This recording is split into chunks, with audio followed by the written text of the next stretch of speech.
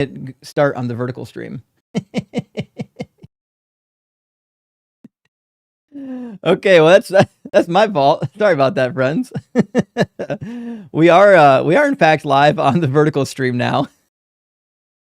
I did not yeet the vertical stream, I promise. That's my fault, friends. That's my fault, friends. The TikTok stream is open. So if you're watching on TikTok, the link to join isn't the link on the screen. If you're watching TikTok, just hit the guest request and we'll get you into the box. If you're watching on YouTube, hit the link in the description of the video, or in fact, go to tiny.cc/dzguest. There are people in the TikTok comments already asking if they can join. Yeah, you can join. You don't have to ask me. You have to hit the guest request button, Jason. This might be your first time on TikTok. If this is your first time on TikTok, the way to get on the discussion is to hit that guest request button on the bottom toolbar, and you'll be placed in the guest queue, and I pick people from the guest queue. Basically, roughly in the order they came in at, if we're able to track it. Teapot Fairy says, how many Xmas sweaters do you have, and why do you hate Thanksgiving? Sargon is a very special kind of numpty. Yeah, he really is. I probably have a dozen Christmas sweaters, and I don't really know. I haven't counted, but that's just a rough guesstimate. If they had good Thanksgiving sweaters, I'd wear them. I've not seen any. Like, maybe if they did, like, Charlie Brown and the pumpkin patch on a sweater, I could wear that. I don't know. I don't know a whole lot of, like, Thanksgiving-themed sweaters. Maybe, like, a Garfield Thanksgiving. I think there is a Garfield Thanksgiving cartoon from back in the day. Perhaps. So, like, if that was on a sweater, sure, I'd wear that. Listen, if you know of some good Thanksgiving sweaters, let me know about them. I'll make sure to put them in my wardrobe for next year. KV says, Trump got his ass kicked in court again today. Ugh.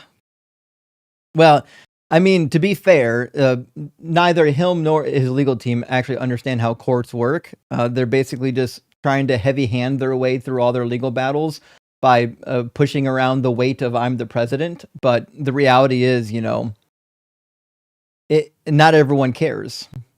Jason, you've asked 15 times how do you get in.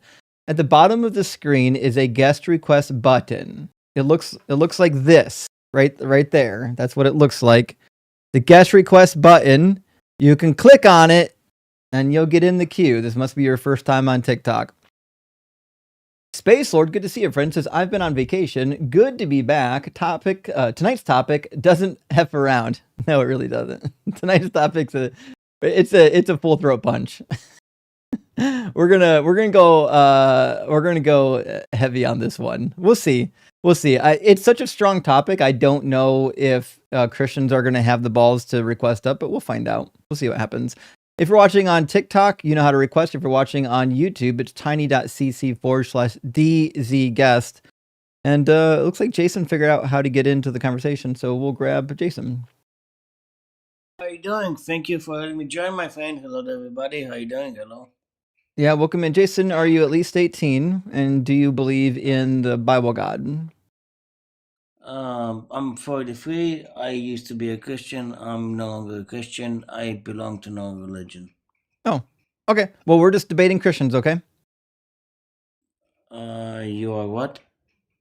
We're debating against Christians. If you're not one, then you're not supposed to be here. You are debating against Christianity?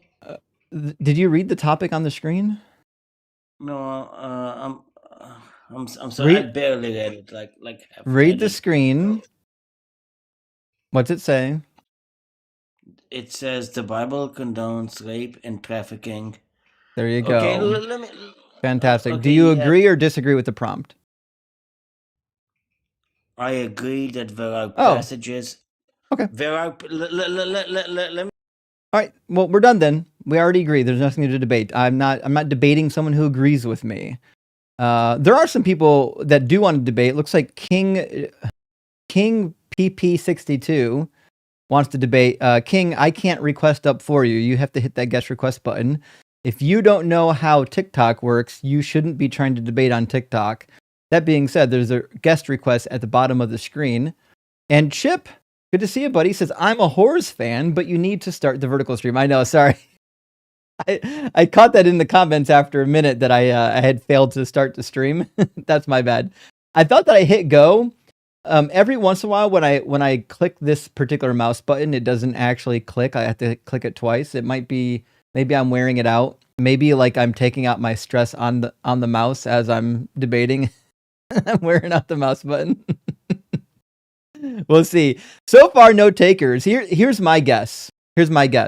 My guess is there's not a single Christian that's going to see this live stream for the first hour and request up because they're too cowardly to defend this position because they know they can't defend this position. They know for a fact that the Bible does condone rape, slave rape, child sex trafficking, all of it. It's in the Bible. You can find it there. And God doesn't just happen in the Bible. God condones it in the Bible. Herbie Shine says, gay for pay for Justin. Well, yeah, that's what the super chat is now. Thank you, Herbie. Good to hear from you, buddy. And beautiful kitties as always. Darth Smack says, you might want to recheck the whole matter. Can't be created or destroyed thing with Dr. Blitz, as he mentions on the macro scale. That's different. So we just talked about this during, not this week, the like 2 days ago or 1 day ago on Unapologetic. We talked about it two shows ago on Unapologetic, and he does agree with me in terms of the first law. So I think he just wants to tweak the way that it's worded, and I can get behind that. Basically, the way he suggested it should be worded, and I'm totally on board with, is if matter and energy are conserved, then we would need some sort of evidence to postulate that it was once not in existence.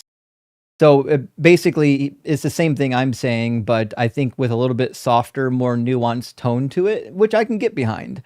Because we might not know, it may not be a provable fact that such a thing is the case. The mic is loud tonight. Let me move it away from myself. Hold on. Is that better? Let me know if the mic is still too loud. I can get it further away from my face or just turn it down a little bit. We'll just let me know. It's good now. Okay, cool. I'm trying to turn the volume up and turn the mic further away, and the reason is because the cats keep wanting to like get into my face, and the microphone's in my face. So I'm like, we can't have the cats and the microphone fighting with each other. You know what I mean? Gnek, thank you for the $10 super chat, says, is that meal sponsor drive still on? It is. Links in the description of this video if you need to sign up for the meal program or if you want to donate to the meal program. And I'm pleased to announce we've already raised almost like $2,500 for the meal drive. I have to check back in to see how many applications we've received. As of last week, I know we're at like 14 or 15. I think we're surely going to be over that right now. But anyways, to the question, do you have a donation link outside your Discord? Yeah, it's in the description of the video. I dropped in briefly a while ago, but felt I was intruding. Sorry if I missed other announcements. Well, Gnek, you're definitely not intruding. It's it's a debate. You're free to be here. We're happy to have you here. Nate is asking, is Darth donating? No, I don't think Darth is going to be donating. That's not the case. And for people asking for the kitty cam, we actually do have a kitten right now taking a sweet little nap. We'll put him on the screen. Volta is downstairs wreaking havoc, destroying the house because he's a hellraiser. He's a menace. And of course, the sweet one, Faraday, is up here with me. He's more of a lover than a destroyer. Interstate, great to see you, says, what do you think of Morton Smith's Secret Gospel of Mark? The Wikipedia page says David Flusser and Guy Struzma also saw Mar Saba letter. Okay, so I haven't read the book. I'm aware of Morton Smith. I do actually have one of his books. I'm actually just recently got it. It's one of those books that has been referenced a lot. I just haven't got around to reading it. But basically, the book that I'm reading, or I'll soon be reading by Morton Smith, was Jesus the Magician. And he's doing the same thing that a lot of people have done, going into some of the ancient texts about Jesus and comparing them to the Bible. and basically putting together a hypothesis that Jesus was basically like a Simon Magus, like a miracle worker, like a magician. They were common in the day. Egypt was well known for having magicians. And if Jesus spent his formative years in Egypt, we could see why he would learn these arts, come back to Judea, and be tricking people. So that should be a lot of fun. But as for that book, The Secret Gospel of Mark, I've not read it. Mark says, New Testament story of Good Samaritan is Jesus redefining neighbor, which differs from the Old Testament. Sounds like neighbor now means anyone, not just fellow Jew. Well, to be clear, the word neighbor doesn't just mean fellow Jew. Okay, so Rhea in Hebrew typically means somebody who is near to you, both in proximity or in blood relation, or somebody who's just part of your people group. So it has an elastic meaning. That being said, is Jesus expanding the boundaries of who is your neighbor? It kind of seems like he might be. His suggestion here is that your neighbor is the person who does what God wants you to do. Thereby, it's your behavior that makes you part of the in-group. That being said, the Samaritans were technically part of Jesus's in-group already.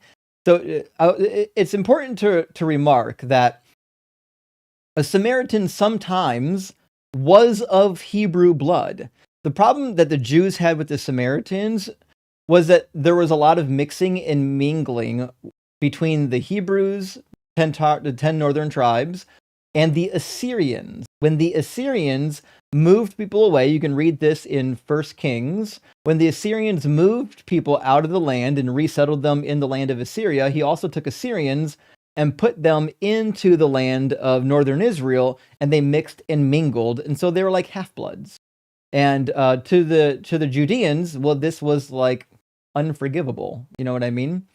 So when Jesus is talking about how even these Samaritans are your neighbor, I don't know if it's a blanket statement saying all people. I think it's a blanket statement for at least those that are near to you. And to be sure, the Samaritans were their actual proximal neighbors.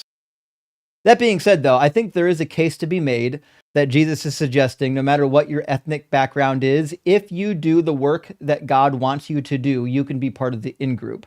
He still is making it an in-group and an out-group. Remember, the way this narrative works is somebody is not your neighbor. Who's not your neighbor? Well, it was the people who didn't do the work of the Lord. Namely, remember the Pharisee that walked by the man that was in the ditch? He's not your neighbor. So the funny thing is, the neighboring, I think, has less to do with people group and more to do with, do you do the works that I want you to do? He does the same thing with his brothers and sisters, right? In Mark chapter 3, when it says, your brothers and your sisters, your family is looking for you. He's like, who are my brothers and sisters? And then he redefines what even is family for him. Let me pull it up in Mark chapter 3. Let's see. Okay. The true kindred of Jesus is how they labeled this one. But in Mark 3, it says, Then his mother and his brothers came standing outside, and they sent to him and called him. A crowd was sitting around him, and they said to him, Your mother and your brothers are outside asking for you. And he replied, Who are my mother and my brothers? And looking at those who sat around him, he said, Here are my mother and brothers. Whoever does the will of God is my brother and sister and mother. So there's a narrative arc throughout the Gospels where Jesus is redefining what it means to be part of the in-group. And the in-group are the obedient ones. That's why we have the parables. Like Jesus says that those who had first received the kingdom, it would be taken from them and given to the outsiders, to the Gentiles. And so it just seems to be, I think that's what Jesus is doing here. He's saying the in-group is the obedient group. All right, we've got one guest waiting to get in. So let me read this super chat and we're going to get Brandon in here. Beliff, thank you for the super chat, says, what's your thought on Matthew 5:17 when Jesus says fulfill, that he means he is the perfection of the law and the standard for which everyone should be aiming for. Thanks for all you do. Well, the problem, Spliff, is he didn't say any of that shit in Matthew 5:17.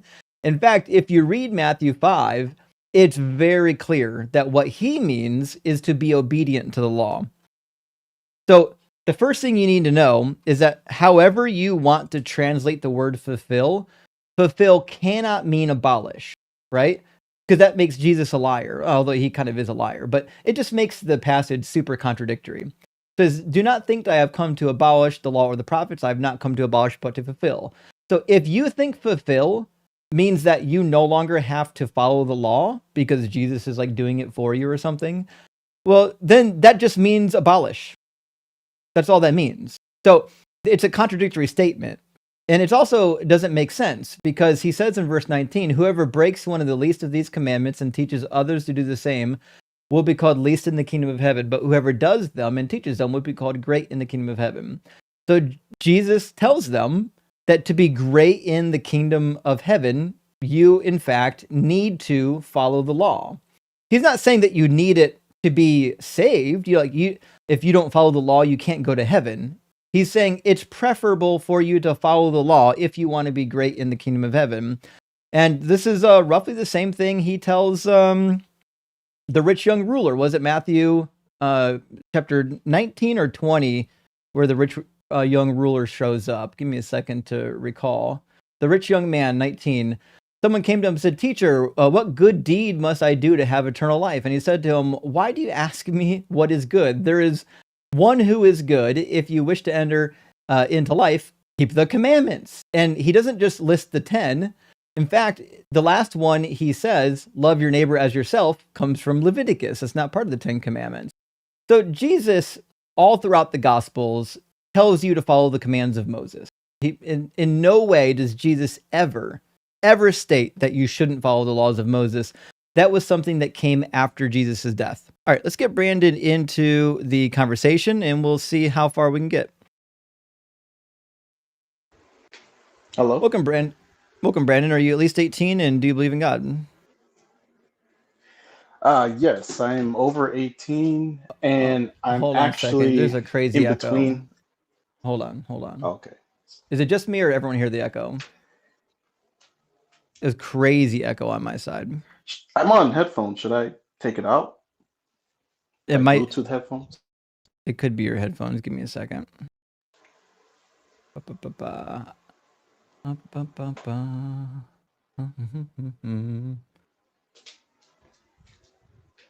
All right, let's see if it's any better now.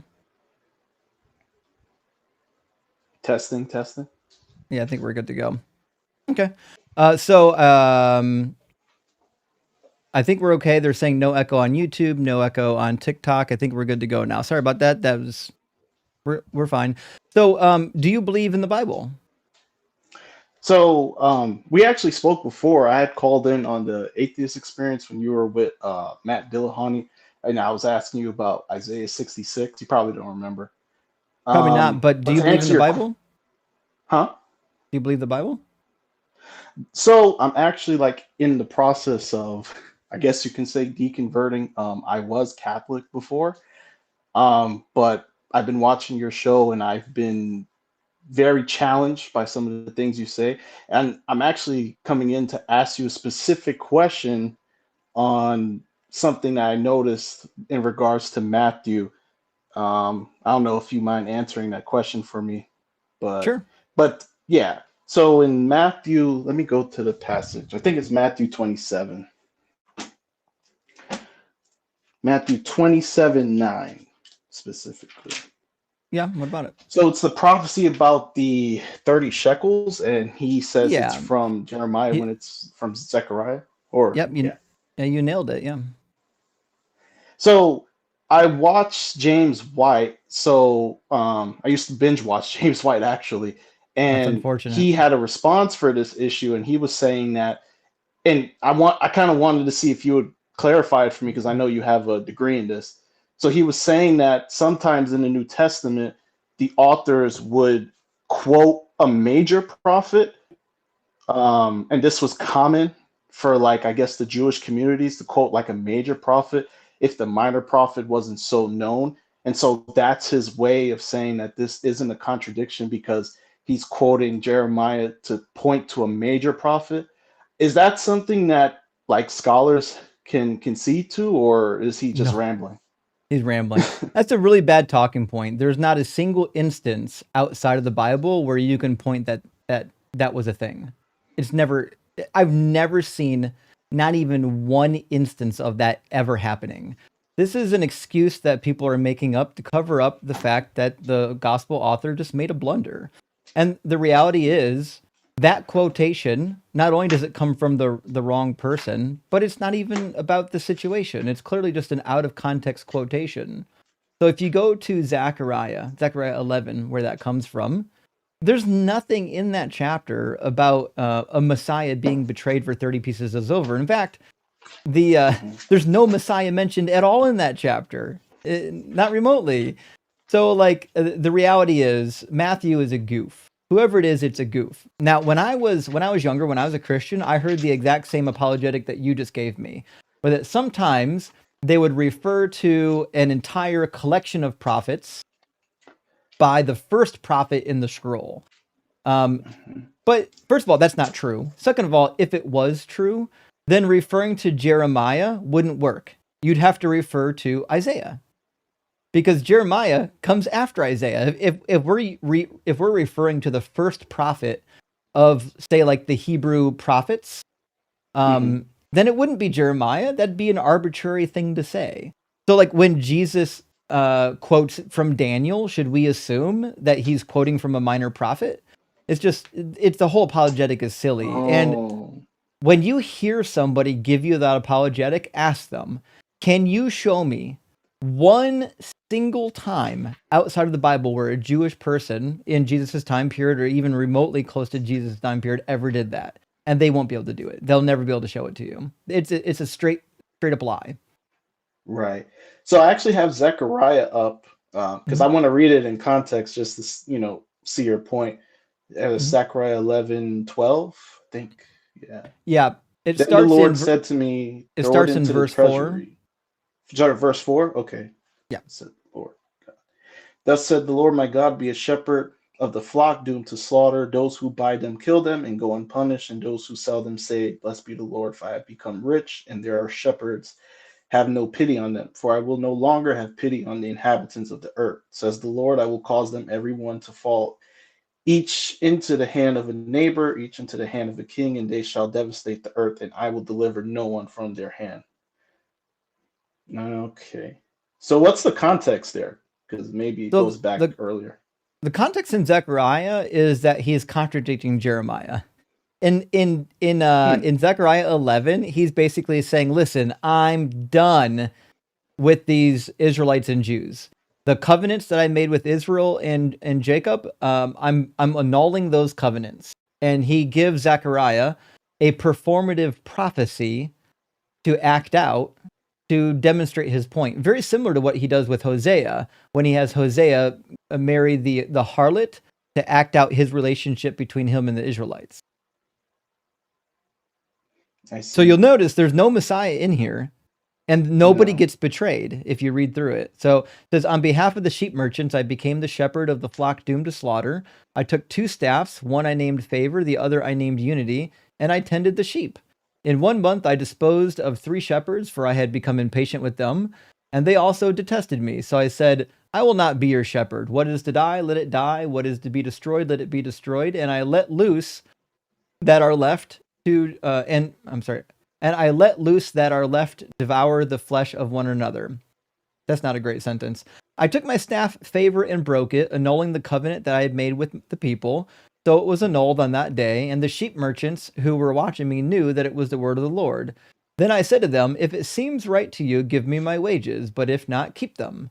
So they weighed out as my wages 30 shekels of silver. Then the Lord said to me, throw it into the treasury, this lordly price at which I was valued by them. So I took the 30 shekels of silver and threw them into the treasury, into the house of the Lord. Then I broke my second staff, Unity, annulling the family ties between Judah and Israel. So the passage is just a performative prophecy about God being fed up during the time of Zechariah with his own people. That's it. Okay. Yeah, I could definitely go deeper into that. But yeah, I just wanted to ask because I felt like when James White was saying, oh, this isn't an issue. It's just a major prophet. We're referring to Jeremiah, but really Zechariah. To me, that's kind of lame. Well, not only is it lame, it's a lie. And I can't tell you how many times I've heard somebody repeat that. And then if you ask them, can you show me an example of that? They'll never be able to do it. You won't find it. Right. No, yeah, you're right. Mm. You're right. And there's one other passage I wanted to talk to you about as well. Isaiah 53. Yeah, what about it? So I was watching a video from Gavin Ortland. I'm not sure if you're familiar with him, I know but Gavin. he posted a video today talking about like certain scholars like Kip Davis and Bart Ehrman talking about how basically they're wrong about the servant only being Israel. And in the video, he goes into how there are certain situations where if you read it as Israel, it doesn't make sense in context. And Well, so, there's a lot of yeah, situations if you put Jesus in there, it doesn't make sense either. That's the problem with poetic passages is sometimes it doesn't fit word for word exactly what the metaphor wants it to fit. That being said, there's a lot of shit that doesn't fit Jesus. In chapter 53, whoever the servant is, it has offspring and it divides war spoils. Something Jesus never did, neither one of those two. it says that he has offspring. Yeah, in chapter 53, it refers to the offspring. In fact, I'll bring it up to you real quick. Isaiah 53. Yeah, I have my Bible open. Yeah. So, like, if you're going to play the game of, like, here's one thing in the chapter that doesn't seem to fit, well, you got to remember, you can ask the same thing about Jesus. Are there anything in here that doesn't fit? So, in verse 10, it says, when you make his life an offering for sin, he shall see his offspring and prolong his days. Well, Jesus' days were certainly not prolonged, and his offspring don't exist. He doesn't have any offspring. And I know Christians are rightly going to say that we're all of his offspring, but we're not. The New Testament says that Christians are heirs with Jesus. That would make us siblings with Jesus, not children of Jesus. So that doesn't fit at all. And then if you keep going down, so therefore I will allot him a portion with the great, and he shall divide the spoil with the strong. Well, listen, we know what spoil is. That's what you get when you're done with war. The reality is Jesus didn't divide any war spoil. But if you look at the prophecies of the remnant of Israel, God does say over and over again that the remnant of Israel will enjoy the spoils of war. I'm thinking specifically, I think chapter 59 talks about how kings of the other nations will in fact bring you their war spoil. Let me see, was it 59 or 60? Let's see. It might have been chapter 60, not 59. I apologize for that. So there's an interesting quote that says that strangers, foreigners are going to bring you their wealth, their silver and gold led by a procession of kings. Yeah, I think it's 60 verse 11. So that nation shall bring you their wealth with their kings led in procession. Yeah, 60:11. Yeah, foreigners shall build up your walls, and their king shall minister to you. For in my wrath I struck you down, but in my favor I had mercy on you. Your gates shall always be open, day and night they shall not be shut, so that nations shall bring you their wealth with their kings led in procession. So, like, if you're reading the context of Deutero-Isaiah, there's no way you can plug Jesus into this. Every last word of Deutero-Isaiah is about the restoration and the exaltation of the nation of Israel. I have no reason to believe that everything in here is about Israel, except for this one chapter. Like, the prophet decided to make every single chapter about Israel, but this one chapter is not about Israel. What a weird thing to believe. Foreigners shall build up your walls, and their king shall minister to you. For in my wrath I struck you down, but in my favor I have had mercy on you. Your gate shall That's right. For the nation and kingdom they will not serve you. You shall perish, those nations shall be utterly laid waste. Yep. I see. The context of Deutero-Isaiah demands that this is the exaltation of the Israelites after they leave Babylon. The prophecy of Deutero-Isaiah says it a dozen times. We find the same thing in Jeremiah. If you go to Jeremiah, he says that after the 70 years are complete, they're going to be completely restored. It just never came true. I see. I see. Yeah. And that's the tough thing with prophecies. It's like, even I believe in the Catechism of the Catholic Church, it teaches like there is an immediate fulfillment, and then there's the spiritual fulfillment. But after watching your sessions, I've questioned that a little more, because it kind of just sounds like special pleading, because I feel like the Yes. Muslims can do the same thing with our books. You nailed it. So if you read a scholarly commentary on Isaiah or Jeremiah that's from a Christian persuasion, they're all going to say the same thing, just what you said. They're going to say, well, the immediate fulfillment was this. So Jesus didn't fulfill it in the context it was given. He fulfilled it in a typological fulfillment, or in a secondary fulfillment, or in a partial fulfillment. But the reality is, we'd never accept that about Joseph Smith or Muhammad, or like there's nobody we would ever accept that for. The minute we accept it for Jesus, we're now special pleading for Jesus. You've started at your conclusion. Your conclusion is that Jesus fulfilled a bunch of prophecies, and then you go to those prophecies and you twist it to mean whatever it needs to mean to make sure Jesus fulfilled it. I see what you're saying. Okay. Yeah, I mean, that's all the questions I had. I guess, I don't know if there's other people waiting or not.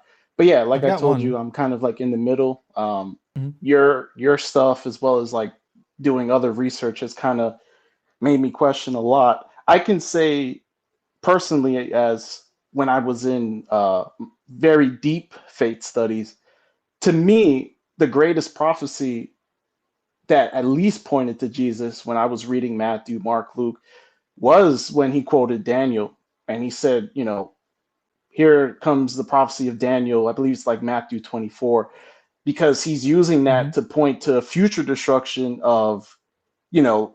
Jerusalem. And obviously, historically, we know that happened. But I guess scholars would debate that that was written, the Yeah. accounts, the Gospels, after the fact. Well, not only that, but it's almost unanimous among Old Mm. Testament scholars that Daniel chapter 9 is referring to the Antiochus Epiphanes invasion. And everything in that chapter, Daniel chapter 9, points towards that, even the end. So in Daniel 9, first of all, you'll never be able to make this be about Jesus and 70 AD, because in order to do it, the first thing you have to do is break up the last week. So it's like a week of years, right? So I'll throw you at the very end of it, verse 27 says, he shall make a strong covenant with many for 1 week, and for half a week he shall make sacrifice and offering cease, and in their place shall be a desolating sacrilege until the decreed end is poured out on the desolator. Well, the desolator has to be an individual, right? In the context of the Antiochus invasion, we know who the desolator is. It was Antiochus. He came into the temple, offered pig on the altar, and put up a statue of Jupiter. We know who this is, right? In the context of Jesus, who do we point it to? Would it be Hadrian? Would it be Titus? Like who's the person who fits this? Because the desolator wasn't destroyed at the end of the last week. And so what they'll do is they'll say, no. This is actually going to come true when Revelation comes true. So neither one of these solutions are good, because if it's about 70 AD, that means you have a break of about 70 years between the 69 weeks and the last 70 week, or the last week, the last 7 years. Why would we go all through the trouble of creating a timeline of 490 years to say that we're going to do 69 weeks, and then there's an arbitrary pause for 70 years, and then the last week? No, that's asinine. And it gets even worse if you think this is about Revelation. It's a period of 490 years with like a 3,000 year break between the last week and the prior 69 weeks. That's crazy. The reality is, this is referring to the Antiochus period. And the reason why we know that is because if the 490 years is the punishment in which they're going to have to take because they disobeyed the Lord, then it has to start from the beginning of the punishment. It says, all Israel has transgressed your law and turned aside, refusing to obey your voice. So the curse and the oath written in the law of Moses, the servant of God, has been poured out on us, and we have sinned against you. Well, The curse in the law of Moses, Leviticus 26 and Deuteronomy 28, says that when God punishes you, if you don't turn from your ways, he'll multiply your punishment by 7, which means it's 70 years, according to Jeremiah 25 and 29, times 7. So you get 77s or 770s. You get 490 years. So if that's the case, if they have to suffer for 490 years, that means they started suffering in 605 when Judah was invaded by Nebuchadnezzar the first time and they started deporting people. And they're going to continue suffering until about the middle of the 2nd century. It ends at like 115. So it's 605 minus 490, right? About 115? Yeah, 115. So their suffering is supposed to end in the middle of the 2nd century after they overthrow Antiochus. That's what they're looking at here. There's no reason to think this is about Jesus.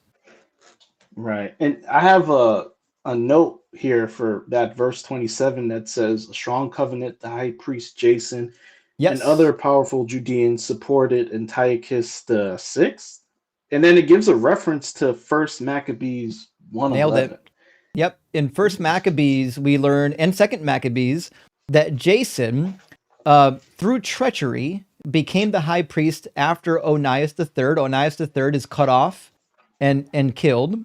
And Jason makes a covenant with Antiochus for 3.5 years, and the sacrifices and offerings cease for 3.5 years, and then the Maccabean revolt happens, and then it gets restored until that's what's being referred to in Daniel chapter 9, a period of a half a week where sacrifices and offerings cease because of the covenant, and then it gets restored. So, like, there's nothing in here that couldn't be applied to the Antiochus crisis, and to think that this is about Jesus is crazy. And I think even Jesus and the gospel authors like Matthew understood Jesus to be fulfilling this in a secondary sense, because Jesus says, in reference to Daniel, that when you see them surrounding the city, head for the hills. Well, listen, that's a quotation from Maccabees.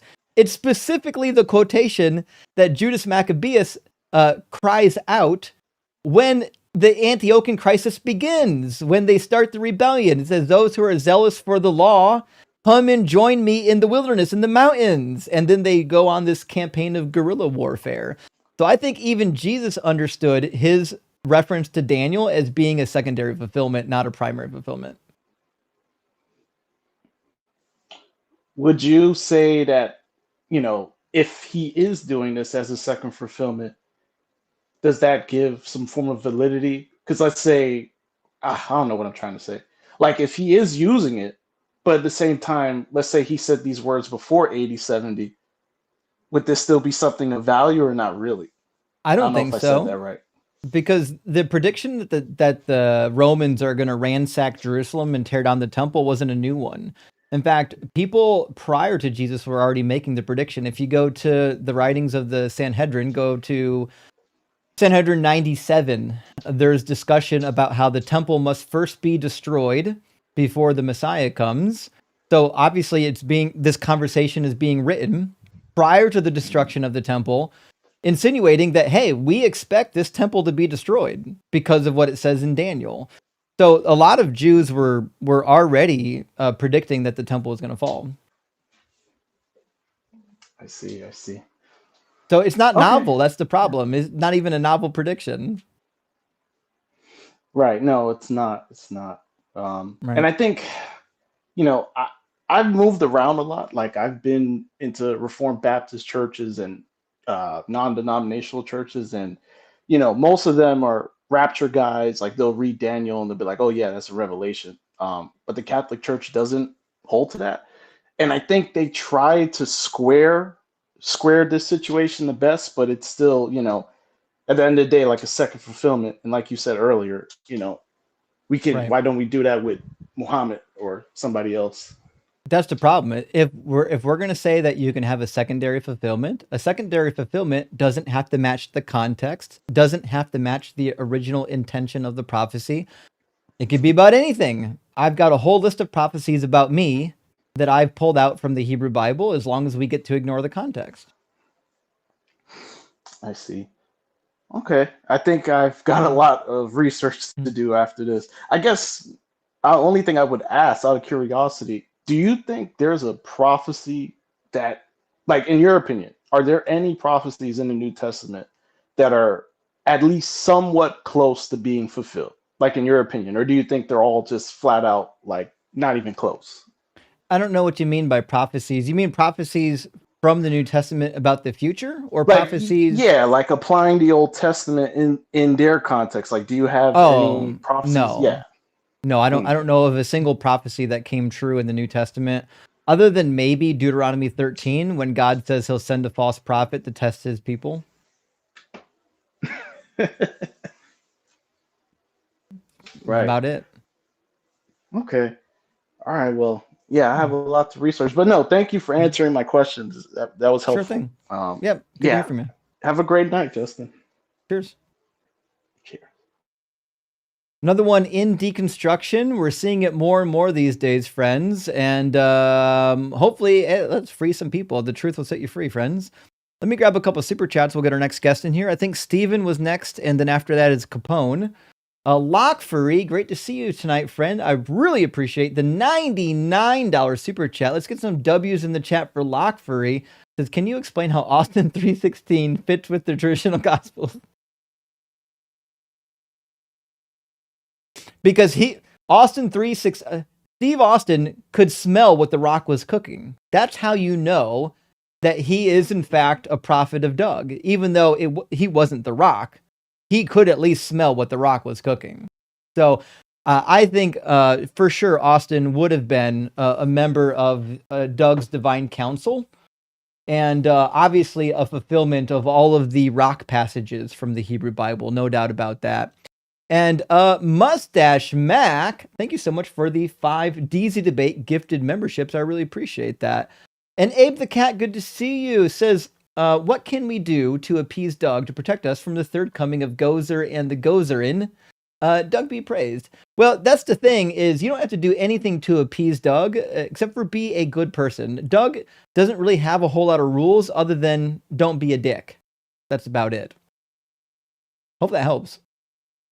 Jeff, thank you for the $10 super chat. Says Christian behavior is what led me to deconstructing. So, knowing them by their fruits, do you find it weird that they behave in a manner commensurate with the book without having read the book?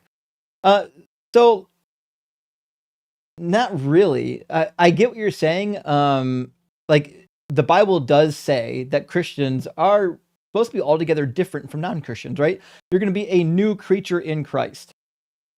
Well, hopefully the new creature in Christ, if in fact you did receive the circumcision of the heart, that means you're going to do all the stuff God wants you to. Deuteronomy chapter 30 specifically mentions this, that once he circumcises the hearts of the people, they will follow his law.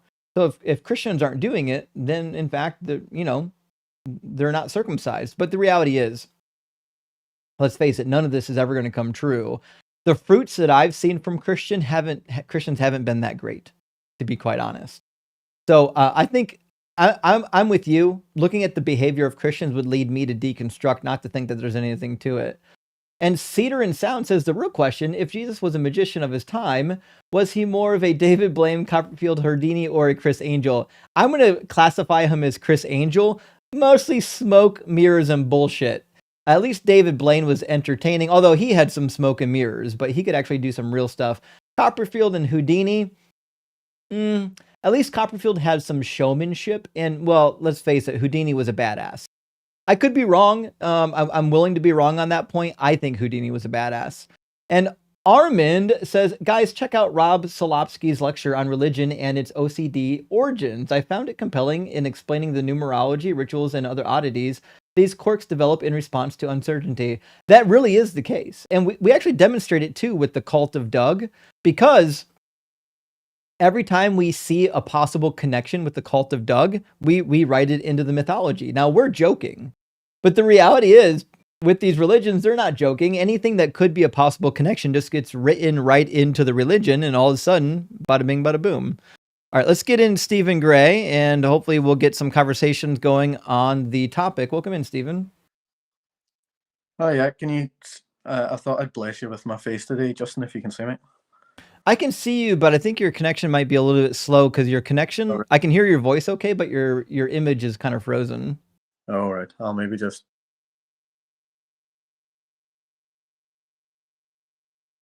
Well, still there? Now you're just gone. Oh, can you hear me? I can hear you now. Okay. It's fine. It's fine the way it is. Don't worry about it. Okay. Well, I spoke to you a couple days ago or a few days ago. So this is just my second time coming in. I'm not really here to debate you on grape and human trafficking in the Bible because I'm afraid I'll not win that argument. I'm shocked that no Christians want to have a part of this conversation. It's almost like they know the answer. Yeah. Well, here the last caller kind of reminded me of myself because he brought up Isaiah 53 and Zechariah, and they're the verses that I brought up to you a few days ago. I don't know if you remember. Probably. I mean, here's the problem: is every Christian I ever debate brings up Isaiah 53, so it's not like if you're saying I was the guy you talked to about Isaiah 53, I'm like, well, every guy I talk to wants to talk about Isaiah 53, right? Yeah, but no, I was just really phoning in just to check in with you. But no, when I was last on, we went through Psalm 22 and Isaiah 53 and Daniel 9, and yeah, I went back and read them, and yeah, can't get out of the points that you raised. So it's been pretty rough for me the past couple of days, just having those things sort of in my mind. I feel that.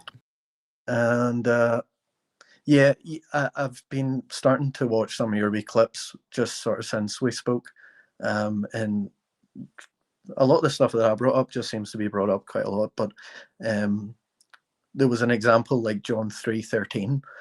No one's ascended into heaven apart from the Son of Man. And whenever you brought that up, it was actually when I was watching a video. As soon as you brought it up, I was like, well, Elijah and Enoch. Right. And so I went and looked into them, and then Enoch I could get away with a little bit because it just says that he walked with God and then he wasn't, or something, or God took him. But Elijah literally says that he went up in a whirlwind up to heaven. Right. Well, obviously, the other problem with Enoch is if you go to the book of Hebrews, it says that the Lord took him because he pleased the Lord. And the way that it's phrased would lead you to believe that the Lord took him in a way in which he was with the Lord. Yeah. And then with Elijah, it does use the word heaven in the NASB anyway. But obviously, you don't know if that's Abraham's bosom or if it would have been heaven, but it just sounds like it probably was heaven. It was just taken to be in with the Lord. But yeah, the problem with the heaven passages too is it's abundantly clear that everybody at this time period thought that the sky is where the gods were, the thing just above your head, and it's just factually not true. There are no gods up there. There's no Elijah up there. This nonsense. Yeah. But yeah. And even with John 3:13, I was thinking there's a lot of things in the Bible that are like that even if you could kind of squirm your way out of it, it's hard to kind of understand from the Christian point of view why God would even put it in, because he's not the God of confusion, except there's some verses that don't seem to be very helpful, but also seem to be wrong unless you do sort of loads of monkey tricks to try and get around it. But I think at the minute, Justin, the only thing that is really quite tough at the minute, and I'm not going to keep you for very long. My life is just so entangled with Christian work and Christian things that I'm doing, and so today I finished work and then I went straight. I was actually the speaker today at a Bible club, kids Bible club, and then immediately after the kids Bible club, we take some sort of social services kids for five-a-side football and pizza, and then there's a Bible message at the end of it. I suppose just I wasn't just the kind of Christian who'd go to church on a Sunday and a Bible study on a Wednesday night. I was my whole life was doing summer camps, speaking at different churches, all of this. And so literally almost all of my friends and all of the social stuff that I do is all around Christianity. And so I think the hardest part for me at the minute isn't actually intellectually accepting that like there's too many holes in this now for me to continue. It's actually I can't bring myself to give those things up. But like whenever I was speaking to the children earlier today, by the way, it's midnight in Ireland at the minute. When I was speaking to the kids earlier today, I was preaching to them, and in the back of my mind, I had to like force myself to go into like preacher mode. Yep. Because intellectually, the whole time I was thinking like, this is hurting me because I'm saying things that I don't know if I believe anymore. And so it's hard, but like I think, Justin, honestly, I do see myself just probably playing church for a while, Right. and saying no to speaking gigs, and try and slowly pull away from the children's work that I'm doing. But if I was to tell, like, I go to a non-denominational church, but it's quite fundamentalist, and it would be quite brethren. I'm not sure if you have the brethren in the States, but the brethren in Ireland is maybe I quite know about the brethren in Ireland. okay. Yeah. If I was to go to an elder in my church or even a friend and speak openly about it, like I don't think they would shun me, but they would never be able to sort of see me the same way, you know. Right. So Right. yeah, I that's kind of get what. it. I was in your shoes once. I remember the moment that I knew for a fact that I had to stop talking. So after I graduated seminary, I was kind of agnostic for a while. Mm-hmm. Like I kind of believed in a generic God concept, but I still loved ministry. I still loved getting to help people, right? And so, but I remember I was asked to fill in for a pastor who was out sick, and they Mm-hmm. wanted me to preach a sermon. And I remember going through the Bible, trying to think of what in the world am I going to preach on. Because as I was going through the Bible, I was like, well, I don't believe this. I don't believe this. I don't believe this. And I don't know, you've probably spoken enough. If you're talking about a subject that you don't actually believe in, then you can't preach on it. The goal of Yeah. preaching is to move the audience, and you can't move the audience if you're not personally moved by it already, right? And Yeah. I discovered in preparing for that sermon, nothing in this book really moves me that much anymore because I don't believe it anymore. And I think you're on that path as well. When you stop believing this stuff, like you can't preach it, you can't teach it. And the other thing that happens is you stop worrying about shit like hell. I don't spend 1 minute worrying about going to hell because I don't believe it's real. Yeah. I just want to ask, can you still hear me? Yeah, because I just turned the camera off. Yeah, just make sure. Yeah, man. See what I was speaking to the people around me always say like, "Oh, Stephen, you're really gifted in speaking." See, as I was speaking to the kids today, I felt like I was able to get into that mode again. But when I was looking at some of the adults in the room, I was like, they're looking at me a bit strange, and so there must have been something that was like maybe not. I don't know. I got the impression that they were that I wasn't quite hitting the mark or something. So I think it maybe came across a little bit that because we're just doing sort of the Christmas story as we lead up to Christmas, and so I was on the death of Jesus today, and but yeah, Justin, it's for me, it's the social stuff. I'll tell you something funny, Justin. I was about to get engaged to a Christian girl in July, and things kind of didn't quite work out. But I'm thinking like, oh man, I was in for a lifetime. you Yeah. know, like just another fundamentalist, Yep. Christian, lovely girl, but she grew up in a very staunch sort of Christian home, and so I was very close to getting engaged this year, and I think now I'm looking back on it going, man, if that had worked out, I would be having this sort of, I'd be going through this change in my mind while also having a wife, as a Christian wife, and Yeah, and like, what would her mum and dad think if they found out, and what if I started influencing her and whatever. So Right. I'm glad that didn't quite happen. But Yeah, it's one of those things where like you can say something. I don't think the old adage "dodged a bullet" applies here because it's not like mm, it doesn't sound like she was a bad person, but the no, reality is if you got married and then deconverted, the mm, reality is your level of compatibility might not be the same, and it definitely could end up in strife. I know personally people in the deconstruction community that once they stopped believing, their spouse wanted a divorce. hmm It happens. yeah.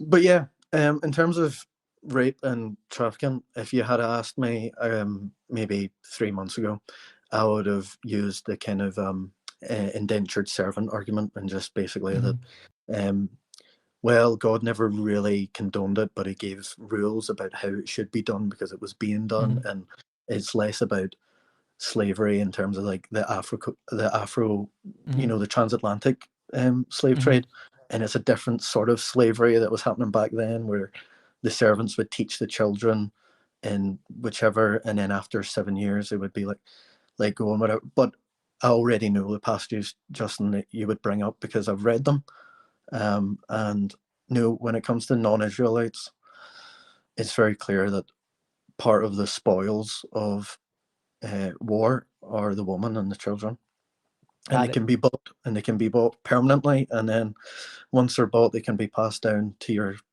sons as an inheritance. Right. So no, it is just slavery. there's no sort of tricks that you can do to get out of it. But No, the best you can do is go to like words don't mean words and lie to yourself, right? yeah, So Justin, see, because I have you, other than prophecy fulfillment, the other thing that convinced me whenever I became a Christian was the martyrdom of the saints. Mhm. Um, could we touch on it just a little bit, because I haven't really looked into it much at all, but I'm sure you've heard the argument like you wouldn't die for something that you know for a fact isn't true. And then when Right. skeptics say about sort of mass hallucination stuff, I just don't buy it. I think that's probably just as unlikely as someone being raised from the dead, that so many people would have the same like um, sort of um, psychological, like Yeah. mass hysteria or something people call it. I don't buy that. I don't think it's very strong. So, I mean, we do have data on mass hallucinations. We know that they happen, but that's not my understanding of of the hallucination argument. My understanding of the Mhm, hallucination argument is that maybe one person in the group had hallucination, and mhm. then the others believed it. Okay. So I don't know if the argument is that all of them had a hallucination. That being said, I think it could be either a hallucination, or I think the better argument is that it was an imposter. Now, it certainly could be a combination of the two. We know Mhm, from this time period that it was pretty common for people to imposter dead people. There was a Nero mm, imposter. There were many sightings of Aristeas after Aristeas's death. We know that sometimes people became missing from their tombs, like in the story of Alcestis. So I'm thinking that probably there was one imposter of Jesus. He probably was. I think the Olivet Discourse is likely true. I think he probably was going around preaching that he was going to die and resurrect and fulfill Daniel chapter 7. mhm, And then somebody was like, well, fuck, let's make it happen, right? And pretended to mhm. be Jesus. And we find this, and you might think this is crazy, but let me show you, even in Matthew and Mark, there seems to be like an admission that this is going to happen. So if you Yeah, go to Mark 13, just Jesus warning them that someone will come to you saying that they're that's him. right. That's right. Let's see. Was it beginning of the thing? Let's see. Yeah, many will come in Yeah, my name, verse 6. yeah. Many will come in my name and say, "I am He." Well, listen. This makes a lot of sense. If Hmm. after Jesus' death, there were people pretending to be the resurrected Jesus. Yeah. Yeah, And what do we find in Second Thessalonians? Second Thessalonians, there are people who think that Jesus already returned. yeah, yeah. I don't know. That still, it just still seems a little bit like implausible for me. Like, see, What's we implausible? I don't know. Just it just seems like something that would happen like in a pantomime or something, like a theater show. It No, just doesn't it seem like happened something that people would in agree. real life. Yeah, So and people there can were think there were at least 6 a bit different different. Nero imposters, and in 88 there was a Nero imposter Right. that was so good at making people believe that he was a resurrected Nero. Keep in mind, this is 20 years after Nero died. 20 Yeah. years after Nero died, there was an imposter that was so good that he fooled all of the Parthians and even Mm, convinced the Parthian leaders to prepare to go to war against Rome. mm, Impostoring dead people was incredibly common, and yeah. and again, we don't know what manner of death the disciples had. That's the other part of the equation. We say, well, they Yeah. wouldn't die for a lie. Well, first of all, they would, because we don't know the manner of death. But people died for Mhm, Jim Jones. People died for the Applegate or Applewhite cult, the ones mm, that jumped the ride on the meteor. People died for David Koresh. People die for stuff that they only loosely have evidence for all the time. mhm, I'm not shocked at all that they yeah. would have died for Jesus. That being said, I don't think we have evidence that they died for that cause anyways. Mhm. Yeah, like when I look at the apostles' death, um, like if you look up the death of Peter or Matthias or whatever one you want, apart from John, I suppose, the it kind of just says like tradition says that Peter was crucified upside down in Rome or whatever. But like, um, is there any historians that you know from that time that record an apostle dying? I mean, kind of. Clement does. Clement records the death of Peter and Paul, but he doesn't record Peter being crucified upside down. That tradition comes from the apocryphal Acts of Peter, Yeah. and in that particular text, we find all kinds of crazy shit happening. There's a Mm, dog that is imbued with the power to give speeches. Simon Magus and Peter get into a wizard's duel, and Simon Magus is flying around in the air, and Peter zaps him out of the air and breaks his hip. There's a mm, baby suckling at his mother's teat that gets inspired to give a speech. So the problem that we have is like even the narratives that we have that give us some of these traditions, they're full of yeah. asinine claims that nobody would accept. Yeah. Yeah. I've got you. Well, I think for me, Justin, probably when it comes to the apostles, like when it comes to the apostles' death, like I can understand like if some Muslim who's persuaded by the Quran and some like pedo who lived in a cave or whatever, right? And Mhm. then they fly a plane into a World Trade Center. I can understand like they've died for something that they thought was true. My argument for the apostles was always like they died for something that they either knew or not because they said that like Jesus stayed with them for 40 days, But they So didn't like, say that. We don't have writings from the apostles. Nothing. That's the mm, problem. We have writings from other people about the apostles. yeah, yeah. The Well, in any apostles case, if, left us nothing. well, in any case, if the what we have as a canonized Bible, if that were true, then it would seem like either they were dying for something they believed or didn't believe. But I think it would. I suppose it's more about the evidence that they actually died that way. Because But we don't have yeah, any evidence for it. you- What's the evidence? yeah. Well, I don't know. I never in my 5 years ever actually thought to seek it out. I just sort of assumed that Right. that it was W- true. Those kind of things. But We have recently, evidence for Peter, Paul, and James. That's it. hmm And Peter was probably he certainly probably was killed by the Romans. hmm Paul seems to be the same, but both of them We're not told that they were ever given a chance to recant. We're not Mhm. told why they were killed. The reality Yeah. is they were probably preaching that Jesus is king and he's going to come back and be king of the world. And they took this as a threat against the Roman Empire. And the Romans said, the fuck he is. And they killed the Mhm. people claiming that there's going to be another king. The Yeah. idea that like they went to their death as martyrs, they were given the chance to betray Jesus, but they wouldn't. I mean, that's all Mm. fiction. We don't have any of that. Yeah. Yeah, well, that's, I suppose, the kind of things that I've been spouting over the years, but never actually like thought to check what documents there were to actually that had their deaths Right. sort of recorded.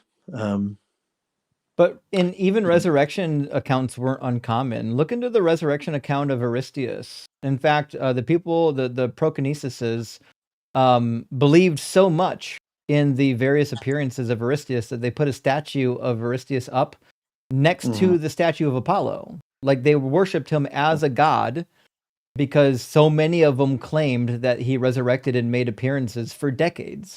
He made Yeah. various appearances over more than one decade to these people, and so are we to assume that all of them were lying? The reality is Mm. Christians would say, yeah, they're all lying, right?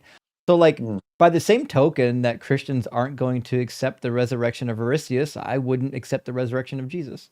Yeah. With your imposter thing, like the thing that came to my mind when you were telling me about it was the road to Emmaus. You know how like Mhm. Jesus disguised himself so that they weren't able to see him, and then whenever he was Mhm. telling them about how the Old Testament shows that the Messiah was to suffer and die, and then he Mhm. breaks the bread in the house, and then all of a sudden they can see that it's Jesus. Mhm. And I suppose they didn't have phones back then. They wouldn't, like, if they hadn't met him in person, they wouldn't know what he looked like, Mhm. unless they'd met him. And so I could see like an imposter Mhm. preaching with them and walking with them, and then breaking bread with them and being like, "By the way, it's me," Yeah. and they And kind of be, you know, And what does Mary Magdalene say when she sees Jesus at the tomb? She thinks it's the gardener. yeah, Well, how yeah, could somebody, one of his closest disciples, travel with him for 3 years, not recognize, at a minimum, recognize his voice? mm-hmm. Oh, we've got someone else here. Yeah, sorry, that was Dalton. His mic is a little hot right now. All right, no, that's Dalton, your mic is super hot right now, buddy. no. I think that's maybe fix it. But Mhm. yeah, Justin, I was just coming in just to give you like a wee update and just say, I looked into the Daniel 9 and Psalm 22 and Isaiah 53 stuff, and Mhm. yeah, I can't wiggle my way out of it.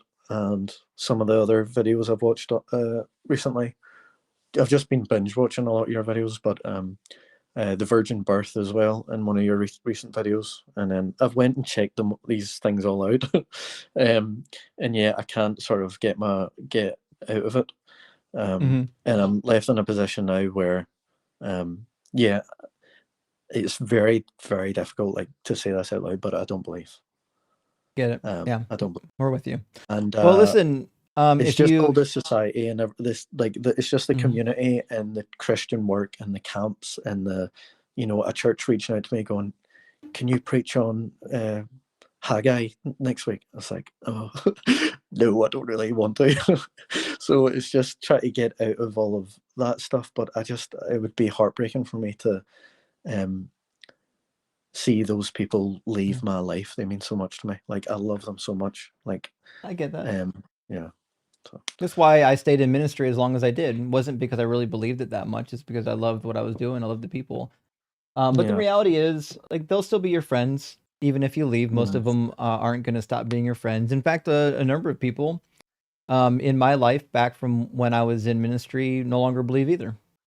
So, yeah. is what it is. But Stephen, it was good It to talk to is you. what it is. Join the Discord if you want to meet other people in the same phase of life and Mhm. need a little bit of company and camaraderie, and come back and check in with us again. Yeah, I will do. Justin, I'll maybe stay on and watch a bit of the stream. Best of luck to you, and Mhm. Yeah, as we said last time, maybe you'll be in church on Sunday, so we'll see what the other callers are like, and We'll see. I'll let you get on. All right. Yeah, thanks a ton, Steven. Right. Cheers. Bye. W. Steven, deconstructing is tough, huh? Hey, bud, does my microphone sound better? It's much better, yeah. I don't know why it was Yeah, so I hot had- when you came in earlier. Oh, it's because I turn it all the way up when I go live, and I forget to turn it back down when I guest as on someone's live. It's okay. Don't worry about it. All right, friends, I'm going to read a couple of super chats, and then we're going to get JD and then ATCA into the discussion. And then after that is going to be Dez. That's the order they came in at. So that's the order I'll grab them at. Drew Smith, great to see you tonight, my friend. Thank you so much for the $50 super chat. That's huge. Let's get some W's for Drew. Says all it would take is if most influential person in the group had a hallucination. I agree. So Apologia talks about this. If somebody like Peter or James, the brother of Jesus, has a hallucination of the resurrected Jesus, it's over. It's done. The leader of the group said so.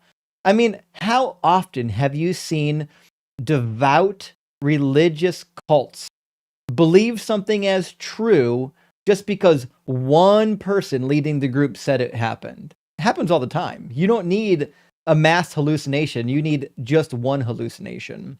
And Simon, thank you so much for the $50 Canadian chat. That is huge, friend. Thank you so much. Look at some W's for Simon. Says, I really connect with that guy's testimony. I did my atheistic coming out to my brother 2 days ago. Well, congratulations for coming out.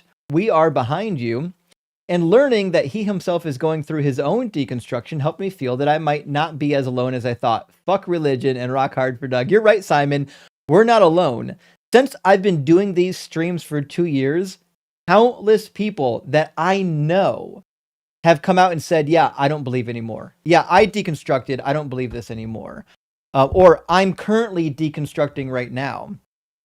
So listen, a lot of people are willing to think critically about this topic. We need to keep talking about it. We need to keep it at the forefront because it's worth talking about. And Drew, thank you so much for the additional $50 super chat. W's for Drew, says ties for the cat gods. Indeed, the cat gods are pleased, Drew. I really appreciate that, friend. And author Jack, I'd love to know what your book is about. I appreciate the $20 super chat. Says, I love the crash outs, but I also really love hearing people like Steven who are in the process of deconstructing. My story is very similar to his, and I just want to give him a big hug and tell him it's going to be okay. That is the truth. It is going to be okay. It's going to be all right. The beginning phase of deconstruction sucks. It is hard, but I promise we all get through it. Randy Wilson, great to see you. Thank you so much, my friend, for sending out 20 Deconstruction Zone gifted memberships. Randy is single-handedly crushing the memberships this month. I think he's got like at least 50% of all memberships given out this month. Huge W, Randy. I appreciate that. And Carlos as well with 10 DZ debate memberships. Thank you so much, Carlos. I really appreciate that, friend.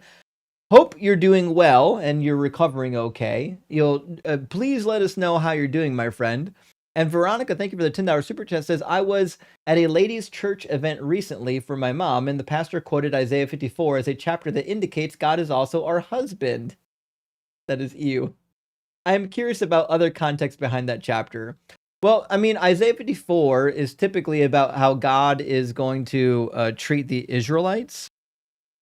So, in terms of being a husband, like God depicts himself as being a father to the Israelites, as being a husband to the Israelites, as being a mother to the Israelites. I'm thinking specifically in like Hosea chapter 11, right? So I don't know exactly what kind of context you want, other than that this is about God restoring the Israelites after the Babylonian freedom. They were conquered by the Babylonians, and God promises their restoration after the 70 years. And he's going to come in with compassion for them. And in fact, not just compassion, but it said one of my favorite quotes from Isaiah. He says he'll never be mad at them again. If you go to Isaiah 54, verse 9, it says, just like the days of Noah to me, just as I swore that the waters of Noah would never again cover the earth, so I have sworn that I will not be angry with you and will not rebuke you. Okay. Blame the Greeks. Blame the Romans. Yeah, it's nonsense. Nonsense. And Crispy Heretic, thank you for the $10 super chat. Says, praise kitties. In floof we trust. Indeed we do. The cats could be floofier, but they couldn't be cuter.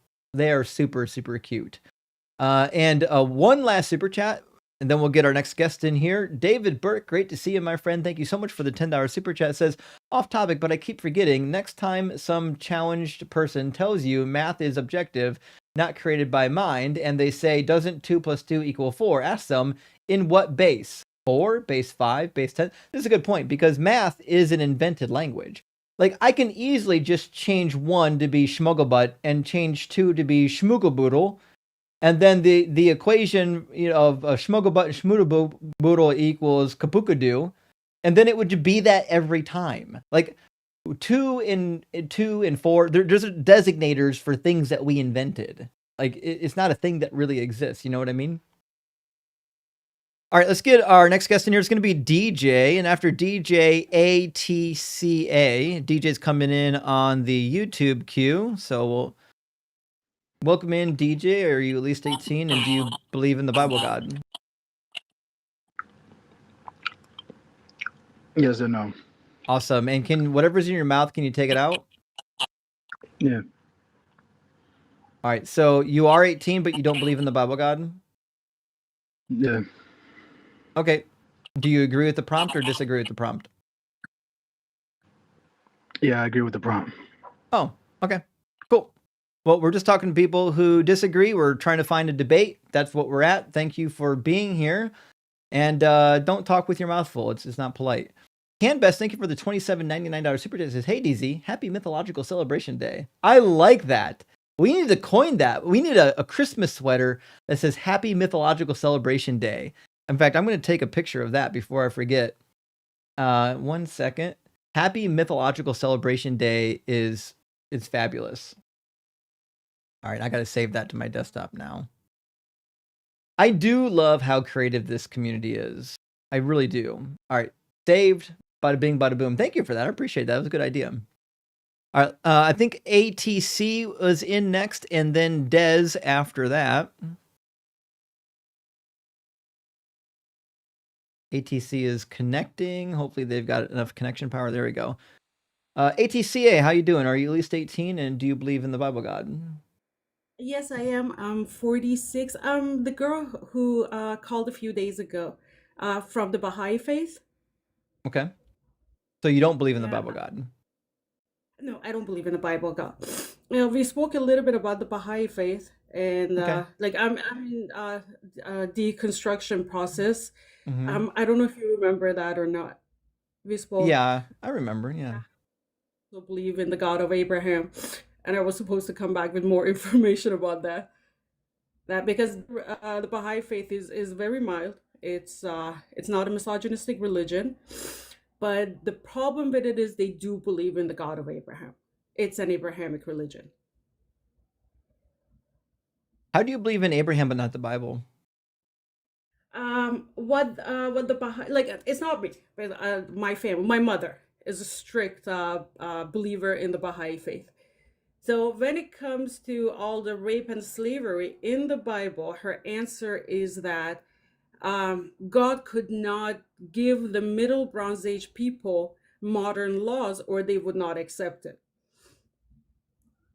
They didn't have a choice to accept it. So it's an apologist excuse, basically. Yeah. It's an apologist excuse that Do you no, think it's a God good is one? not violent. Yeah, that God is not violent, but these laws were written by people. Well, let me People of Middle Bronze Age. well, let me read a passage from Deuteronomy with you. Deuteronomy chapter 20. This is a command from God. In fact, these are commands and rules from God. But And it they says- say that these are not from God. These are laws written by men. But Okay, God well- is good. Well, listen, That's if what God I'm- didn't write any of these laws, that means none of these are real, which means the entire Old Testament's fake. Why would we That's accept the stuff about the Abrahamic God and then just throw out all the stuff that it says about that God? I'm an apologist. That's their excuse. That's what they say. That no, the actual God, the real God, is a loving, forgiving God who also loves women, because the God of the Baha'i Well, faith loves women. show them where that. Ask them to show you where that is in the Bible. Then, They do not have an answer for it. They well, say that the Bible, it took yeah, 900 years to write, so a lot of the things are added by people. We don't know which parts are yeah. true, which parts are not, and the stories of Genesis are all symbolic. So They're then they're all not. fake. The, It's an basically, yes. imaginary deity that they believe in, and none of the Yes. stuff written about it is real. You might as well just throw the whole thing out and start over with something that's more palatable. But they say that the actual God, their God, is a very loving God. It's also reflected in their practices. Like, uh, they're very chill. There aren't any harsh religious laws. They're very forgiving. Um, they think that homosexuality is natural. They're not too open about like marriage between um, two women and two men, but they say that it's Yeah, natural. but my point is, if you have a religion that doesn't agree with its source material, you don't have a religion. Exactly, yeah. That's my point too. Okay. Well, No, just we I agree just then. called because I don't know if you remember, I was supposed to go gather information Yeah, and come back. So I gathered it's okay. information and I came back because I'm Well, not it's a good to hear from you. yeah, but deconstruction is really hard. So I just wanted to let Stephen know that I'm also going through it, even though Mhm. I myself have never been religious. But the idea of having a god or an afterlife. Actually, I didn't care about an afterlife till I got my first dog. So the only reason I really wanted an afterlife to exist is to be reunited with them. Sure, I And get now that. yeah, it's taken away from me. Like, from time to time, if I was in trouble, I would look at a picture of my grandmother and ask her to help me. Now that's also taken away from me. It's hard. It's Yeah, I that get my it. invisible support system is gone, and Right. it's really hard. Like, I'm trying to get used to it. But so yeah, I understand where Steven's coming from. So there are other people who feel the same way, but eventually I'm gonna get used to it. We believe in you. Well, listen, appreciate you coming up and catching back up with us, and best of luck in your deconstruction. Thank you very much. Okay, have a great Cheers. night. Thank you. Cheers. Bye bye.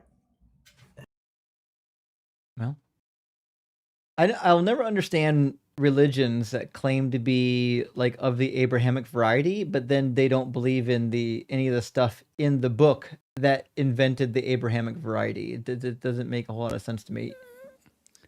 Yeah, like Islam, Mormonism, Baha'i, any sort of innovation like that, it's more stuff, more bullshit to add on to the list of the bullshit I already don't believe in.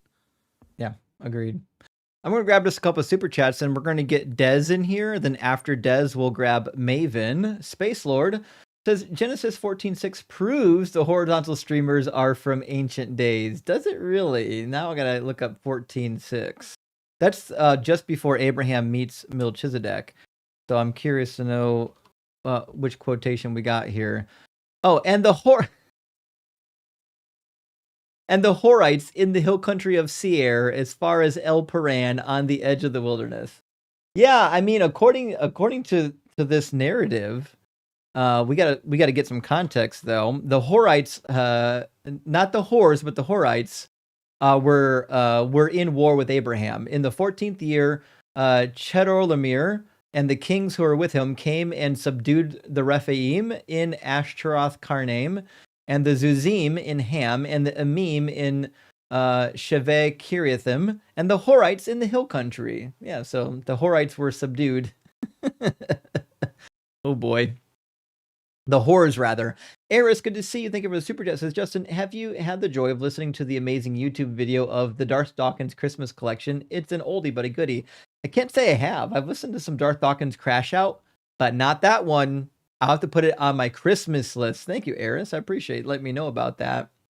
And Clever, thank you for the super chat, says proof that Justin is creating the schism. He started the Horrors stream first and then neglected the vertical stream. Big W Horrors. Listen, that's not the case, okay? I had a memory lapse and my mouse was not malfunctioning or something of that nature. and the vertical stream didn't get started when it was supposed to. I had to start it a few minutes late. That's not it's not saying that the one's better than the other. And I am, it says, watching just one of your streams snapped me out of believing in this nonsense. Appreciate what we're doing. Hey, thank you for letting me know. That's why I'm here. That's why I'm doing this right now. And Chip says, got my Jewish annotated New Testament yesterday. Oh no, cat. Hey, Volta. How many times do I have to tell you the tree is not a toy? Not a toy. Not for you. W on the Jewish annotated New Testament, though. Yeah, for sure.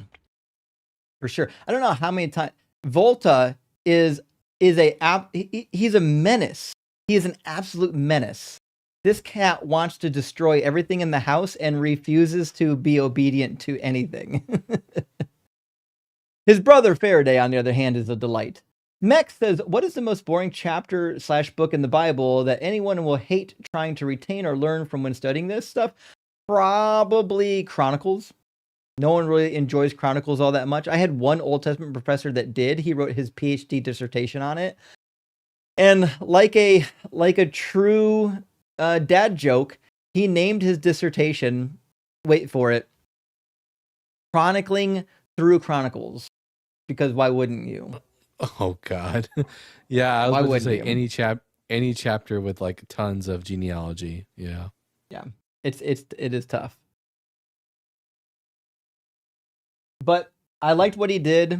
His goal was to show that there's a lot of subtext in the genealogies. There's like a lot of hidden messages in the genealogies. A good idea. I'm going to grab 3 more super chats, and then Dez is coming in next, and then after that, Maven. Simon says, the shadow of Rob, this channel's boogeyman, is looming over this subject. Good luck, Justin. Actually, that's their fair point. If Rob wasn't banned from the channel at this point, he probably would be up here making a case and getting his ass handed to him, if I had to guess. And House 70 says, cats are not taking naps. They're recharging for the next chaos session. That's right. That's what Volta does. Volta doesn't take naps. He recharges to get his chaos meter at the peak so that he can destroy everything. His brother, on the other hand, is sweet. And Noar, I hope I got that right this time. Noar, thank you for the super chat. Says, Justin, a twister touched down north of my house today. I was hoping BMF would bless me with some Twisted Tea to breeze, but sadly, no. That is unfortunate. It really is. I would love to see BMF again. Hopefully, he makes a return to the channel. All right. Let's grab Dez from the YouTube queue, and we'll hopefully get some conversation. Who knows? Maybe on topic. That's what we're looking for here. Welcome in, Dez Angelo. Are you at least 18, and do you believe in the Bible? Yes, I am 18. Can you hear me properly? Sorry, I can hear I'm you. 13. And I'm a deconstructing Christian. So what I've come to realize is I've So, I've do you seen the still proof. wait? Do you agree with the prompt or no? I agree with the prompt, yes. Oh fuck! I can't get anyone to disagree with me today. But I do have a conversation to bring up. So although I don't believe, like, based on proof that Jesus is the Messiah, right? I think the Bible disproves that based on the promises. However, I've been fighting with when it comes on to the resurrection story about disproving that, and of course Jesus actually raising from the grave and stuff where that's Well, concerned. Des, you don't You have to mentioned disprove the resurrection. It's not been proven to begin with. Like, do you have but to it was disprove the resurrection of Nero? no. Right. Resurrections have to be proven, not disproven. By what we know about nature, resurrections just don't happen, which means the burden of proof is always on the person claiming that the resurrection did happen. That's true. But what I'm thinking about it is that, of course, in Jerusalem, after the crucifixion, after the resurrection, there was a boom in Christianity at that time, right? So I'm saying, so you were mentioning earlier about impostor, but then I remember like John 20:27 talk about Jesus inviting Thomas to like put his finger where the nail prints are. So I'm like, can somebody really impersonate scars like that? And even when they come on to different Well, disciples when he Des, was talking to them you're assuming that story happened. so are we saying I that think the multiple problem with your people at that starting point time, is you're assuming that what the Gospels say are true you don't have to assume that. True, but I'm just wondering, is that case that multiple people would believe all of that one time? Like, is it possible that mass hysteria is happening in that scripture I don't think it's mass for it to prove? hysteria. I think that passage was written many decades after the supposed events, and who's going to tell you that it didn't happen? So the But wouldn't there be proof Of of people John, saying that definitely didn't happen? Because I mean, if there was a the boom, the I mean, even gospel the of disciples the moving from Gospel of John was desertion. written many decades after Jesus supposedly resurrected, and it was clearly written to a non-Jewish audience. Where are they going to go to verify the story? Do you think they're going to leave their homes and go down to Jerusalem and try to track down the disciples and see if it came true? And if you believe the narrative of the disciples, they wouldn't have been in Jerusalem at that point anyway. They would have spread out, and who knows where they would have been able. Like, there's no way to verify the story. That's the problem with these claims.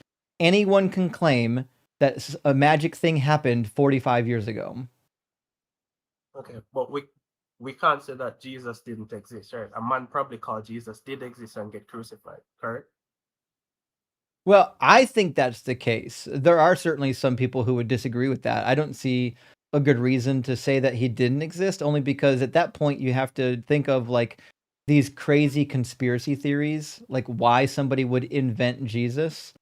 To me, I don't see it plausible, like a plausible path forward for somebody inventing Jesus. At least not in the way that the book is laid out. You can say that somebody invented Jesus and then people believed it and then added on top of it later. You could go that route, but I think most mythicists think that the New Testament is purely an invention to validate Jesus, and I just don't know who in the world and why in the world they would be writing it.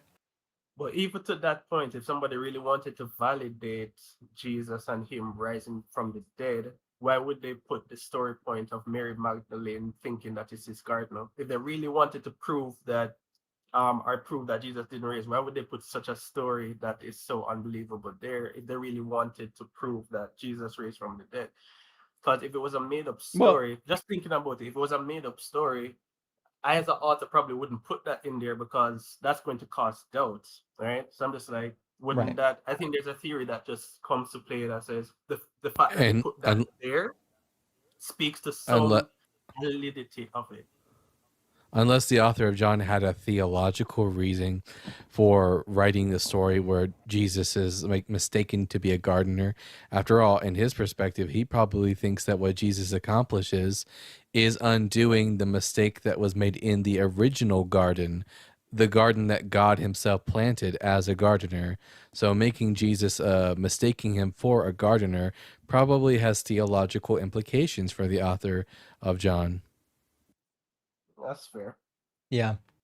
And John does do some weird stuff to maintain theological undertones and overtones. For example, he moves Jesus' crucifixion so that he's killed during the Passover because he wants him to be reckoned as the Passover lamb, which is clear because at his crucifixion, he quotes from Exodus chapter 12 that none of its bones shall be broken. Clearly, he has like a meta narrative. So would John just make up stories to like try to prove a theological point? Yeah, I think he would. I'm saying for a boom to happen in that time, like granted, like based on disproving like the Messiah story and everything there, and just the Bible condoning like safely and different things, that some things don't make sense. But I'm like, for a boom to happen within that time period for the Christian faith or that Christian belief, I'm just like, so much people. I guess it comes down to a reality now in modern times, right? People believe what they hear and don't run with the evidence of it. I You guess got that's it. what it'll Yep, they come down believe what to. they hear. Yeah, Yeah. Yeah. it's crazy. Well, I've been Des, trying thanks to for coming by and disprove checking in it. with us, and good luck on your deconstruction journey. No problem. All right, cheers. There's this thing happening right now. I know about the Trump and Bubba stuff in the files, but I keep hearing that Bubba was a horse, and now I feel like I wish I kept up on the news a little bit more because I really don't keep up on the news. I need I need to read up on the Bubba the Horse situation in regards to Trump. I feel like there's some funny stuff in there. Let me grab just a couple super chats. I'm going to get Maven from the TikTok queue in here next. AR says, one thing is bothering my OCD on Unapologetic. There are 2 episode 38s. Oh, I believe that. Can that be fixed? Love all the shows of the DZ extended universe. I appreciate that. We can fix it, AR, but then we have to rename all the ones after that. Although I think there's only one after that. So we can take care of that. In fact, let me make a note. Fix on a episode numbers. We got you, AR. Don't worry. And Jeff, thank you for the super chat. Says, hey Justin, I was interested in getting a copy of the Book of Enoch. Is there any version that would recommend getting? Thanks in advance. Well, I kind of like the one put out. There was 2 authors that were involved. One of the authors was hold on. James Vanderkam. If you go to Books A Million, James Vanderkam has a book, or we'll say an edition of Enoch number 1, not Enoch number 2, that you can get on the cheap. Other than that, I would go with the one that you find in the Jewish pseudepigrapha. There we go. The Jewish pseudepigrapha by Charles Worth. Charles Worth has kind of like a critical edition, you might say.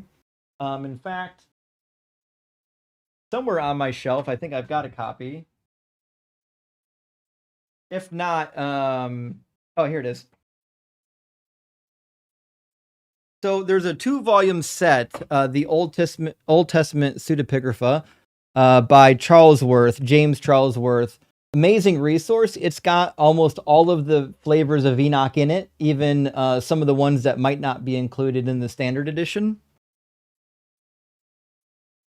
So I would definitely recommend that if you want to get involved in Enoch. But you should read Enoch. The early church believed it was sacred. And Ted says, living life to the fullest, still cancer in remission. Love to hear it. Cook 'em, Justin. Rock hard for Doug. Simply wet for Sharon. Happy Thanksgiving, by the way. Love your kitties. Well, thank you, Ted. I appreciate that. And we are super glad that your cancer is still in remission. And definitely praise the kitties. Mike Bowen says, my cats, Cleopatra Shadowstorm and Rhaenra, that's a tough one, and their long-suffering dog sister Lucifer send their love to your kitties. Beautiful babies. Thank you, Mike. I appreciate that.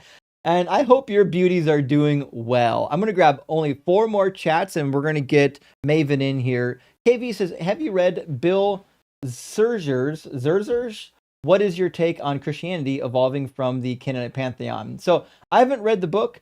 I do agree with most of the modern scholarship that Yahweh probably started as a member of the Canaanite pantheon, or at least was co-opted into it at some point.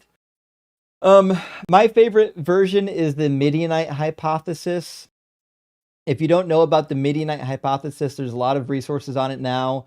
It seems that it started as a god of maybe copper smelting in the region of Midian, and then later possibly imported into the standard Canaanite Ugaritic pantheon.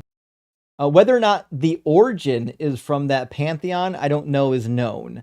It is important to recognize, KV, though, that the point that Yahweh was originally a Canaanite deity is not proven yet. It's a working hypothesis. We do have some evidence for it, but it's not something that you can like slam your book on the table and say, here's all the proof, because it's pretty scant. So I think archaeology is going to dig up more proof, and eventually we will be able to like slam our fists on the table and demand that this is true. But right now I'm treating it like a working hypothesis, but I agree with you. I think that's probably the case. And Unashamed says, choose the weight of a real stone over the shine of a fake jewel. Proverbs of Doug. Indeed. Indeed, that certainly would be the case. I appreciate that. And Angel says, thank you for how gentle you are with people who are deconstructing. Rock hard for Doug. Listen, if there are people up here and they're nice, I'm always nice to them. If there are people up here and they're being asshats, well, they're going to get tossed around a little bit, you know? And Gayest Husky, good to see you. Say question: why did Burger King have a baby with Dairy Queen? A, he forgot to wrap his Whopper. Oh, that is the case. That is the case. Wrap it before you tap it. Never forget. Never forget. That's a good joke, Husky. That's a really good joke. I appreciate that. I'm shocked I've never heard that one before. Anyway, it's a good one. Okay, let me grab Maven from the TikTok queue. If you're watching on YouTube, you can get in by going to tiny.cc/DZ guest. If you're watching on TikTok, you can hit that guest request button and you'll be pulled into the conversation. Maven, welcome in. Are you at least 18 and do you believe that in the Bible? Yeah, I'm at least 18 and I believe in God. Do you believe in the Bible, church God? that produced the Bible. Do No, you believe God in the is Bible, outside of the God? Bible.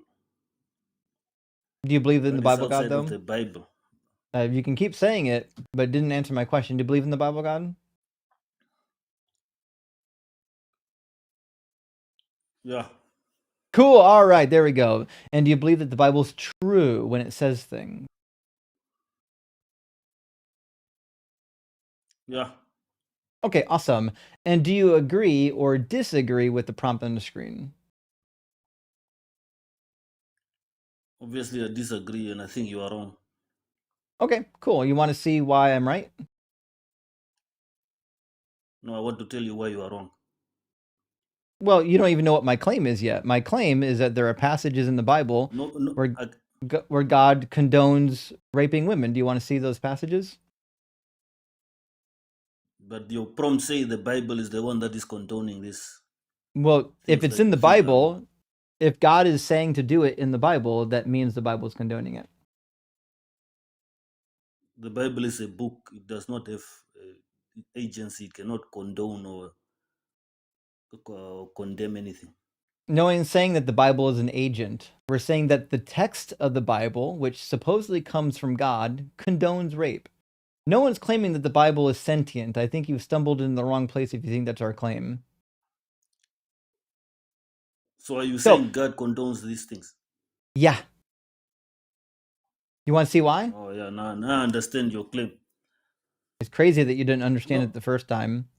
It says, when you go out to war against your enemies and the Lord your God hands them over to you and you take them captive, suppose you see among the captives a beautiful woman whom you desire and want to marry. So you bring her to your house. She shall shave her head and pare her nails, discard her captive's garb, and remain in your house a full month, mourning for her father and mother.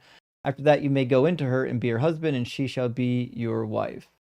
Now, let me ask you a question. If you capture a woman in war and she's now your prisoner, does she have consent?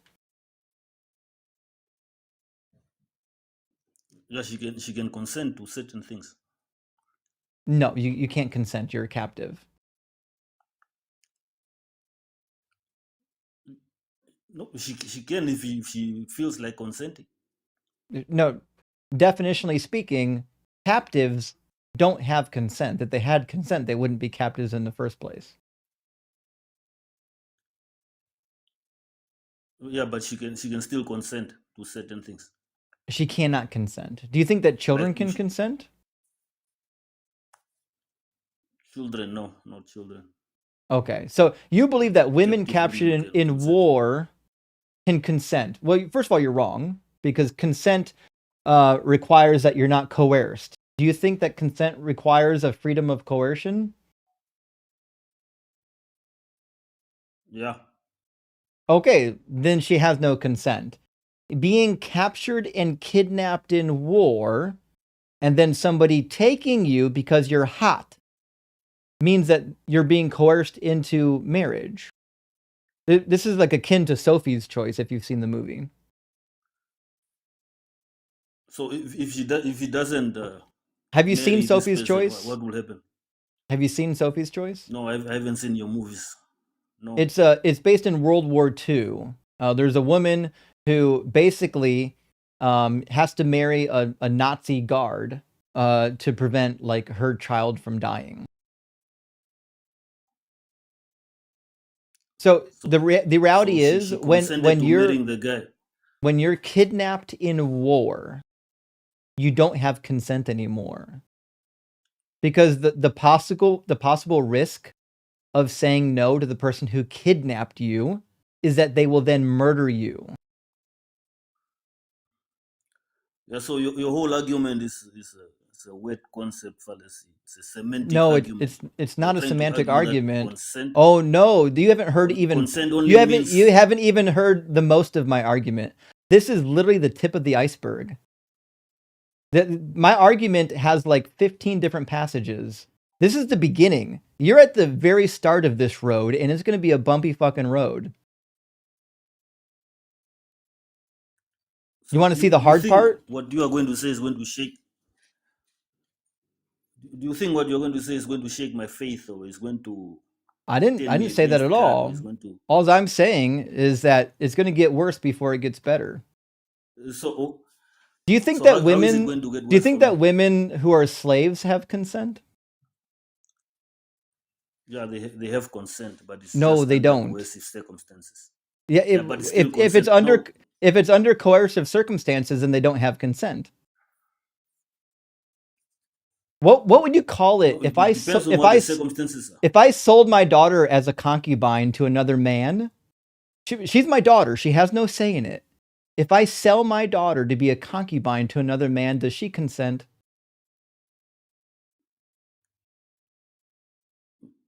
To be sold. Yeah, she might consent to be sold. She didn't Why consent. not? Why I'm can't she choosing to consent to be sell sold? her. I'm choosing to sell her. Her consent's irrelevant here. She's my property. If I sell my daughter to be somebody Even if else's she's your prop. Maven, pay attention. If I sell my daughter to be another man's concubine, is that a loving consensual transaction, or is that sex slavery? Between you and your daughter. I didn't say anything Between you about and your daughter's between husband. me and my daughter. I said if I sell transaction. my daughter as somebody The else's transaction does not concubine, happen between have you and I your daughter. created the transaction happens between me and the person purchasing my daughter. Her consent So is not is required that for this consensual? transaction. Her consent is not even required for But this. you asked whether If that I was sell my consensual. daughter as somebody else's concubine, that's her being sold as a slave. It's crazy how words don't mean words with people. Exodus 21:7, when a man sells his daughter as a slave, do you think the woman consented to be sold as a slave? Do you think she said, yes, I'd love to be sold as a slave, Dad?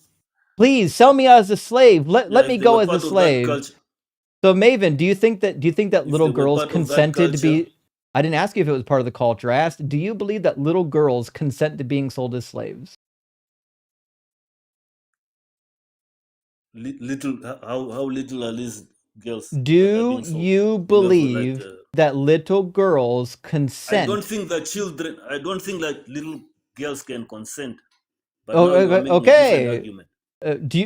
At what age are you allowed to sell your daughter? No, you tell me that you are the one. This is your argument. At any age. In fact, if you read the writings of the Jewish sages, you can even sell your daughter to be a concubine prior to the age of 13, as long as you were hard up for money. If you were poor and you were having trouble feeding your family, you can sell your daughter before she turned 13. Typically, it was customary to wait till they turned 13, but there were exclusions. You could, in fact, do it prior to 13 if you really needed the money. So, in ancient times, you were allowed. Jewish are saying, in ancient times, you were allowed to sell your daughter as a slave, and then she would become somebody's concubine. Do you think that girls who are sold as sex slaves are consenting to it? Bro, are we talking about what the Jewish sages wrote, or are we talking about? I'm talking about what the Bible says, Maven. Try to pay attention for 5 seconds. So in Exodus 21, God says that you can sell your daughter as a slave, and she would be someone's concubine. Do you think that girls who are sold as sex slaves are consenting to it? It depends on whether she can consent or not. I didn't ask you if she could. I asked you if a girl is sold as a concubine and a slave, do you think she is consenting to that? If it's an underage girl, then obviously she cannot consent. But if she's of age, whatever the age of consent was Fuck, in say that she was time, I don't think 15. you know that. Do you So think you can 15-year-old you can girls claim are that you know you do can. you think that 15-year-old girls are consenting to be sex slaves, yes or no? Bro, what I'm telling you is that But you're not whatever telling me the the age of answer. What consent I need was in out of your that mouth is culture, an or the answer. age of I need accountability, you. I'm I telling you need the answer. I'm not. Maven. I need you to pay attention to my I'm just question not and telling you the answer answer that you want. the actual question or the answer to my question.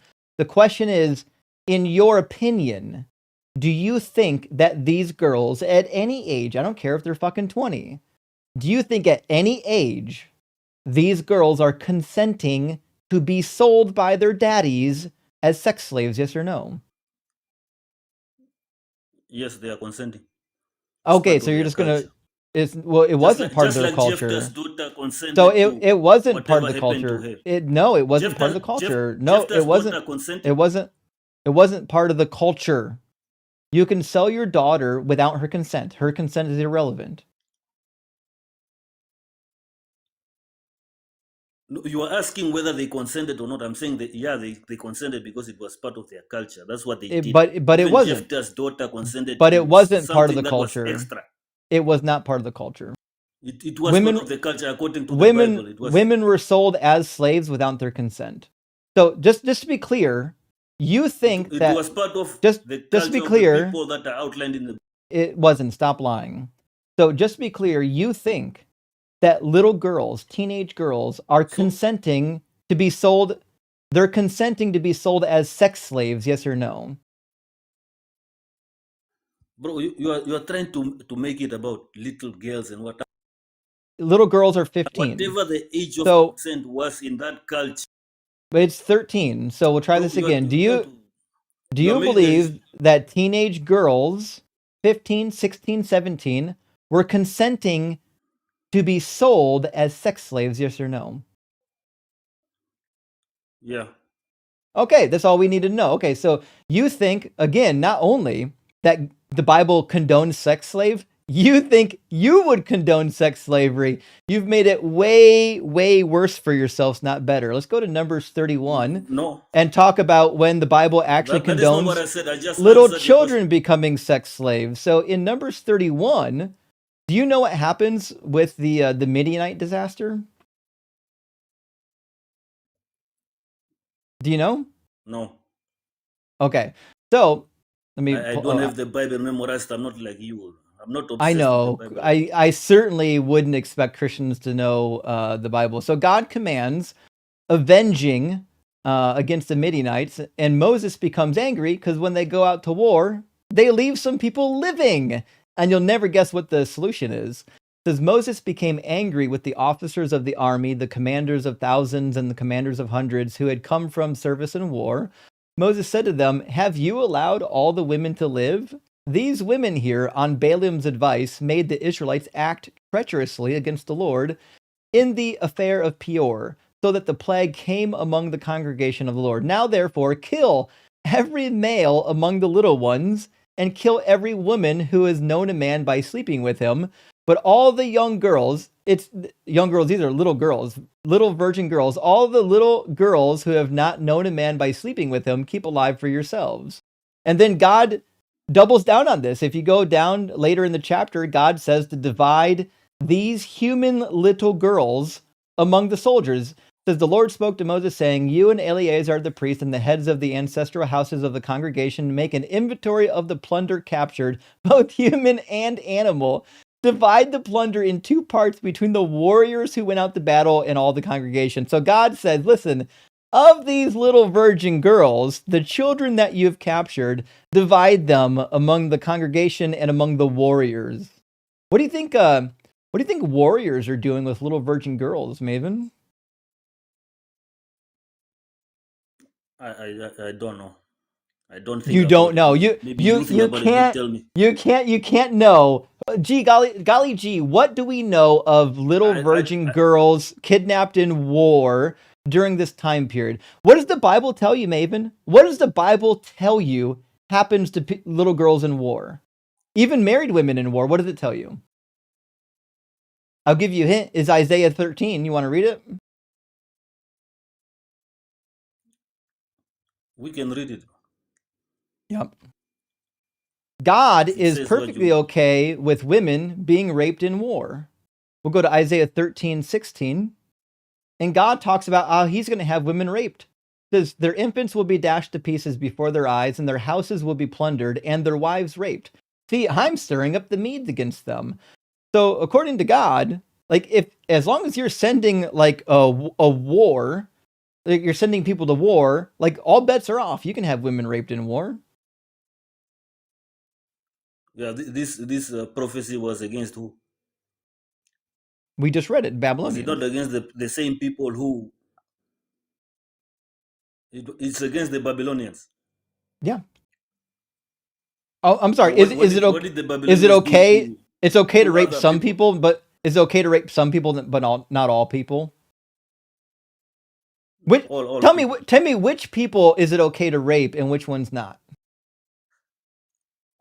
All people. There's not a person in Oh, Israel okay. who will not be conquered and their women It's taken. never okay. So it's never okay to rape a woman in war, then, right? No, I'm saying according to God, according to what you read, I didn't according ask to you the about God. I'm Bible, asking you, in and your what you have opinion, already concluded, is there ever a situation where in my it's okay to opinion, rape a woman in war? Yes or no?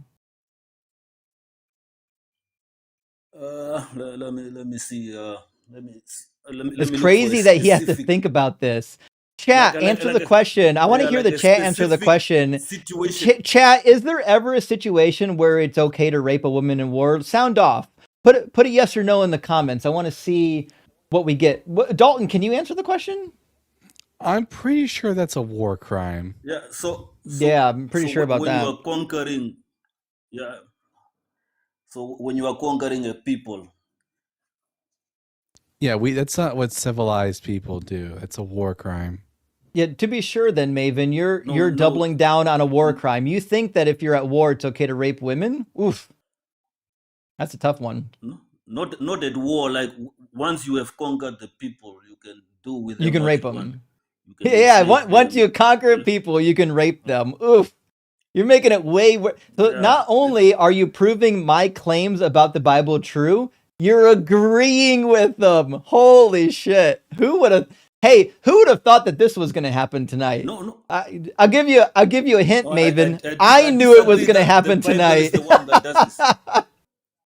Fantastic. Okay, so you think there are When you say occasions God, in which it is okay to rape women in war. That's all we needed from you. So is it okay if it happens to you are God's equivocating people? on who's God's people. The Israelites. But the Assyrians are the work of his hands. So the Do Egyptians are you also his people. do you think it's okay for God to have his own people So raped? you didn't memorize that part. You didn't Do memorize that do part that you? the I Assyrians are the work did. of his hands and the Egyptians are his people.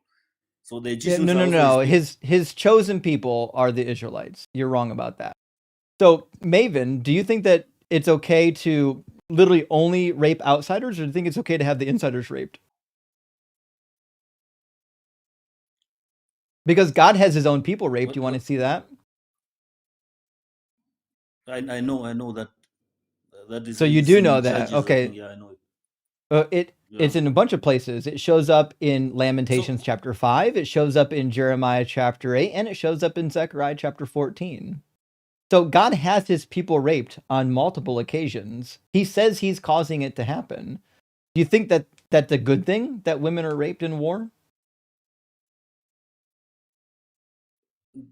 according to my own opinion or what? Yeah, I'm asking you what's in your melon. Do Yeah, you think that it's okay for women to be yeah. raped in war? No. Okay, was it okay when God did it though? God raped these women. No, God didn't rape them, he caused them to be raped. What God does, that's his business to his creatures. I know it's his Writing business. about I'm it asking doesn't you, even was matter. it wrong when God had it done? No, it wasn't wrong when God had it done. Okay, giving you my Fantastic. subjective So opinion. I'm giving you an now opinion. I appreciate So that. so if Yeah. So now we finally reached the conclusion of the you are conversation, which is namely the Bible does condone rape and sex trafficking, and you're okay with it. That's the fantastic. What a wild ride. What a wild ride. See, the Bible when the we started this road, you the thought that Bible I is just not had one Bible verse, and you thought I was going to read you one Bible verse, and I warned you. I said, "Listen, this is going to be a no bumpy ride for you. I've got a bunch of Bible verses." And now we've gotten closer to the end of the road, and it's clear that not only the Bible condones rape and sex trafficking, but you think it's okay.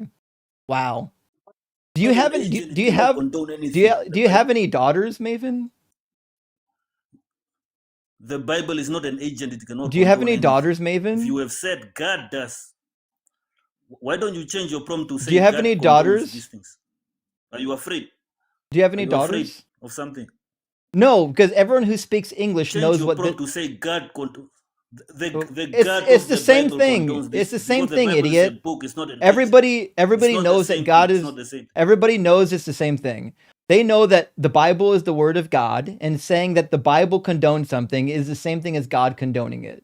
Don't play games. We know you're stupid, Bro, but you're not this I'm not sola scriptura. we know that you're not this stupid. I'm So not sola. we're not gonna play this dumb game.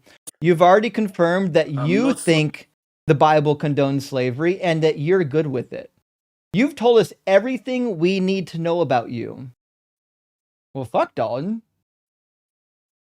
I need to make a petition to the FBI agent who listens in on my conversations. Could you please check Maven's hard drive? Yeah, yeah. In fact, I got to put some chat notes in here for this clip. POSFF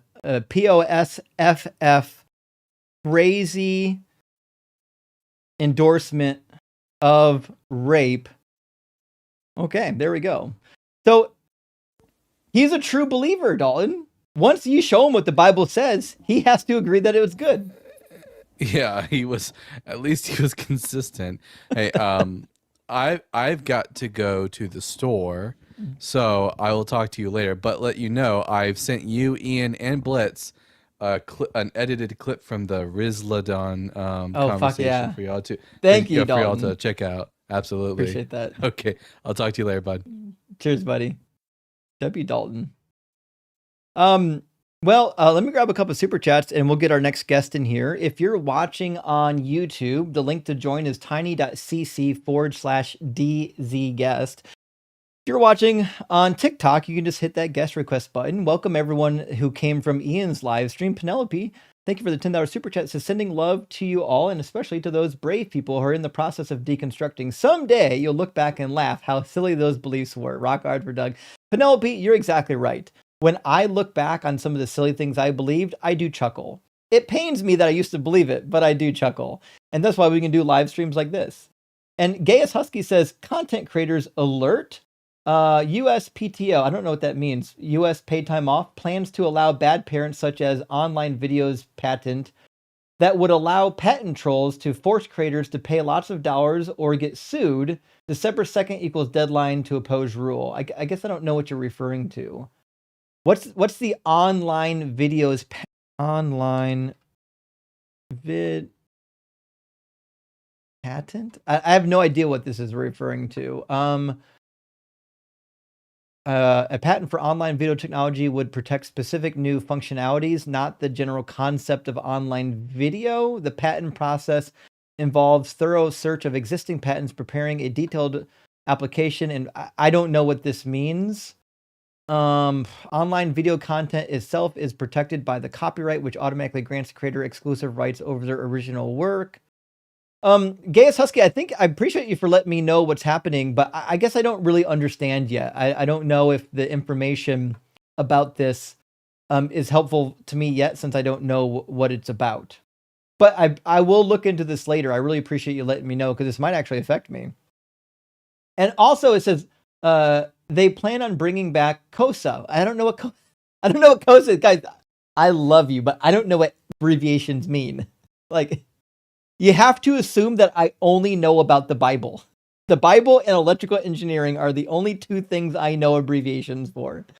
Says they're going to bring back COSA in order to ban LGBT and anti-religious content under the guise of protecting kids. ID verify requirements will ruin privacy and crush smaller websites. Well, shit, this sounds awful, especially if they plan to, like, this is in aiming to combat certain underprivileged and already abused communities. I would hate to see this happen. I'll have to check into what's happening with these new laws. I hate that in literally only 2 years, Trump's first 2 years, he's literally fucking this country up. It's crazy to see how much damage they can do in just 2 years. We need, in the worst way, we need the blue wave at the primaries. Like, we need the biggest blue wave ever to have happened. Hopefully we get it. Atlas, good to see you. Thank you for sending a super chat. Says, over the weekend, I told my dude that we should read Revelation together. He said, why? Justin took on the whole Bible, so we don't have to. That's so good. I love the phrasing akin to Jesus. Thank you so much for that, Atlas. And Reverend Nate, good to see you, my friend. Thank you for the $10 super chat. Says, wait, I thought the whores streamers were slots from Babylon. Wait a minute. By the way, being a slot is fine, but as with anyone from Cleveland, being from Babylon makes me assume you're cursed or just make awful choices. Well, listen, here's the deal. Being from the cursed nation of Babylon isn't all that dissimilar as being from Cleveland. I'm with you, Reverend Nate. It is, in fact, the mistake on the lake. And Don, thank you for the super chat. Says, hopefully Doug, Sharon, Pebbles, and Rocky accept this offering to repair the Black Santa. I know. I should not have bought a breakable Black Santa for the shelf. I should have known my cat was going to ruin it. We'll see. Maybe I'll use some epoxy and put them back together. I cannot wait to do. I have a new topic I'm going to be doing in December that includes Black Santa. I cannot wait. It's going to be so exciting. Dr. Wasambla, thank you for the $10 super chat. Says, barbecue, here's my offering. Justin, Dalton, Doug, Sharon, and kitties. I'll catch up as it is way past midnight here. Steven, you'll be fine. We are in the same deconstruction boat. We absolutely are, Dr. Wasambla. And thank you for being here and supporting the stream. And it was good to hear where Steven was, at least. You know what I mean? I'm going to grab 3 more super chats, and we're going to get IDK into the guest box. Design, good to see you tonight. Thank you for the super chat. It says, please have Maven's clip ready to play for my religious family this Thanksgiving when they ask why I'm no longer a believer while I enjoy a huge plate of turkey and dressing. You know what? Just for you, Design, I'm going to mark Maven as clip immediately so that we can make sure and get them clipped for you for Thanksgiving. So we're gonna clip Maven and we'll have them posted ASAP, just for you, my friend. And Dr. Fudge, good to see you. Thank you for the super chat. It says, look, I agree that my God condones insert horrible stuff here, but you worded it wrong, sir. I know, isn't it? That's on me. That is on me. I should have worded it the way he needed me to word it. And Cameron, thank you so much for the $20 super chat. It says, gush, Justin. GG, women in war is the worst. I'm pulling my hair, but when the God does, it's okay. Yeah, well, that's the thing. They have to say that bullshit. They have to say, well, it's wrong every time, unless God does it. If God does it, then it's right. What they should do is use their brain and realize it's not right, no matter who does it, and no God ever actually did this shit, because it's made up nonsense from the Bronze Age. All right, let's get IDK in here.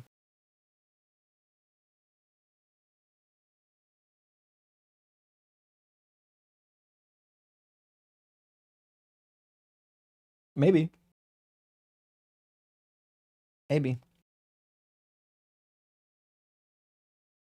Still loading. Are they connected or are they not connected? Bueller?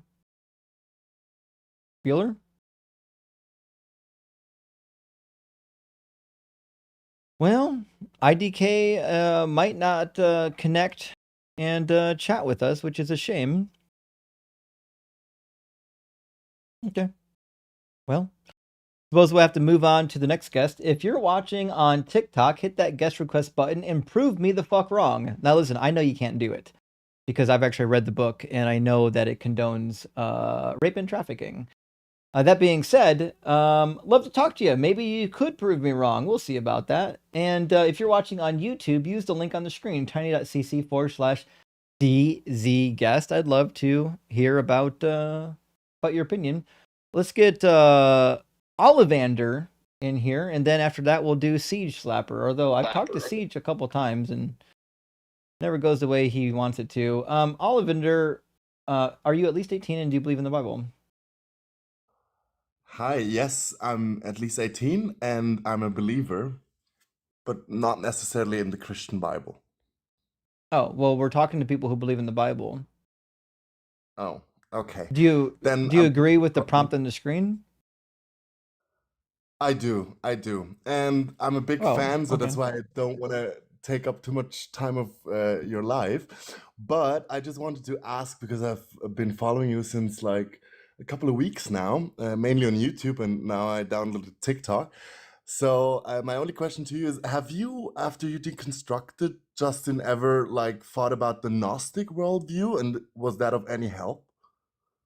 I think Gnosticism was like the earliest attempt to make sense of the fact that the Old Testament is so drastically different from the New Testament. But to me, it's just a big cope. I don't think any of it's true. In order for Gnosticism to be true, you would first have to think that the Old Testament was true, and I don't. Okay, makes sense. But like seeing the cause or just being able to answer the question of if there is a God, why would he allow such evil things? I think for a lot of people deconstructing, including myself, when I left the Roman Catholic Church, that was a very helpful point of view because, yeah, it just made a lot of sense to me. Was that a phenomenon that happened to you as well, or not at all, as you said?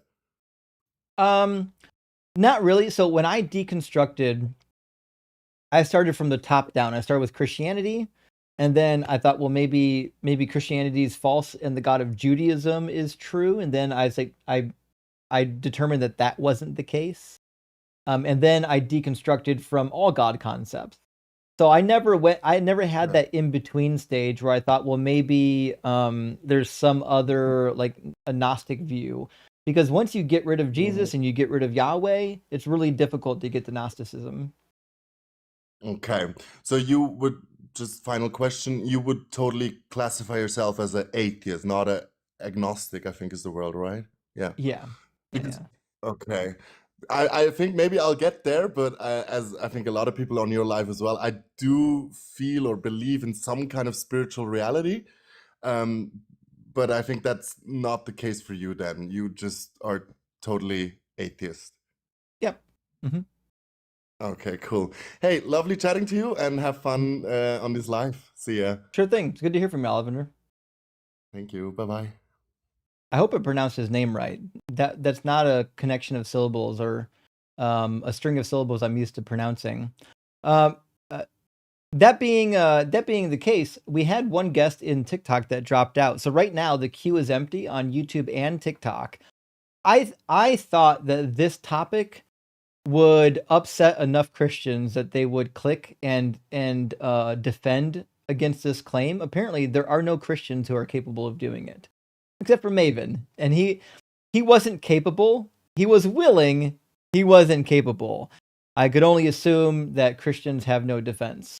Let me grab a super chat or two, and then we'll see if somebody loads up. Herbie says, Cafe sharing this shit in chat is endlessly hilarious. He claims no atheist host understands his idea, whereas they all dismiss his nonsense. Well, Herbie, I've seen this before. The reality is, a lot of these people don't have good ideas. It's not that we don't understand them, as you said. It's that they're just asinine and silly. Macon says, since the wise men came from the east and follow the star in the east, isn't that the wrong way? I mean, kind of. The way it describes the star is like kind of like the star was traveling, but like stars don't travel and they certainly don't rest on top of houses. The way the story depicts it is as though the star moved in the sky and then descended and rested on top of the house or the barn or the cave or whatever, right? In the ancient world, you can conceive of that because they thought the stars were just up in the sky and that they could fall to the earth. That's why we hear verses about the stars falling to the earth. In reality, that's not the case. The stars are much larger than the Earth and would destroy it if one came into contact with it. But that's what I think is happening. And Base to Shara, good to see you. Thank you for the super chat. Says Steven, I'm one of those people who ended up divorced because of my deconversion. You dodged a bullet. Join the Discord. We're a community here. We certainly are, Shara. I didn't know that was your story. I'm sorry to hear that, but Shara, that's been pretty common. I've known quite a few people that when they deconstructed, they lost their marriage because of it. Their spouse could not handle the idea that they were no longer believers. You know what I mean? All right, we've got one brave Christian in the box. We'll bring in Bradley and see how far we can get. If you're watching on YouTube, the link to join is on the screen. Also, you can click on it. There's a clickable version, in fact, in the description of the video. Bradley, welcome in. Are you at least 18 and do you believe in the Bible? Yes, I'm at least 18, and I believe in the original translation of the Bible, the original creation of the Bible, but over time, obviously, there has been some stuff that is misinterpreted to a certain extent. I don't believe the Bible we have now is exactly the Bible we had when it was first created, but I believe it gives you a pretty good picture. So yes, to answer your question, I pretty much do believe in the Bible, like its general theme. Yes, Sure. that we have today. So when the Bible says things, can we trust that the thing happened? Um, yes, it could be a historical, document to a certain extent, but again, in regard to this prompt, the Bible condones rape and trafficking. Again, it's just completely taken out of context, like many other things. Oh, is Um, that the case? yeah, you have to remember this was like again, people often say with the Old Testament, oh, it condones slavery and all these things, but you also have to remember this was a time when slavery was pretty much allowed in every nation. And if you actually look at it, the Old Testament is kind of like, again, when you compare it to other ideologies of that time period, um, when the Old Testament was written, it's actually very like, you know, again, it still does say yes to a certain extent. Oh, yes, slavery is okay, which again, when you look at it from a lens Mm. from today's point of view, is not okay. But when you compare it to other ideologies at that time, it's actually very, you know, like it's basically giving regulation, like you can't be doing this, you can't be doing that. Like again, which outside of that, other ideologies said, yeah, you could do whatever you want to, slaves. Like it does talk about like slaves' rights. Again, I understand it's not a good look when you look at it from today's lens, but it was a common practice back. Does that make Sure. sense? So when you sell your daughter as a slave and she becomes somebody's concubine, do you think that's consensual? Um, no, I don't believe that is consensual, but again, you're just taking things out of context completely. Oh, Like for please, example, please give me the context in Exodus 21 that I'm leaving out. Be specific.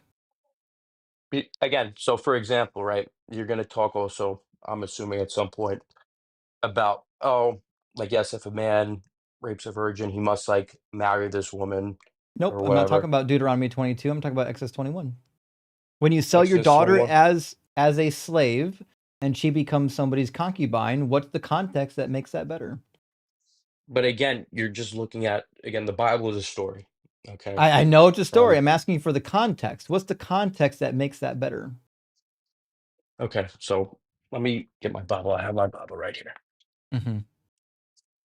So what's the exact, you said Exodus. Exodus What's the exact reverse here? 21:7. Exodus 21:7. It's also important to remember this is the Old Testament, but yes. Is Let me, irrelevant. um, not necessarily. Because again, No, if it is. everything in the Old Testament was believed to be perfect and all, again, at least from a Christian theological point of view, if everything in the Old Testament was believed to be all perfect and everything of that sort, there would have been no need for a New Testament. But let's Well, that's not what the New Testament says. You've made that part up. You're well trying to quote the again, book of Hebrews about the law, but not about the accuracy of the Old Testament. That's not what it says. Okay, so you So said Exodus. Exodus 21. Yeah, show me the context that makes selling your daughter as a slave to be somebody's concubine better. Okay, so Exodus 21, and what's the exact? 21:7. 21:7. Okay.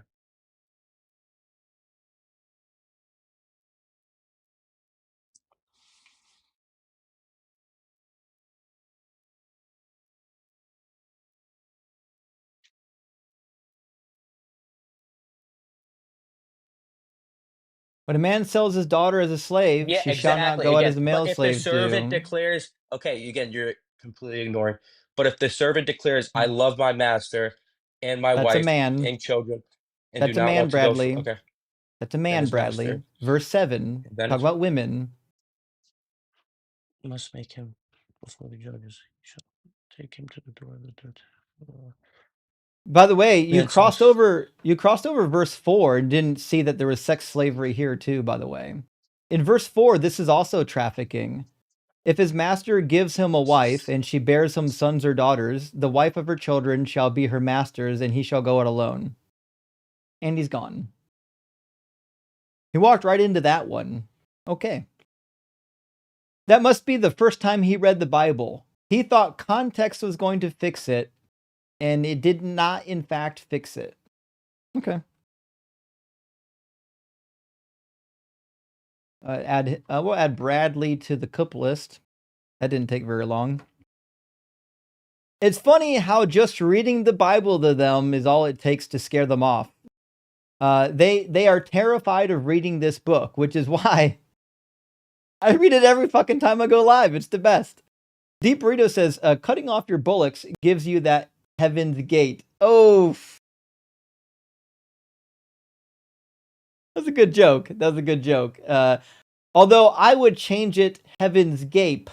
Get it? Get it? Get it? Okay. Teapot Fairy says, how do children's Bibles work? Do they just leave out the laws and half the stories? No, they actually leave them in. So, like, here's the Princess Bible, and they leave that shit in. They try to soften the language sometimes. So, like, if we go to Exodus 21, where we just were, right? Exodus 21, and see what it says about selling your daughter as a slave. There we go. It says, a man might sell his daughter as a slave. There are rules for setting her free. Funny, it doesn't say that, actually. They are different from the rules for setting male slaves free. Maybe the master wanted to marry her, but then decided he was not pleased with her. He must let one of her close relatives buy her back. He has no right to sell her to foreigners. This is because he has treated her unfairly, which means God is saying that you're allowed to treat somebody unfairly, right? That's crazy. The man who bought her might promise to let the woman marry his son, so on and so forth. So they reword it a little bit, but it's not much better than the original. It does say that you can sell your daughter to the slave. We have to break out the children's version when we get Christians that can't read the standard English. Zombie Lover says, cafe here in chat lying. Something about mystical experiences not somehow being hallucinations. Brain rot is strong in this one. Too scared to call in. Isn't that the case, Zombie? They're terrified to call in because they know that they'll get cooked on this topic. That's why no one's calling in. Daniel says, the Thomas story makes me think Peter found a convincing Jesus fake who may have faked up some scars. Indeed. In fact, the scars don't make any sense. If he still has the hole in his side, that motherfucker should still be bleeding. His blood should be gone. He should still be bleeding out, or the body's keeled over in a grave. Author Jack says, my book is called Dianetics. Oh no. The Modern Science of Mental Health. It's a way to improve the human mind and cure mental and psychosomatic illnesses. I pray that this is somehow a spoof on L. Ron Hubbard's book. Please tell me you're not a Scientologist. And Jeff says, I feel Stephen's pain. I'm an atheist with mixed background living in rural Mississippi. That's a tough one. Living in the Bible Belt while being an ex-Christian or deconstructing is not easy. And Duke says, this is what Baha'i faithful actually believe. I believe it. I believe it. When I don't know anything about Baha'i, I don't have any way to challenge their belief system. And Skeptic Gus says, deconstructors, this is hard. You can do this. Be brave. Indeed. Anyone deconstructing out there, you're not alone. You can do this. And last super chat for now, Yoda says, the Christians aren't calling in because the ones who would defend this are currently trying to their dear leader and trafficking allegation. You're right. They're trying in court their dear leader and trafficking allegations. Rock hard for Doug. No schism tonight. Have a nice night. Well, thank you, Yoda. And you're right. The people who would defend this aren't defending it right now because their most faithful dear leader president has charges. Hopefully we'll get charges brought up for this very thing. All right, let's get our next guest in here. We're going to get Helms.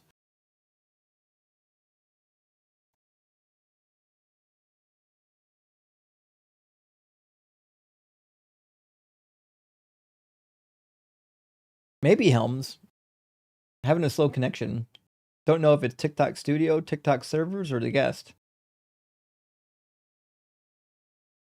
Yeah. This might be a touchy subject for some people at this moment. We'll see. Well, Helms is not able to connect. Sorry, Helms. I guess we'll move on to the next guest. Come back if you get better reception, and we'll try again. Let's get Oscar. Oh, look. Cafe actually called in on YouTube. Oscar, welcome in. Are you at least 18? And do you believe in the Bible? Damn, boy. You making me thirsty. Okay.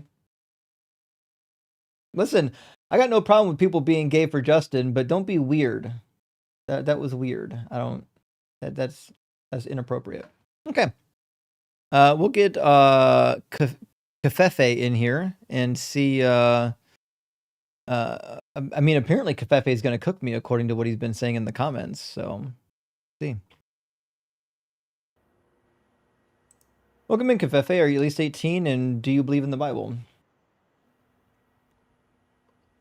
You mean cafe? Sure. Oh, okay. No, yeah. Well, I've actually called in before. I've said to you that I'm a perennialist. I don't know if you recall that.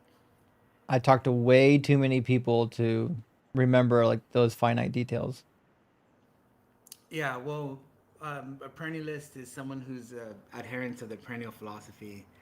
I tried bringing up the topic Sure. of mystical. But do you think the Bible is true? I do defend the Bible as a. Yeah, but do you think it's true?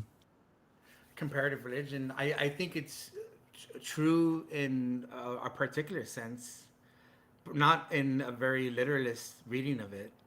When the Bible says that God said a thing, did he say it? I don't know if that's necessarily the case. I do kind of lean towards like a mystic interpretation of it. Sure. Give me the mystic interpretation for having your wives raped in war. What's the mystical interpretation for Isaiah 13:16? Okay, a mystic, or even early theologians who they were theologians by virtue of mystical insight. We know about them. I don't think that they have anything to add to the conversation. I mean, some of them are cool. Like Hildegard of Bingen was a really cool like medieval mystic, but I think she was a loon.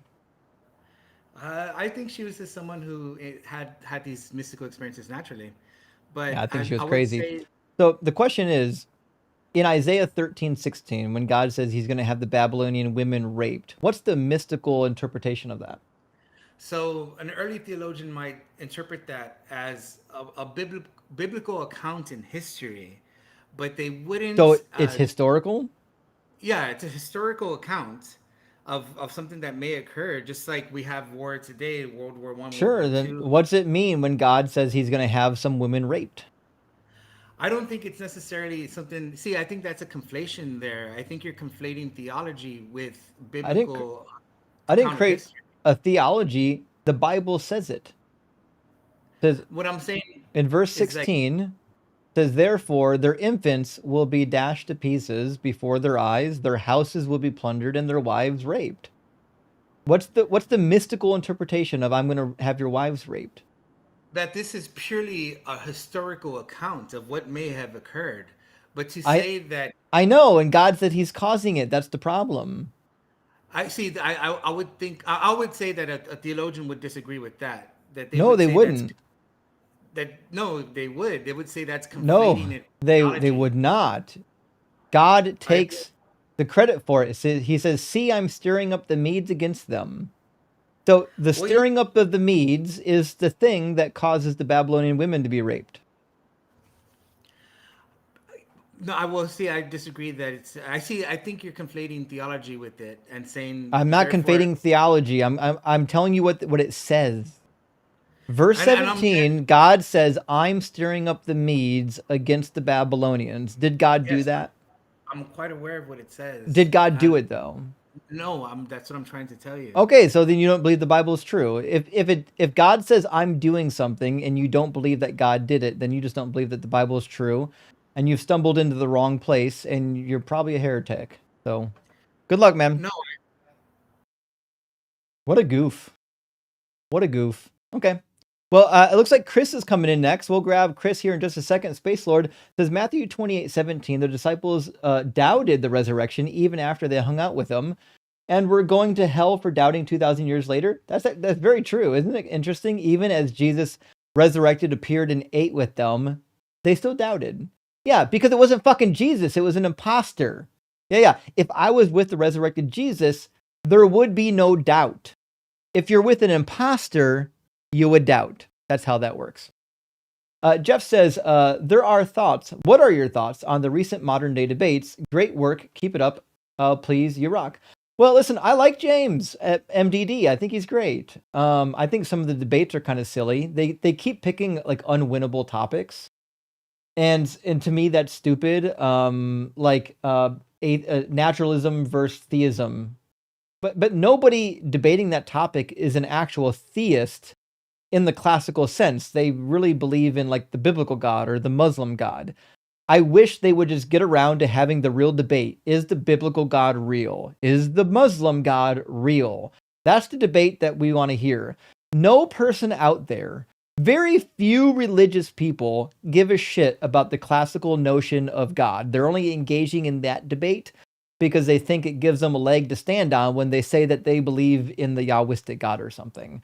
But it's the most uninteresting topic ever. And I hate that they're debating politics so much, but that's my problem, not their problem. They specifically do politics, I don't. McDubbin says, Doug may fix your ED, but a twisted T sacrament from BMF will humble your Willie back to submission. We are BMF. If only we knew how to track down BMF. I hope he comes back. And Pat, good to see you, says, want to let you know, Justin, I have read through my NRSV Bible with the cheat sheets, and my brain IQ has skyrocketed, homie. I plan to read the book front to back. I love that for you, Pat. Thank you so much for getting the cheat sheet and reading the NRSV updated edition. Oh, not the updated edition, but the new Oxford edition. And Eris says, on my earlier super chat about the Darth Dawkins Christmas collection is a Christmas album with all of his greatest hits, clips in a music format for the holidays. I love it. I will get it, and I will, in fact, put it on my playlist. Thank you, Eris. And Seek Truth says, I'm so excited to be sold. I consent. Children were so awesome back then. Children nowadays are weak. I know, isn't that the case? Who wouldn't consent to being sold as a sex slave? It sounds brilliant. Duke says, bro was so spiritually... Bro, it was spiritual consent. This is so funny. It certainly was. It was a spiritual consent in the same way Jesus spiritually fulfilled prophecies. And Law Dog says, this topic is absolute fire. I burned my tongue on the cooking. I'm sorry for your tongue, Law Dog. But yes, I love this topic. I hope we can get some more people to engage. Gretchen says, War Bride paste? We should. Gretchen, that was my mistake. When we had Maven up here, I should have made him commit to War Bride baby paste. I missed on that one. And P.S. P-Swim says, I don't think I've ever heard you refer to Matthew 23 regarding the continuity of the law. Bart Ehrman was referencing it recently. Well, I don't know exactly what you're referring to, but I think the verse you're referring to shows up in Luke as well, and I'm pretty sure I've referenced it in Luke. I usually go to Matthew 5, but in Matthew 23, I guess I would need a better verse in 23 to know what you're referring to. Matthew 23 is a rebuke of the Pharisees, but Jesus, variously rebukes the Pharisees for not following the law of Moses and following the tradition of the elders, namely the oral Torah rather than the actual Torah. But I'll give it a reread tonight after the stream and let you know if I come up with anything. Seek Truth Again says, if God does it, then by definition it is good, regardless of what it is. Why don't atheists understand this? It's so simple. God, of course, if God makes baby paste is good. It's interesting, though, that it's only good when God commands it, because they think they have objective morals. And last super chat from Tim for Peel says, it's so rare that these idiots say the quiet part out loud. That was wild. I know. Usually they won't. Maven did, and I'll give him some props. I'll give Maven all the props. He bit the honest bullet. All right, let's get Chris in here, and we'll let's see what this conversation brings. Chris, are you at least 18, and do you believe the Bible is true? Yeah, I'm 18. Sure. And do you think the Bible's true? And yes, the Bible is true. Of course it is. Dope. And do you agree or we get disagree that with the fun now, prompt? huh? I agree. You I agree with the that Bible. So you agree with the prompt on the screen? Oh, the prompt that you put up on the screen? Yeah. No, that's taken out of context, sir. Sure. Want me to read you the passage and then maybe you can give me the context for it? Oh yeah, I'd like to hear you read the passage, please. Yes. Yeah, okay. So we'll go to Isaiah 13, 16, and then maybe we'll go to 2 Samuel 24 after. Or 2 Samuel 12. So this is what God says is going to happen I was just reading Isaiah 58 the other day. I like that. I like Isaiah. Yeah, this is what God says he's going to do to the Babylonians. He says their infants Oh, he will didn't say that. He said he was going to stir up the Medes. He didn't say he was going to bash babies or have houses plundered, actually. Yeah, pay attention. It says their infants will be dashed to pieces before their eyes. That's what the Medes do. That's what the Medes do. God was going to stir them up. Yeah, if you pay attention, actually, let me read the verse. We can talk about it. Now you're muted. It says their infants will be dashed to pieces before their eyes, and their houses will be plundered, and their wives raped. See, I'm stirring up the Medes against them. So now, listen, both of us know that the Medes were the ones Medes have that free were and will, just like you and me. The Medes are the ones who actually did the raping, but did God stir them up? Yeah, they have free will. They have Medes have free will, just like you and I do. Did God stir them up, though? God did not kill the babies or have the wives raped and or none of that. I didn't ask about that. I said, did God stir up the Medes? Yeah, God stirred up the Medes, yes. Okay, to do what? No, like that's what they were going to do. No, to do what? He just stirred them up. They did what they wanted. What did he stir the Medes up for? No, they had free will just like you and I do. I'm asking you, what did stirring the Medes have to do? What did the stirring up? What's going on there, friend? What did the stirring up of the Medes? The Medes have free will, just like. Okay, so that didn't answer the question. You can shout the same bad answer all you want, but it doesn't answer the question. The question is, when it says that God is stirring up the Medes, what does it mean to stir up the Medes? Okay, what it means to stir up the Medes is he's going to allow things to fall into place where the Medes were going to take out. Allow them? Does it say allow? When you stir up a pot of something on the stove, are you allowing it to do something, or are you stirring it? If you turn off the car alarm and you leave the doors unlocked, you're allowing people to go in and take the change out of your ashtray. Is that stirring? I mean, you're stirring up the curiosity of people walking by. The words don't mean words are pretty off the chart already. You're stirring up the people walking by, seeing your doors unlocked, their curiosity. You're certainly not. I've never stirred anybody up by not locking my car. Sure, man. That's easy target, right? This is crazy. So God violates people's free will all the time. God stirs up people to go to war all the time. You want to see it? In the Old Testament? Yes, that's true. Yeah. Okay, so in Joshua 11, Israel. God hardens the hearts of the Canaanites to go out to war, correct? Okay, so he hardens the hearts of the Canaanites to go out to go to war against who? Okay, there you go. So God will, in fact, God will in fact cause people to go to war, right? Against who? It doesn't matter against who. I'm talking about In the Old causation here, Testament, Chris. it Try does to- matter because we're talking about. And Chris, I know you want to talk over me, but you'll never do it. I have the mute button.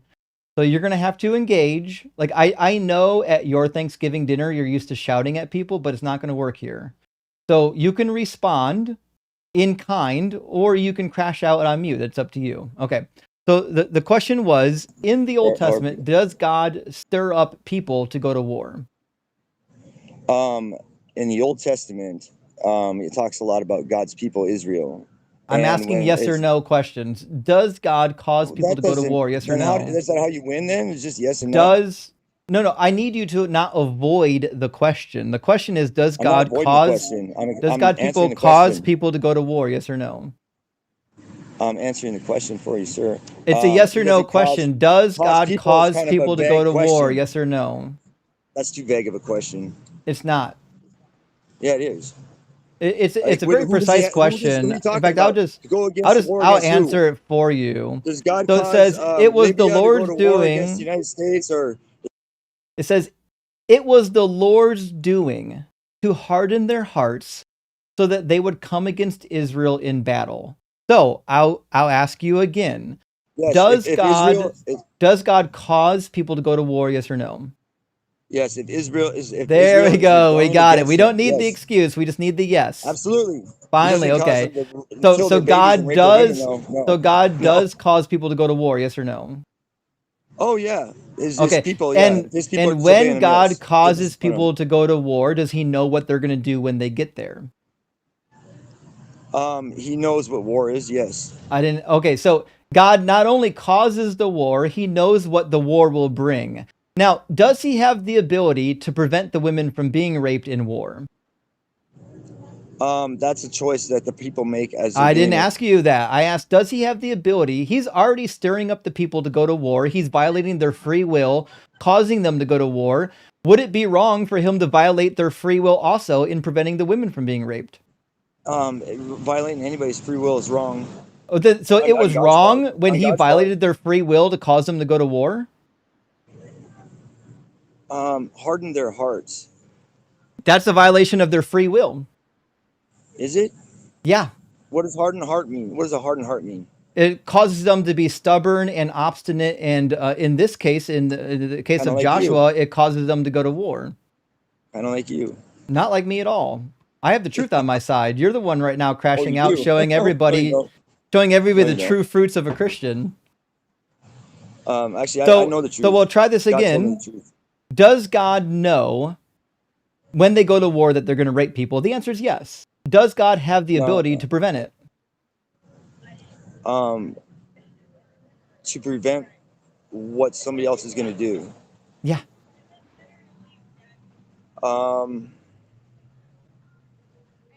What would be the reason why God? I didn't ask why. I'm asking about ability. Does He have the ability?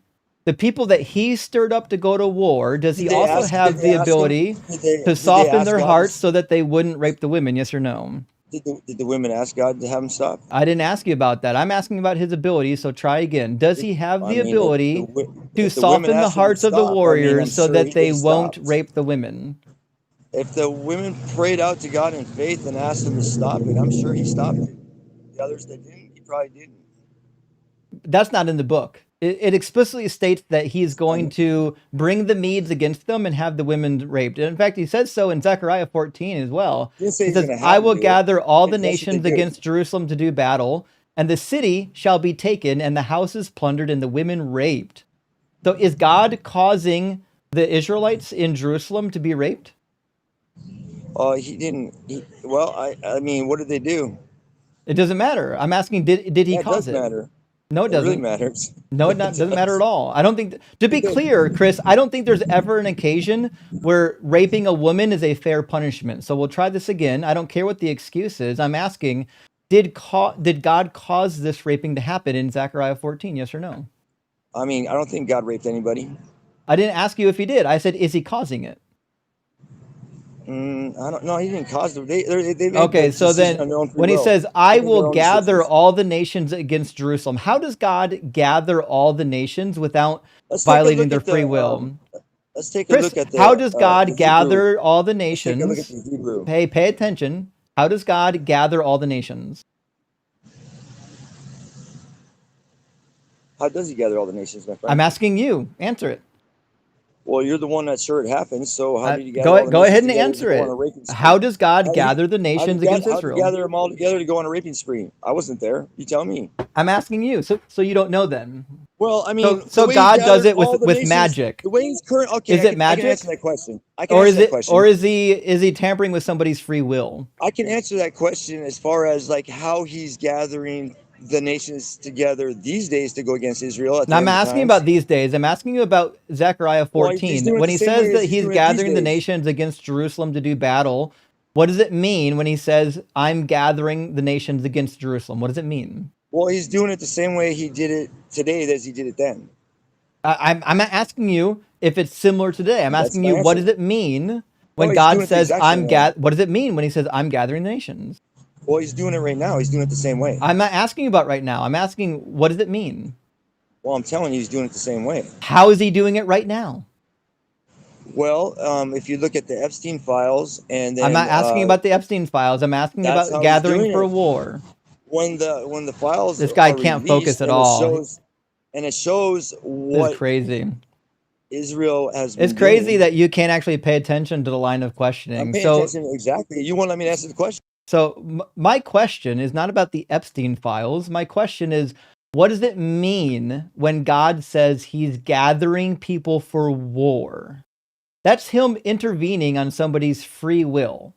You can't gather people for a war without violating their free will. And God violates people's free will all the fucking time in the Bible. You haven't even read this book. Let me ask you another question on Exodus 21. And I know you're still talking because you think people can hear you, but they can't. You're muted. Your screen tells you you're muted. You know that you're muted. That's because I'm speaking the truth. That's why You're they can't certainly hear me. not speaking the truth. Yes, So I am speaking Exodus the truth. 21:7 says you can sell You'll your see when daughter as a Israel. slave. Do you think that Mhm. slaves that become concubines are consenting? Slaves that become concubines are consenting. I agree they are. You think slaves are consenting? So Slaves are a different so definition back then. I can sell my daughter as a That's really slave, and mutiny. you think little girls are consenting to be sold as slaves? You can't mute me every time and You're cut me not off on muted, my answers, Chris. my friend. Your screen tells you No, when I'm you're not. I muted, know. so I see stop your hand reaching crying and over to answer the the button. question. I see your Do you hand think reaching that over to little the button. I girls know when are you mute me. consenting to be slaves? Yes or no? Oh, now you unmuted me? You haven't been muted this entire time. Answer the question. Do you think that little girls are consenting to be sold as slaves? Yes or no? How old are they? Doesn't matter. Their parents sold them. It does matter. It doesn't matter if they're 12 I or mean, my 16. grandma was married when she was 14. I mean, she agreed to that. Pretend she's 14 then. Do you think that girls being sold as slaves are consenting to it? Well, I mean, they agree with their parents before they get sold to I it. didn't Yeah, ask you they agree to that. that. I didn't ask you about marriage. I said That's agreeing with their slavery. parents. Yeah. Okay, so just to be clear then, Chris, you Slavery's think different that back then. Let me you be think clear that about little slavery. girls being sold as sex slaves are consenting to it? That's not sex slavery, my friend. It is sex slavery. When somebody No, it's sells you not. as a slave No, it's and not. then they get to Concubines have choose, children. I know they have Concubines children. have Yeah, they're children. called sex That's slaves. what they do. No, They're called they're not sex called sex slaves. slaves. Yeah, they That's not are. what That's what a concubine No, is. it's not. They That have is. children. Yeah, that is. No, it's not. I They know have you get children. children because you're a sex slave. That's what you're there Reproduction. That for. has nothing to do. Has It nothing to do with is. sex slaves. They're not. It They says it go in the and they have book. So children. just to be clear, Chris, They're I'm going to used read to the have children, not for. shouting over me will never work, Chris. So I'll read the book to you since you've never read it. It says, when a man sells his daughter as a slave, she shall not go out as the male slaves do. So this is explicitly referencing somebody who is a slave. Slaves don't have consent. That is why you're allowed to make them your concubine. It says, if she does not please her master who designated her for himself, he shall let her be redeemed. So this is a woman who was purchased. Her consent is irrelevant. Her dad has the ability to sell her no matter what age she is, to be somebody's concubine. That was the right of families back in this time period as it was in the Bible. The Bible definitely condones selling your daughter as a slave, and she becomes the property of the master. So I'll ask you a simple question. I know you avoid it, but that's fine. Do you I know think you that muted me. slaves I muted you because you won't shut up. So Chris, it's up to you how often you get muted. You're the decider of how often you get muted. You'll never talk over me on my live stream. It will. I know you're talking right now and you know you're muted. It's crazy that you know you're muted and you're still talking. So just to be clear, Chris, your screen tells you when you're muted. There's a brown bar that shows up on your screen. I know because I've called in to my own live stream on my phone and muted myself, and I know that there's a brown bar that shows up on your screen that tells you that your ass is muted. So you know you're muted and you're still talking because you're unhinged. So I'll ask you again, do you think that slaves in the ancient Near East had consent over what happened to their bodies? Yes or no? Yes. You'd be wrong. And They I got don't a have screen. consent. We learned that, in fact, up here. Verse 4, if his master gives him a wife and she bears him sons and daughters, the wife and her children shall be her master's, and he shall go out alone. So now this woman who's been sold as a slave, who's been given as a concubine to somebody else, does she have the consensual obligation or the consensual option of leaving, or is she stuck? You see, slavery back then was different than slavery. It's than crazy that you won't say yes or no to my question. In verse you're not talking 4, about the same. the woman who's sold as a slave says, if his master gives him a wife and she bears him sons and daughters, the wife and her children shall be her master's, and he shall go out alone. Do you think that a slave who is tied to her master by law has any consent? You're talking about a different kind of slavery than. I'm talking about the slave in verse 4. I didn't tell you what kind of slavery it was. What kind of slavery was it? I'm asking you. Do you think that this woman had consent? Me, but you're not listening. You're not listening. You're asking me, but you're not listening. So Chris, you're still not answering the question. I don't know, like if your brain is only half functional, but the question was the woman in verse 4. The woman in verse 4 is given as a slave wife to another slave.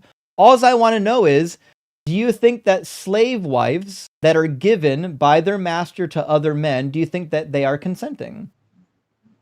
It's not the same kind of slavery. I didn't ask you about that. I said, are they consenting? What kind of slavery are we talking about? Are they consenting?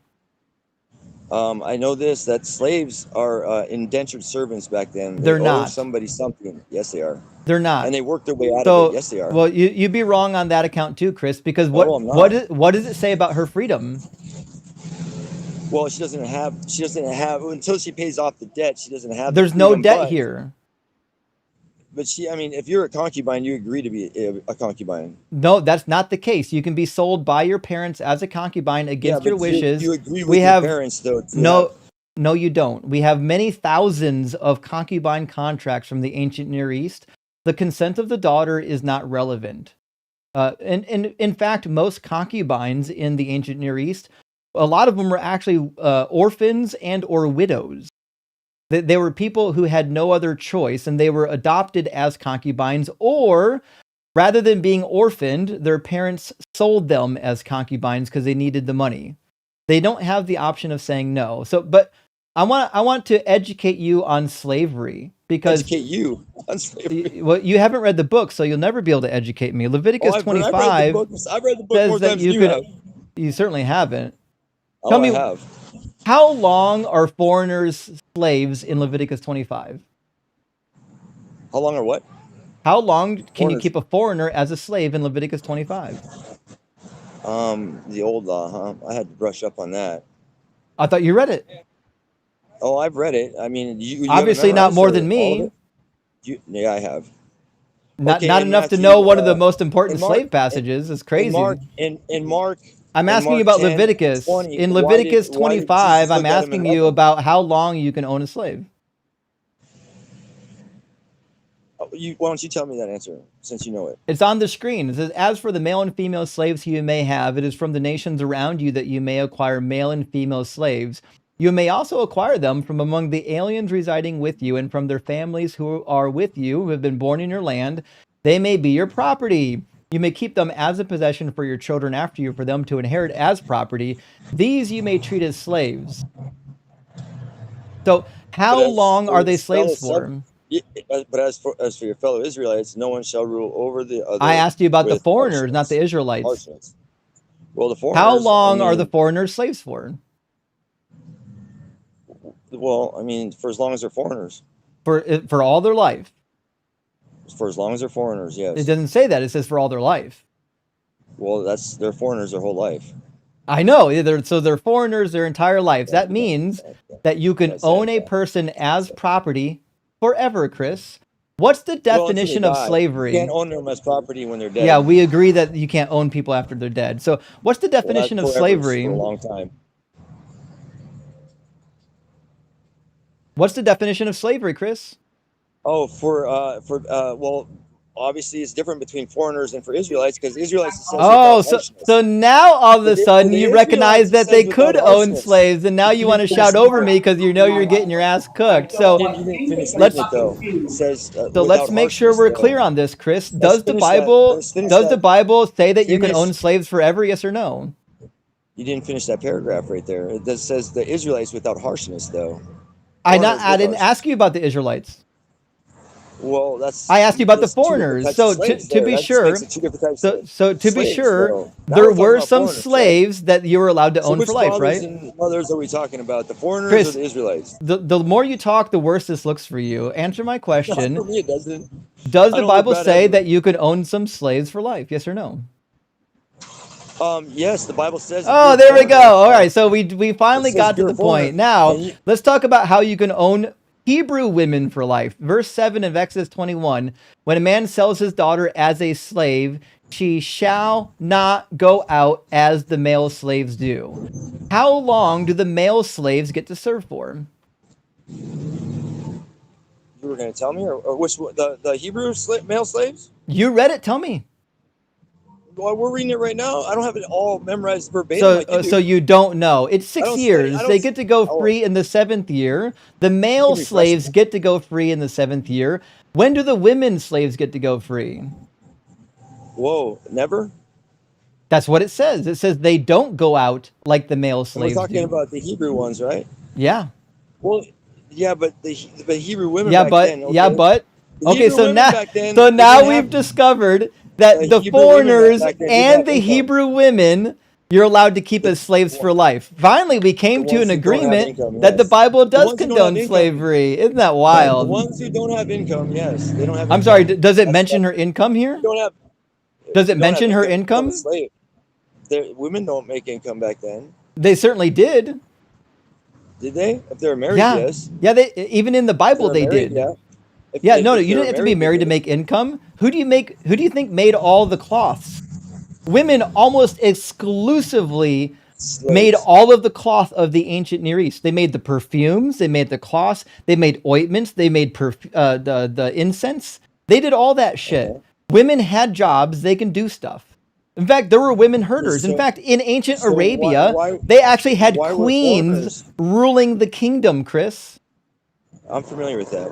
But what about why were there foreigners in the land then if they had jobs elsewhere? Why would they want to go to Israel and become slaves? There were foreigners in every land, and just being a foreigner in somebody else's land doesn't entail that you're a slave. They had to know that if they went there, they were going to become a slave. Why would they go there? Just being a foreigner doesn't make you a slave.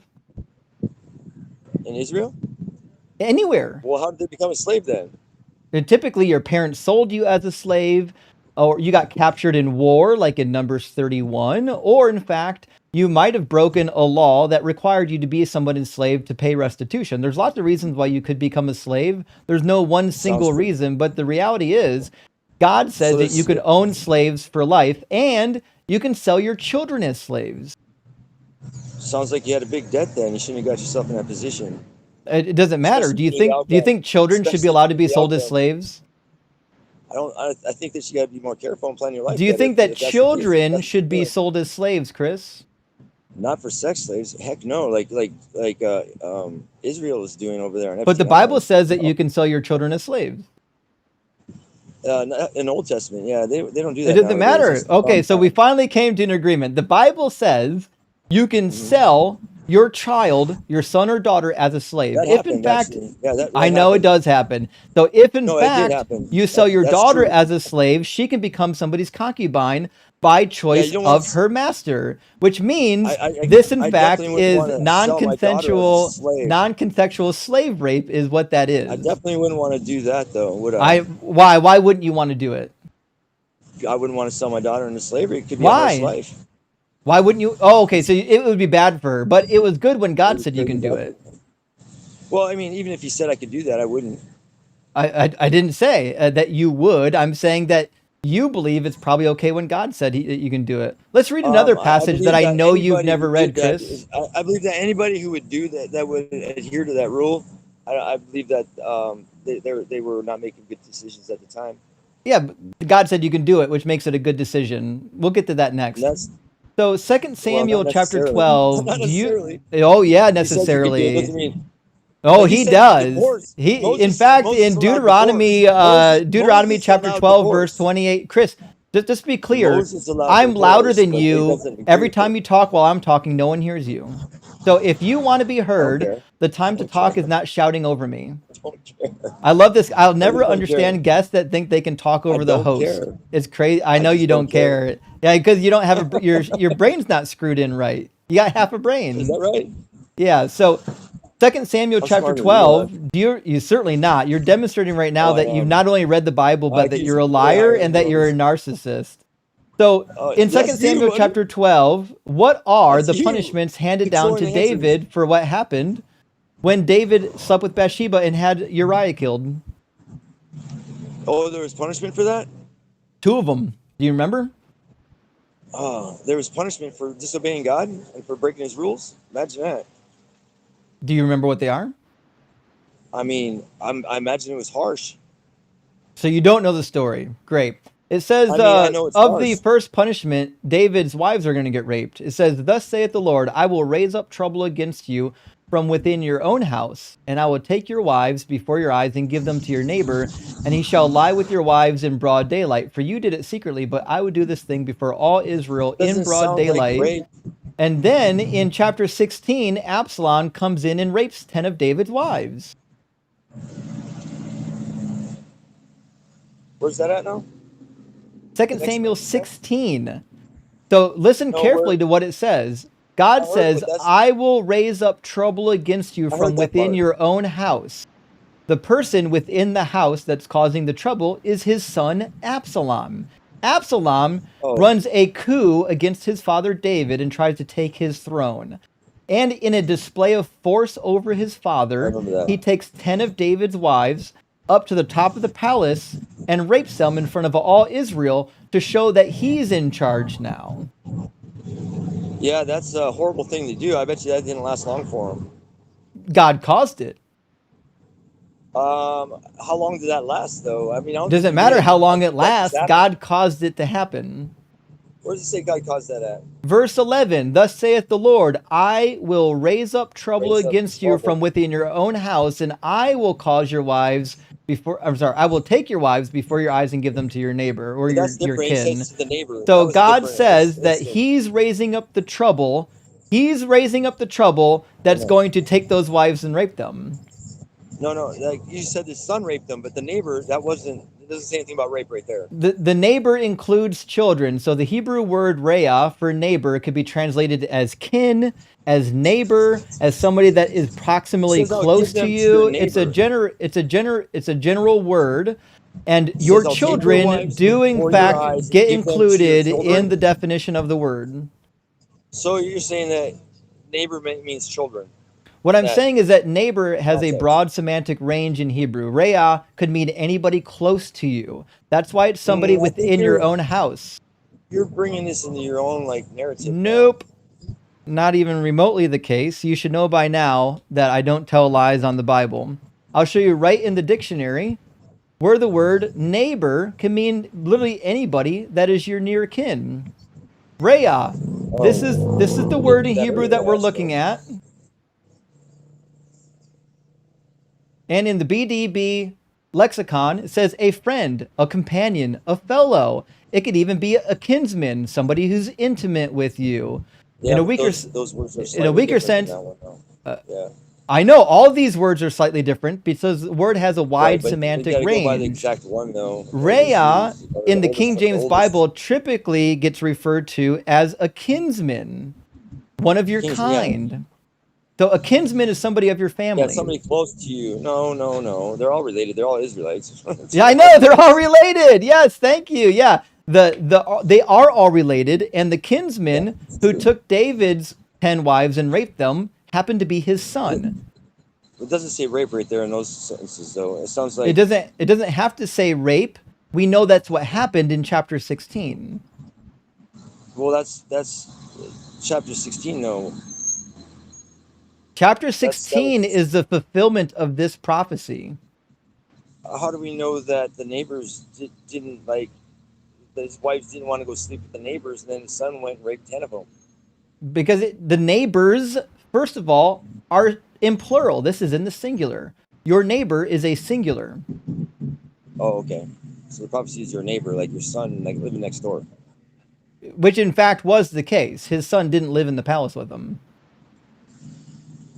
I believe that. And so his son got all jealous and raped his wives because he wanted David's power. Yep. And so how long did his son reign? Did he get it? Did he get David's power out of that? Only briefly. It's also irrelevant. I thought he did. That was only briefly, so he probably paid for that one himself. I'm sure he did. Yeah, he got killed when he was running away. His hair got caught in a tree, and then somebody came and killed him while he was dangling by his long, beautiful locks. Shouldn't be raping David's wives. That's what that comes down to. God caused it. God, I mean, he did it though. But God caused it. God says, I will raise up trouble against you from within your own house, and I will take your wives.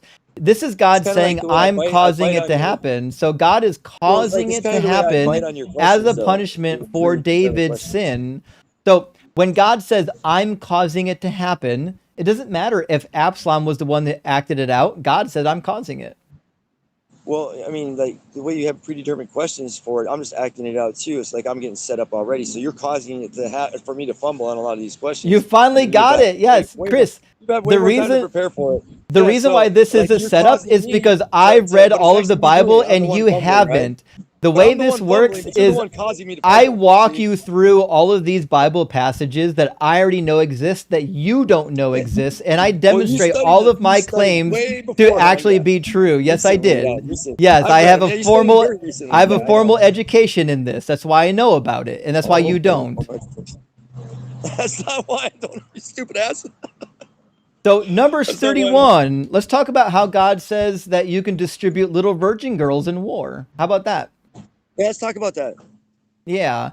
So God wants vengeance against the Midianites for what happened in Peor. Namely, a bunch of Midianite women caused the Israelites to go astray and slept with them, and he wants this to be rectified. So he commands them to go kill all of them. And it says, however, they didn't do it. They let some of them live. And then Moses, it says, became angry with the officers of the army, the commanders of thousands, and the commanders of hundreds who had come from service in war. Moses said to them, have you allowed the women to live? These women here, on Balaam's advice, made the Israelites act treacherously against the Lord in the affair of Peor, so that the plague came among the congregation of the Lord. Now, therefore, kill every male among the little ones, and kill every woman who has known a man by sleeping with him, but all the young girls who have not known a man by sleeping with him, keep alive for yourselves. What do you think they're doing with these little virgin children? What do you think Balaam was doing with the children? I didn't ask you about Balaam. I'm asking, what do you think is happening with these little virgin children who get distributed in war? Let's see. They feed them, nurture them, send them off to a good Ivy League school so they can get a good education. They allow their sons maybe to marry into them. No, the sons get murdered. They get killed. All the little children, boy, get killed. Israelites. The Israelite sons, they not their, Yeah, they not got the. sex trafficked. You're right. These little virgin girls that got kidnapped in war were distributed to the warriors as either slaves or brides, sometimes That's both. been going on. And then That's they been going were. on in history forever. I Like know it has been all going on in kinds of history continents do forever, which that. is why it's so But troubling that God in the Bible condones it. it would go on right now, today. I mean, if because that's just human nature, man. I don't think it is human nature. Is it God's nature? I believe it is in war, in all wars, Is it God's all nature? wars, all throughout history. Look at Vietnam. All Is it those God's Americans nature? were raping women. Is it God's Americans nature? were going. Not at all. God does not Okay, agree. then how come God doesn't God says agree. to do it? God doesn't agree with adultery. How come God doesn't says to agree do with it? adultery. He said he allowed it to happen. He didn't say do it. No, They he did didn't it say on their own. allow. Left to their own vices. Oh, Moses He said that. Yeah, I don't know why Moses he said doesn't he that. doesn't say allow. In fact, I he mean, that's tells you to offending. distribute the little virgin girls among the warriors. It says, "You, Eleazar the priest, and the heads of the ancestral houses of the congregation make an inventory of the plunder captured, both human and animal. Divide the plunder into two parts between the warriors who went out for battle and the congregation," which means the little virgin girls who were plunder of war get divided between the congregation and the warriors. What do you think the Sounds pretty Viking. 20-year-old warriors going out to battle are going to do with these little virgin girls when they get home? I hope nothing. You hope. I didn't ask about your hope. I said, what do you think is going to happen? Well, I mean, I would hope that nothing did. What do you think I is mean, going to happen? I have no idea. Probably the same thing that happened You, on Epstein Island. you have no idea. Yeah, you're right. It's exactly what happened on Epstein Island. Those With the warriors politicians and the world leaders who today, went to yeah. war are going to take those little virgin girls and they're going to become slaves and concubines. That's what's going to happen. And they probably film it, and then they blackmail all the world leaders into doing what they want, like Israel's doing today. Because I don't know why you keep bringing up Epstein. Epstein was a piece of shit, but so is the Bible God. Israel's behind all of it, though. That's the reason why all the No, nations are well, going to first rise of all, up against Israel's them. not behind all of it, and your Yes. anti-Semitism is not going to work Yes. here. Oh, I'm not anti-Jew. Yeah, saying Israel's behind it is definitely anti-Semitic. I'm going to read one more passage with you that I'm sure you're going to fumble. I know you're going to fumble because there's actually nothing good in this passage. So, one question you last read, passage, from the Chris. comments, Do you Matthew. think that women should have autonomy over their sex and reproduction? I believe everybody should have freedom. Okay, so women, like if a woman is married and let's say she is childless, should she be forced to marry her widow's brother so that there's a child that can preserve the heritage? She knew what she was getting into when she married. I the didn't guy. ask you that. I said, should she be knew forced to do it? It's I didn't always ask. been I didn't like that ask you for if her. she knew. I asked, should she be forced? It's always been like that. I for didn't them. ask They you if didn't it's know always been anything that else. way. I asked you if it's They didn't know anything else. I didn't ask you. God doesn't know anything else. The creator of the universe doesn't know anything else. Oh my God. But now we've just learned that God doesn't know things. Does God know all things or not, Could be Chris? darn that. Oh, God knows everything. Okay, does he know that women shouldn't be forced into arrangements? They know that that's what the arrangement is. It's not being forced. No, does God They know? They're marrying the brother. That's what they're Does doing. God know that women should have autonomy, yes or Well, no? as opposed to what? As opposed to what else was she I'm gonna asking you, does God know? do? Well, what else was she gonna do? Let her fucking go. She can do anything she wants to. She's a widow. She can. They should give her the property. If she's widowed, she should inherit the estate. But unfortunately, in the Bible, that's not how it's set up. Well, she knew that though. It doesn't matter. I'm asking you, is there a better way? At the time, Yes. probably not. No, Probably then not a better way at the time. there is a Where better did the way estate because go? It went to his brother, God right? It went to because his God brother knows also. all We're things. In talking fact, the about law continuing code that the was family. given in Deuteronomy, It's all God for the family, specifically though. tells you It's for the in family. Exodus, Leviticus, and Deuteronomy that He's giving you this law code to follow forever, and that it's going to set you apart from the other That's people. not This forever. law code Christ is is the going reason to. why that law does No, longer apply. Jesus said to follow the law.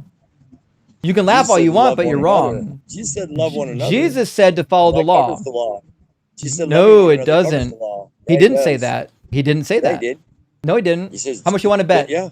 How much you want to bet? I'll Venmo you $100 want- right now if you can find a passage where You will? Jesus says that loving people is all you have to do. You don't have to follow the law.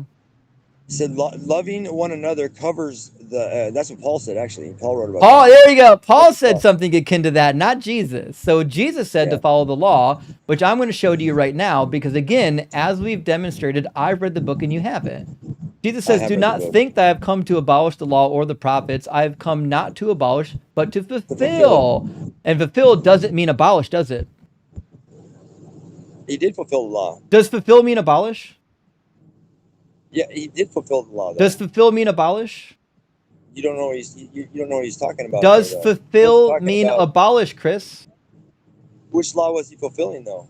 I'm asking you a question and you're running away from it. Does fulfill mean abolish, yes or no? No, it doesn't.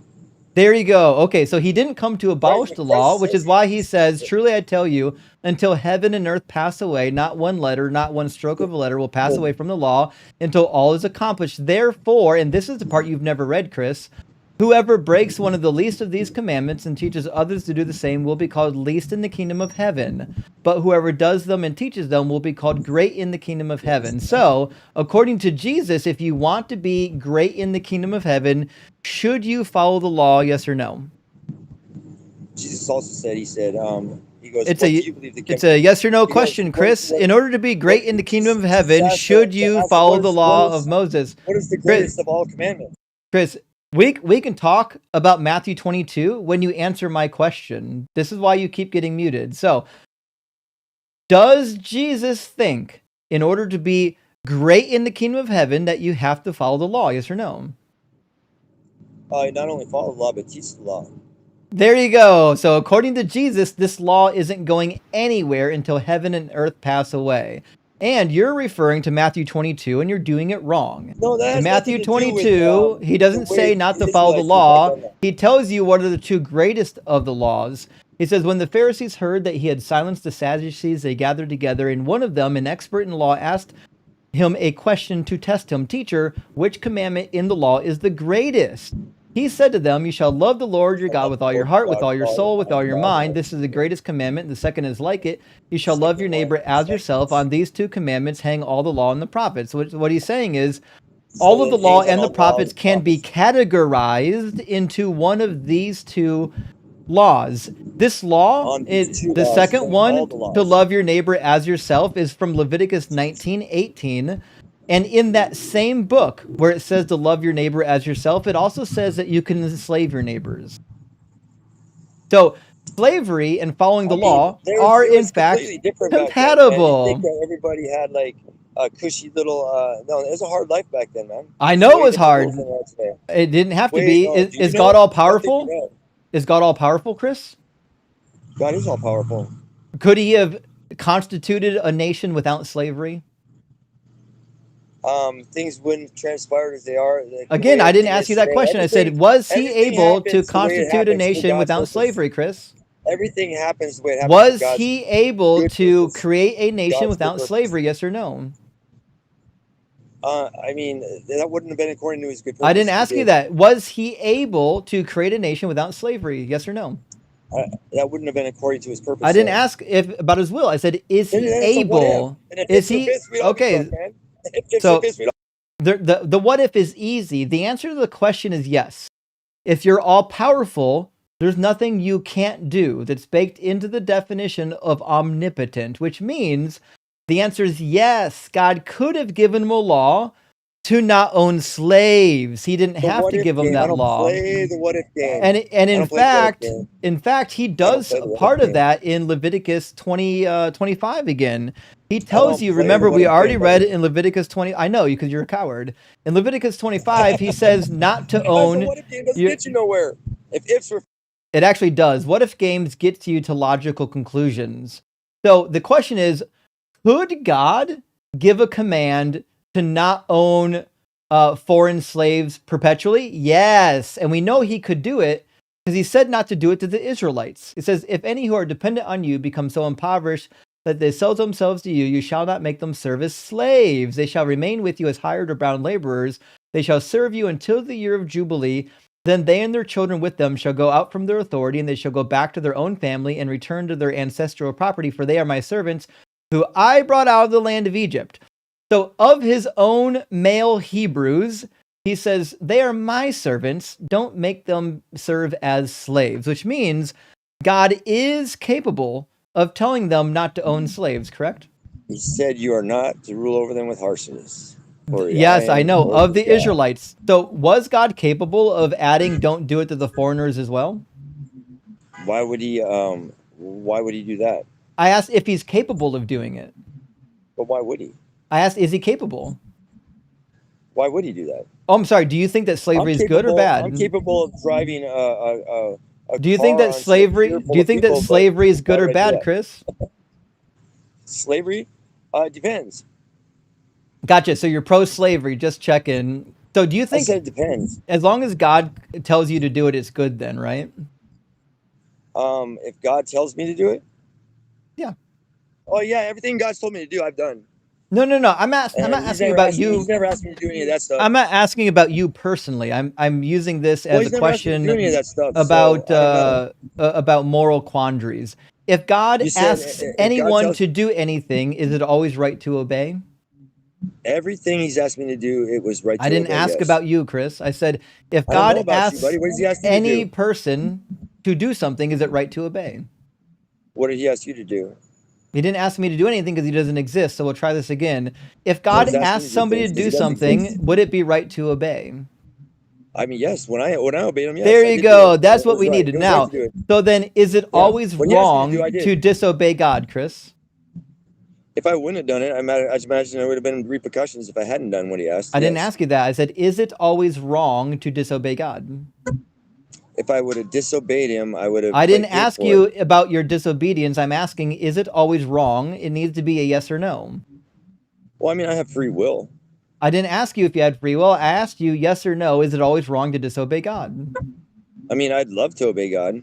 I didn't ask you that. I asked, is it wrong to disobey God? Or is it wrong I to, don't know why disobey I would God? want. I don't know why I'd want to disobey him. So just to be clear, you're not capable of actually answering yes or no. You're too much of a coward. I'm not a coward at all, my You friend. dodge. We can We're go to gonna the get the parking lot we're to gonna show get the you that. dodge counter on the screen. We're already at Go to like the dodge parking lot number right now. 30. I'm not that far away. Let me get the dodge counter going, and Hey, meet me at the we parking might lot set right a now. we might actually set a new record. We're at dodge number See if you're a 7 at coward. Let me see if least. you're a coward. Come out So to the parking dodge lot. number 7. Let's go to dodge. Oh, here comes. I love it. Here comes the threats of violence. That's my favorite thing. No, So Chris, is you it say I'm a always coward. Let's is see if it you always are. wrong? Is it always I'll wrong? meet you in the parking lot to see if I you're would a love to coward. meet you in a parking lot if you ever turn I up in would my love to meet you in the parking town. lot. Let's have it. Let's show your love God of wouldn't want me to Christ. do that, but I'm a man, so Oh, I'll you're a do it. man, so you disobey God. Is it wrong to disobey God? Yeah, I imagine it would be wrong. Is it always wrong to disobey God? It would be bad if I did that. Yes. I said, And is it smear you all with always wrong concrete. to disobey God? Oh, absolutely. Gotcha. That I don't know why it took 30 minutes to get there. Fantastic. We'll set the dodge counter back to 0. So the next question is, if God That doesn't told save you to That own doesn't a save you. slave, would it be wrong to own a slave? God has never told me to own a slave. I didn't ask if he did. I said, if God commanded you I to don't play own a the slave, game. I would it told be you that. wrong? I don't So play you're a the game. I already coward? told you Okay, that. dodge number I'm a coward, yeah. 1. I'm a If coward. God told you to own a slave, would it be wrong to own a slave? I don't play the if game. Dodge number 2. If God told you to own a slave, would it be wrong to own a slave? I don't play the if game, buddy. Dodge number 3. Why If do I have to God play your told if you game? to own a slave, would it be wrong or right to own a slave? Why do I have to play your if game? Dodge number 4. If God told you to own a slave, would it be right or wrong to own a slave? There's no ifs. Dodge number 5. We only get 10 of these. If God told you to own a slave, would it be right or wrong to own a slave? Oh, now I play the if game. Just kidding. Dodge number 6. If God told you to own a slave, would it be right or wrong to own a slave? Oh, now, no, still don't play the if Dodge game. number 7. Gonna If make God me play told the you to if own a game? slave, would it be right or wrong to If? own a slave? Keep in mind, Bro, cowards you don't can't make me answer. play the if game. Dodge You number can't make me 8. play the if game. I'm not your Cowards. bitch. Are you a coward? Yes or no? I'm not your bitch. I know Are you a that. coward? I'm not your bitch. Are you a coward? I'm not your bitch. Don't answer the question if you're my bitch. I don't play the game. There you go. You're my bitch now. Thanks for confirming it. We appreciate it. Chris, it's I'll been see you in a parking fun. lot. Maybe more. Yeah, I'd love to see you in a parking lot, Chris. I could bench press you twice. Don't even worry about hurting me. I'll take it. I'll take the lumps if you got any to bring. I'm not worried about it in the slightest. I love the Christians that come up here. You will know them by their fruit. This is why you should not sleep with your family members. No, he's certainly not. Certainly not. If I had to guess if he was inbred, I would have to say yes. I would have to. I don't know what else to tell him. There's a lot of easy questions he couldn't even just wow. I do love it when they get so thoroughly like thrashed in debate that they have to start threatening violence. I mean, to be fair, when he started threatening me, I did feel like maybe I needed to become a Christian at that moment because I was so overwhelmed with Christ's message. But I found a way to hold off. It's like that movie. What's that lady? That girl's name, Mandy Moore. She throws a Bible. She's in a movie about a Bible camp, and she throws the Bible at a girl. She's like, "I'm filled with Christ's love."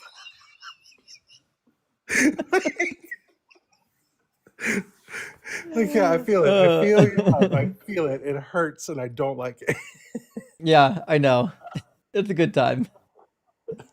Oh well. Well, I suppose we'll read a couple of super chats and see if we can get some more opposition. It took a while to get some opposition tonight, but we finally got some people that I would say are dumb enough to call in on this passage or on this topic.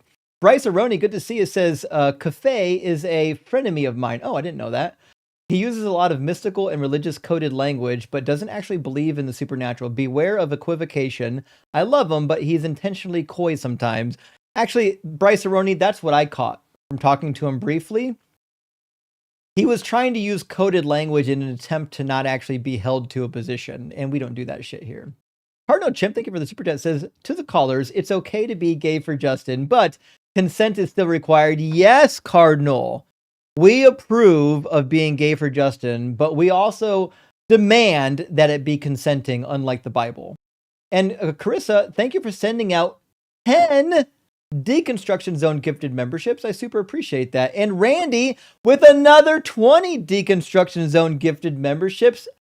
Thank you so much, Randy. Randy making memberships rain this month like crazy. And a super chat, thank you. Says, have a wonderful Thanksgiving, Justin. And all in the live chat. I hope everybody in the chat has a great Thanksgiving. I think it's going to be a fun one. And Flux Chandler, thank you for the super chat. Says, I don't want it to be lost here that Chris said God would prevent sexual assault if the victim prays to be saved from it. He's shifting all responsibility to victims, disgusting human being. You're right, Flux. And if he's willing to save those who pray not to be raped, that means he's intervening on somebody's free will to prevent them from being raped, which means you can't claim that God can't violate free will. It's a bullshit answer every time. And Sandwich Prince says he literally said the slaves are there for babies, not smecks. I mean, let's be honest. If they're there for babies, they're there for the sex. Those people were either good at immaculate conception or science, I guess. Doug blessed these lost callers, rock and stone. I know. It's embarrassing what comes out of their mouths. And Simeon says, Justin, so it's okay to tell your kids, sell your kids into slavery. Chris, not as a sex slave. Oh, okay, Chris. So you can sell your kids into regular slavery. What a POSFF. I agree. Piece of shit all the way. Why do they always defend slavery? Because they have to. They have to. They have no choices in the book. And Electric, thank you for the $10 super chat. Says, just because girls used to be married at 14, it was always wrong. Wrong now, wrong 2,000 years ago. Such an anti-human ideology. Keep up the fight, Justin. Well, thank you, Electric Helo Driver. Thank you. I appreciate that. And let me grab just one or two more supers and we'll get our next guest in here. Chris, thank you so much for the $20 super chat. It says, God diddly dang, I am so sorry. This is for all the anti-Chris POSFF. Scary dude, be safe. Don't worry, I'm safe. I get threatened a lot. I get death threats in email, over text, in my mailbox. In fact, somebody this week literally came to where I live and wrote "Jesus is alive" on the sidewalk in front of my house. I get threatened by believers every single week. It's a normal phenomenon for me. I'm used to it. It doesn't bother me. Wow. That's crazy, though. Believers are unhinged, Dougal. Do you know They this? really are. They really are. Yeah. They'll dox you. They'll track you down. Yeah. They'll do whatever. Okay.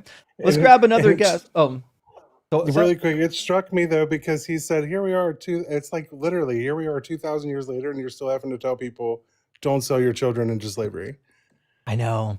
It's wild that we have to say that we have to tell people not to sell your daughters into sex slavery. Like, what Here's the what it fuck? is. Well, let's get maybe you walk. How you doing, you walk? What up, bro? Are you at least I'm 18 doing and do you good. believe the Bible is true? Man, I do. Cool. And do you think that the prompt on the screen is true or false? Wait, the Bible can. I don't know, bro. I started reading the book. You feel me? I've been in a couple of lives with some atheists. You know, so this literally has become like a new topic of mine. Just watching you guys, to be honest, like watching you and the other dude too. The Christ before Jesus dude. Jaren, he's awesome. You Yeah. know. Yeah, but I'm not gonna lie. I just be here like to really see our point of view. Just to have my own Yeah. thinking for real. But Why do I'm still people reading the in the book though. TikTok chat say that you're under 18? No. I'm 25 actually. My birthday is tomorrow. I'm 25. Oh, well, happy birthday. My birthday So, is literally and yeah, it's literally in like 2 hours. sure. Is everything God does, I'm about to be 25. Yeah. if God does something, does that mean that he condones it?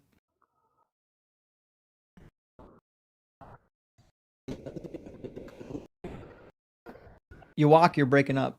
I mean, how you want me to answer that? If so,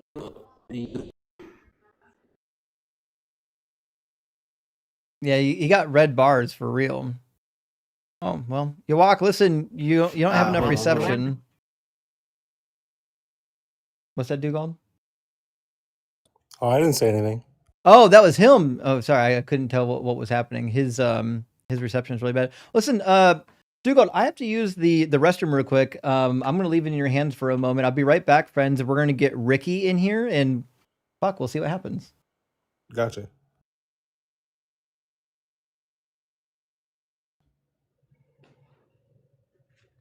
All right. Ricky, is he on YouTube? Hello, Ricky, are you there?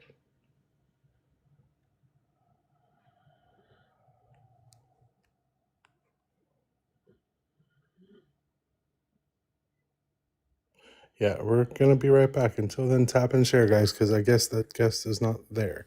Yeah, two other things. Tap, share. Host does have GGs. YouTube. You all know how to do super chats. You all know what to be doing over there. We appreciate you all being here.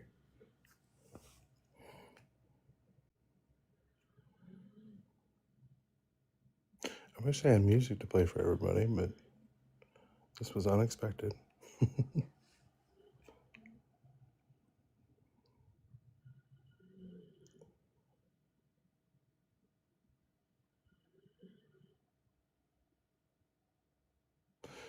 Yeah, they weren't there, Justin. Oh, sorry, I didn't bring Ricky up yet. I apologize. That's all right. No It's worries. my bad. I was all Let's grab prepared, but I Ricky. was like, hello. I know you would have cooked them. What's going on, man?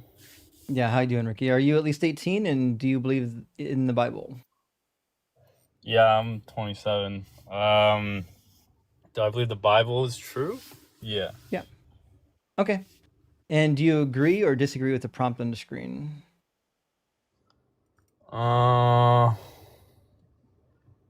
Yeah. I'm gonna disagree with that. Okay. Why?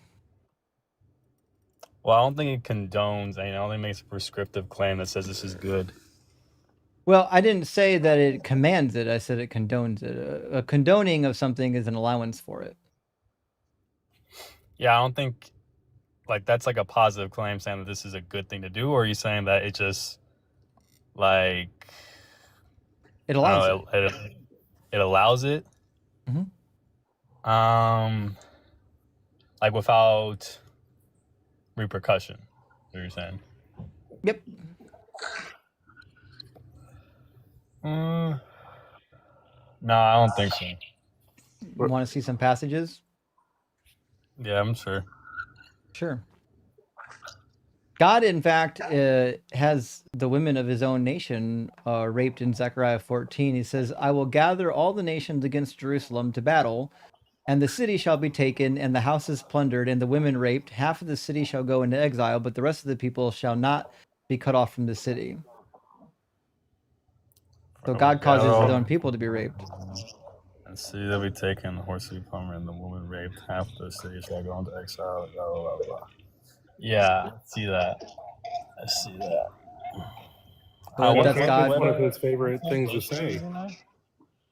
What translation are you using there? NRSV. Is that the Catholic edition? No. I do have the Catholic edition up. I can get it. It's right here, actually. They've got a Catholic edition. If you want it for this passage. What that says. It says, for I will gather all the nations against Jerusalem to battle, and the city shall be taken, and the houses looted, and the women raped. Yeah, I do see that. To be fair, I like the Catholic Bibles better.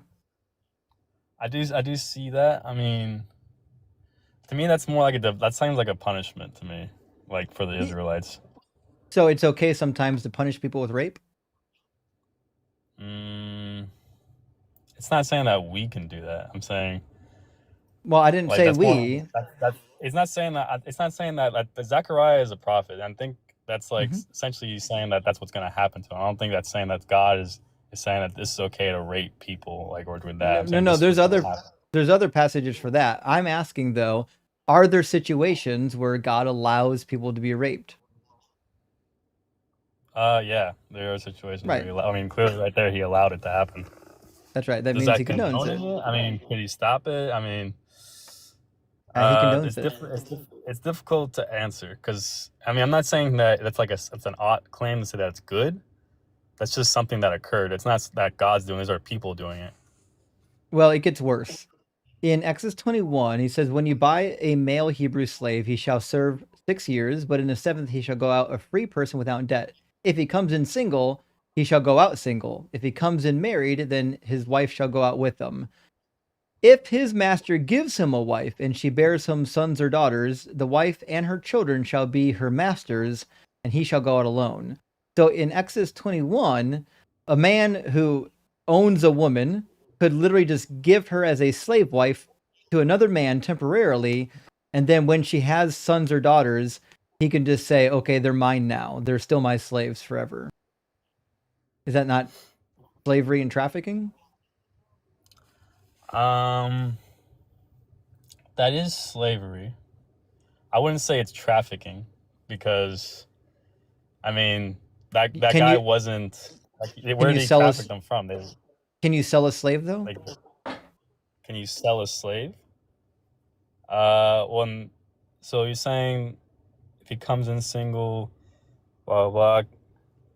They bought the like. I'm curious. Like off of that passage, you're saying, can you sell a slave? No, in general, if you own a slave, are you allowed to sell it? To sell it, I mean, I think they did buy slaves from like the nations around them or something like that. And from their own people. These aren't ought claims. Like these are things that happened in the past. I'm not saying these are ought claims. I'm saying these are things that God allows. So let me kind of explain it like in the way I interpret it. So like in the time in which that was occurring, this was like normal occurrences. I know. And like the reason that doesn't make it better. I know. But the reasoning, so God is trying to teach the Israelites like senses of morality. Like if you look in the Old Testament, We it's like agree. the He's lowest. trying to make them distinguished from the nations around them, and part of the way is that they can own slaves. Well, that's not saying, it's not an ought claim that slavery is good. I'm saying so. I'm You need not. to I teach, didn't say anything about ought claims. I promise we can get there though. Deuteronomy 12:28 provides you with an ought claim. but I'm saying he's trying to teach them like semblances of morality. So like, So it's moral to own slavery slaves. was, no, that's not what he's saying. It's not what I'm trying to say. He's saying that their slavery was just normal. So like that wasn't even like, How many so in their slaves did mind, the Israelites own when they left Egypt? I don't think they own slaves. Yeah, they didn't own slaves. Good God just said, "Hey, keep it this way." The thing about it was like slavery was all around them. This wasn't like a It doesn't mystery. matter. They It didn't, could. but they didn't know. Well, so was pagan worship and adultery. God said, "Don't do that shit either," right? So God Yeah, gave but them the laws to set them apart from the nations around them. The goal of this law code was to make them holy, so that God wouldn't cause the land to spit them out. That's in Leviticus. Right, but they also rarely ever follow the law as it is. Like, It doesn't matter. so he needs to give. I know, but it doesn't matter if whatever he said, they constantly like. So he's trying to maximize the amount of like, willingness they are to actually serve God, because if let's say if the law was, maybe too complex for them to understand, like maybe most of them Too wouldn't have followed it. complex. They couldn't eat swine. They literally couldn't plant two crops in the same field. They couldn't mix their fabrics. They had to pay attention to which animals chew cud. The law was everything but non-complicated. It was the most complex dietary law code of anybody from the time period, even more than the Egyptians. Like, trying to say like God was trying to give them something they could follow is irrelevant. We know they saying couldn't like follow moral any of that shit. They didn't follow it. Yeah, no, they didn't follow. I mean, they didn't follow most of the laws. But what I'm saying is, it's like he wanted to give them a law that made sense to them, so they give them a general No. understanding, and to move them toward He a didn't- higher understanding. That's why the Old That's Testament. not is in this book at above- all. There's nothing in this book about the law being progressive. In fact, Deuteronomy 30 directly contradicts that. Deuteronomy 30, he tells them that you're going to follow this law forever.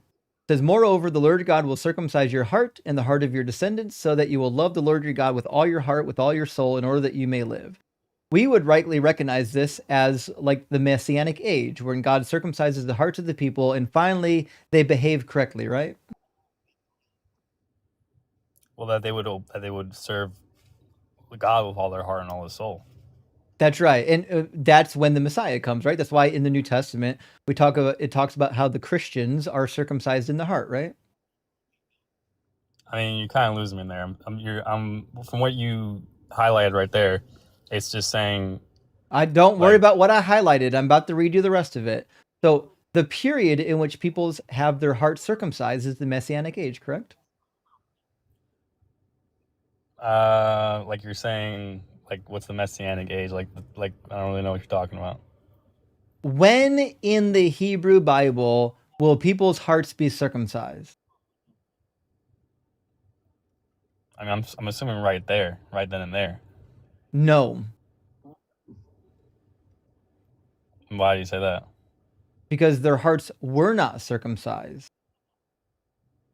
Do you think all of God's people decided to obey him at that moment?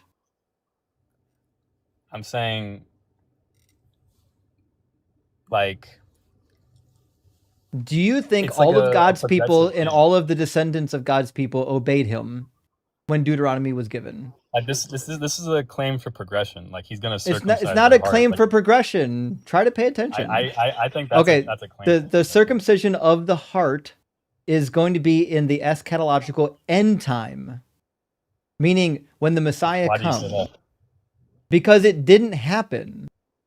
But where are you getting that from the text? The text is clear. It's talking about what happens when they don't obey. So this is referring to the Babylonian exile. Chapter 28 to 30 talks about what God's going to do when they don't obey, and explicitly invokes what happens with the Babylonians. We know that God didn't circumcise their hearts here because he's talking about a time in the future. This is about future events. And we know he didn't circumcise the How do hearts you of the figure? people because in Ezekiel 44, we get the eschatological end period in Ezekiel 44. And he says that during this time period, people's hearts will in fact be circumcised. So in verse 4:9, he says, "Thus saith the Lord God, no foreigner uncircumcised in heart and or flesh of all the foreigners who are among the people of Israel shall enter my sanctuary." This idea of the circumcision of the heart happens in the eschatological end period. That's why it's in Ezekiel 44, who's talking about when the new Jerusalem comes down. Yeah, but he's saying that no one who is uncircumcised of heart or flesh shall enter my sanctuary. So that would assume that there I are people who are know. No, circumcised in the that's okay. flesh. This is a prophecy for the future, Ricky. This is not saying something happening right now. It's a prophecy for the future. But there are people who can be circumcised of heart and of flesh. I mean, circumcised of heart just means I know, and you don't according have to the malice in your Bible, heart. when does that happen? That can happen. There's lots of people in the Bible. That's just a parable. There are lots of people in the Bible. It's not who a are parable, it's a prophecy. I'm asking you, when in the Bible does God say the hearts of all of his people will be circumcised? I mean, I don't know what prophecy it says that to me. From what you've showed to me, that's just saying like over time or at now. Like it's not. It doesn't say over time or now. Well, you're not saying what you're saying either. To me, it's just like how you interpret it. It's like No, he's it gonna doesn't do it. It could be. doesn't say It could that. be not Okay, so everyone all at I'll once. just It could be some people. all right. Just pay attention to the passage, Ricky, and maybe you'll figure it out. It says, "When this happens, the Lord your God will put all these curses on your enemies and on the adversaries who took advantage of you. Then you shall again obey the law, observing all of its commandments that I am commanding you today." So have all of God's children turned to Yahweh and obeyed all of the commands? I mean, no, Okay, that means this hasn't happened yet, has it? not to everybody, but maybe to some people. It doesn't But say like you some said, people. It says, it doesn't say. It try doesn't say the things you're saying this is where reading comprehension matters, Ricky. It says, "I will I know, circumcise your heart and the heart of your descendants." These are all the descendants of the Israelites. He's talking to the Israelites, Ricky. He's talking to the people of Israel right here. He's saying, "Of your hearts and your descendants, I will circumcise it and cause you to follow these laws." Do you think that has happened? I mean, but just based on my reading, so your Do heart refers you to think 100%. that it Yes, has says- happened? yes. Well, no, you'd be Yes, wrong my then. man. You'd be wrong. Why? It says the Because circumcise your heart. because the so descendants alive. of Israel haven't followed the law. I mean, Bro, dude, Like in they're- Deuteronomy, the first thing they do is stop following the law and God has to punish them. Have you read this book? I'm aware, but that's not Okay, saying all. at no point everybody- in time did the descendants of the Israelites follow the law. There are some people who didn't follow the law. Yeah, I mean, there's some people who did. Like It's crazy not that making- it's crazy that claims you aren't- can't aren't follow all what's in actually being said here. The hearts I am of the following that. Israelites and their descendants. How many descendants are there? I mean, there's a fuck ton of them. I know. Does this say some of your descendants? Doesn't say all of your descendants. Does it say some? It doesn't say all. Does it say some? It doesn't say all. Does it say I'm just- some? I'm- Ricky, I'm more stubborn. I'm more stubborn than you. You're going to answer the question. Does it say some? It doesn't. Okay, it doesn't say. Does some, it say some? Okay. When you talk about the descendants of a nation who follow God, are you required to say every one of them? Yeah. No, you're wrong. If you've actually read the promise that God makes to the Israelites, he talks about an eschatological end period where he is actually dwelling with the Israelites in their presence and they're actually finally obeying him. Think like Jeremiah chapter 31. It says that all of the people will know who the Lord is, from the youngest to the smallest. This is the period in which they do actually obey. It explicitly says it in Jeremiah 31. The fact you're that saying it this is a doesn't say prophecy. every single one of your... It is a prophecy. It says will. It's in the future. God will circumcise your hearts.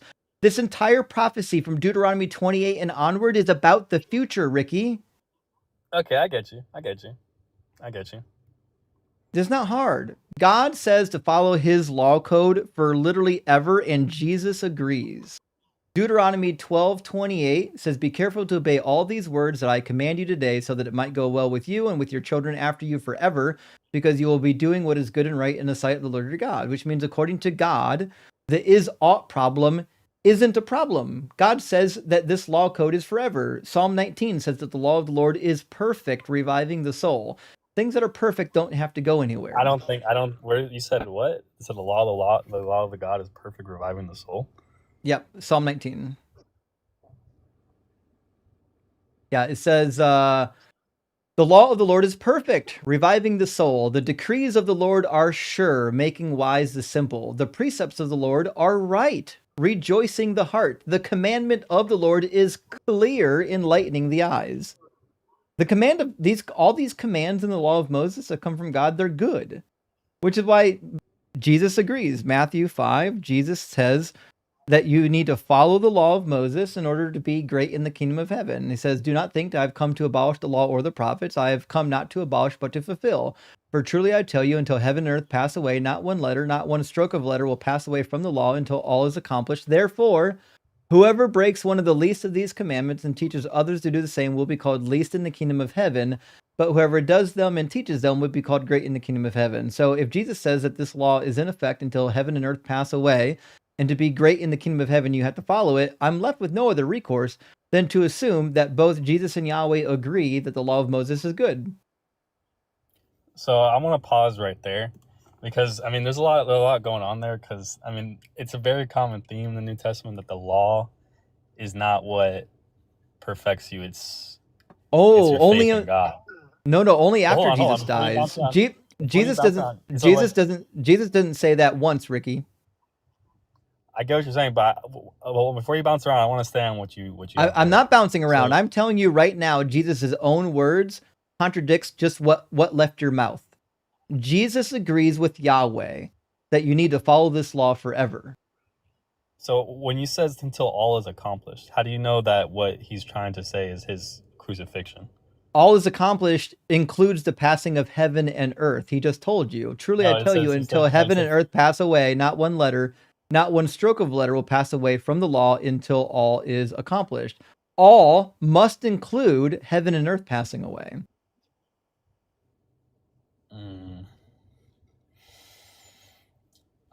Because the way I've have heaven and earth passed away. No, but does he say that heaven and earth must pass away before one letter of the law is taken? Yeah, it does say that. Okay, so that means the law is still in effect, which is why he tells you, whoever breaks the least of these commandments and teaches others to do the same will be called least in the kingdom. He's not saying you have to follow these laws to be saved. He's saying if you want to be great in the kingdom of heaven, you should follow them. I mean, I just have to disagree with you, but I mean, I get what you're saying. Like You're not disagreeing with me, you're disagreeing with Jesus. Does Jesus tell you to follow these laws? Yes or no? I'm disagreeing with your interpretation of it. It's not my interpretation. I read you the direct words from the book. Does Jesus tell you to follow the laws to be great in the kingdom of heaven? Yes or no? You're taking a very literal, like... No, words have meanings here, Ricky. Did Jesus tell you to be great in the kingdom of heaven that you have to follow the law? Yes or no? Well, it says... Yeah, yes or no? Least of these commandments and teaches others to do the same, we call least of them. So yes, it does say that. But I'm saying okay. So does Jesus prefer you to follow the laws? Yes or no? The laws that he made. No, he didn't say the laws that he made. He talked about the law of Moses. He said the law and the prophets. He's not talking about the law of Moses, man. The law and the prophets is the law of Moses. There's many things. Do not think that I have come to abolish the law or the prophets. We know what the law is. We know what the Torah is. The law and the prophets are the Torah and the Nevi'im, 2 sections of the Hebrew Bible. Right. And so did Jesus come to abolish the law or the prophets? Who was the law of Moses for, though? It was for all of the Israelites, and then eventually all people. If you bothered to read the Hebrew Bible, you would learn that when the Messiah comes in Isaiah and in Jeremiah, the law is going to go out of Jerusalem to the ends of the earth. All people are going to have to follow this law because the kingdom of God will now encompass the entire earth. So initially it was for Israel, but it was intended to be for all people eventually, which is why Jesus says to be great in the kingdom of heaven, you must follow the laws. Right. Okay, so But does Jesus there are, prefer you to follow the laws, Ricky? Yes or no? yeah, of course. Okay, there we go. So we finally got to a conclusion here, which is that according to Jesus and his Father Yahweh, the preference is for you to follow these laws, which means they're not progressive. They prefer you to follow these laws forever. I mean, like, I just kind of have to disagree with you because I don't think You're it's not as simple disagreeing as with what me. you're You're saying. disagreeing with the Bible. No, because you take a very like upfront literary Have approach to heaven the and earth Bible. passed away? I get what you're saying, but you're taking it like very Have like to heaven me he's and using a earth passed away, Ricky? to me he's using a hyperbole Is there. is not a hyperbole. That's what it sounds like to me. Like it's just It's hyperbolic language not. for them to I'm understand. sure its words For don't them to mean understand. words. What's it Well, hyperbolic for? What's it hyperbolic for them to for? understand, for them to understand, like nothing is gonna change in the law, like Until what is when? accomplished. Until when? Until what it needs to be accomplished is accomplished, and that was What his does he crucifixion. tell you? What does he tell you? What needs to be accomplished?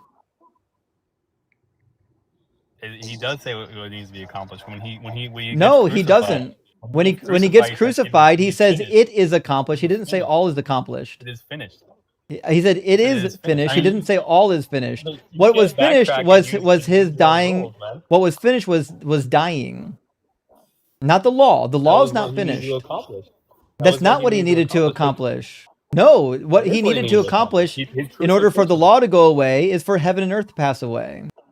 So we'll try this again. I know that words are I'm gonna have to difficult for disagree with you. Christians, and I get that.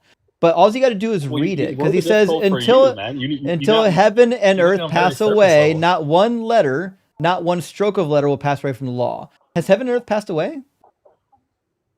I know, but it's hyperbolic language. Have Man. heaven and earth passed away? You don't understand like the nuances of It's the certainly not language. hyperbolic. I do know the nuance.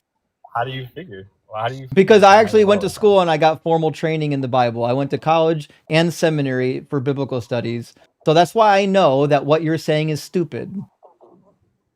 I mean, I'm gonna have to disagree with you. I mean, Well, you have no grounds to disagree with me. Your only argument is that your only argument is that words don't mean words. Jesus clearly tells you, he says, therefore, whoever breaks one of the least of these commandments and teaches others to do the same will be called least in the kingdom of heaven.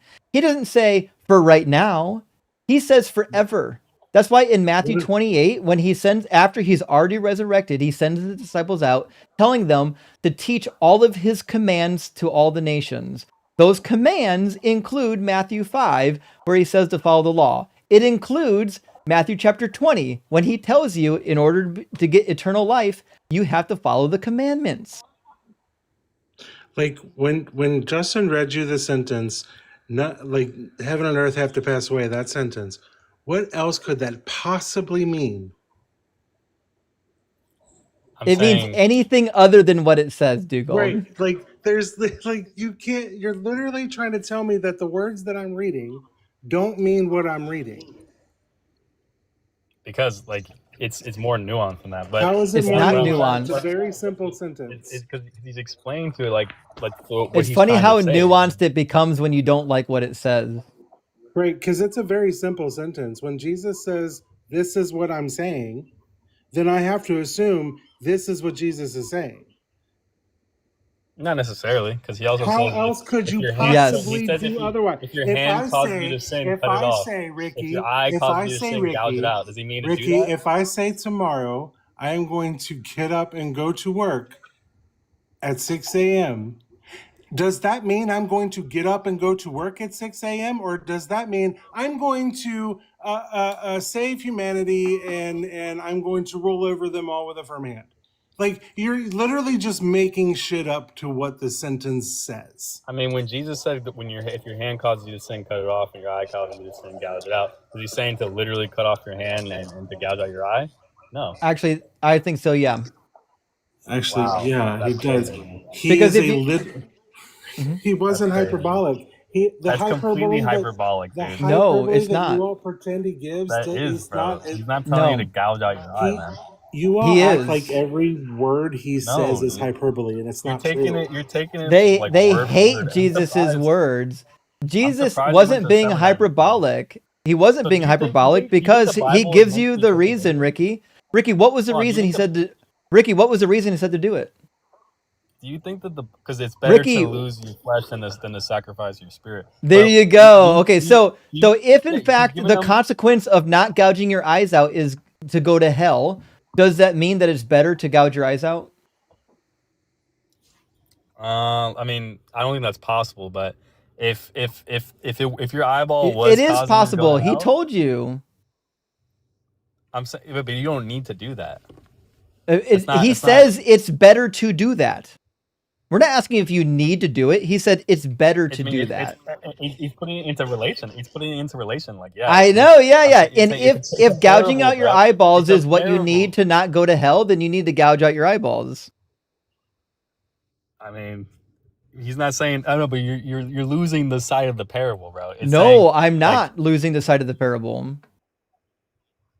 I think you are. I mean, It's to not a me, parable, you by don't the see way. you don't I don't see. think you know what a parable is. A parable is not instructions. And in fact, that so-called saying shows up in the same chapter, Matthew chapter 5.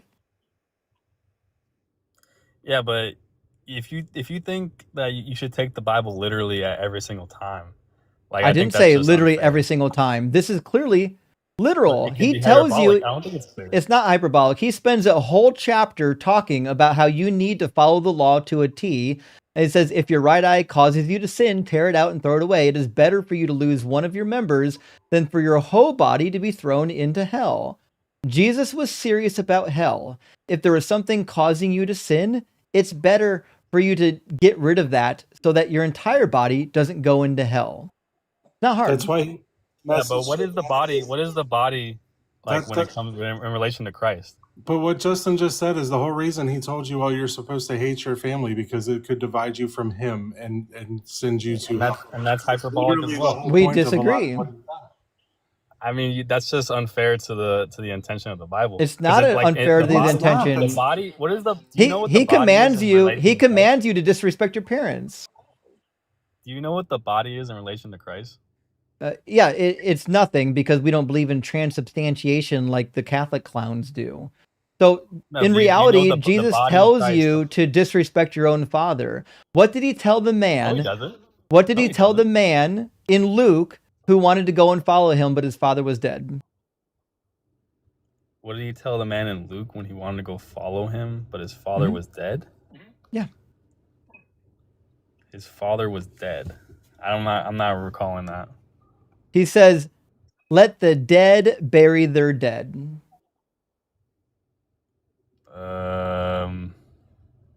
Have you read this one? I'm not. I've read the whole New Testament. Yeah. It's Luke 9:60. I'll put it on the board for you. There's a man who wants to give his father a proper burial, which in fact is what you should do. According to Jewish custom, you're supposed to bury your father and give him a proper, respectful burial. A man who wants to do this, but he also wants to come follow Jesus. Jesus says, nope, disrespect your father. In fact, he says, we'll read it from the beginning. They were going along the road. Some said to him, I will follow you wherever you go. And Jesus said to him, foxes have holes and birds of the air have nests, but the Son of Man has nowhere to lay his head. To another he said, follow me. But he said, Lord, first let me go and bury my father. And Jesus said to him, let the dead bury their own dead. But as for you, go and proclaim the kingdom of God. And this is told in one of the other gospels as well. Jesus was not making as many hyperboles as you think. He was ruthless, which is why in Mark chapter 7, he chastises the Pharisees for not murdering their own children. You're saying in Luke chapter 10, Jesus chastises the Pharisees for not murdering their own children. No, Mark 7. Jesus does that. Yeah. I mean, can you pull it up? Yep.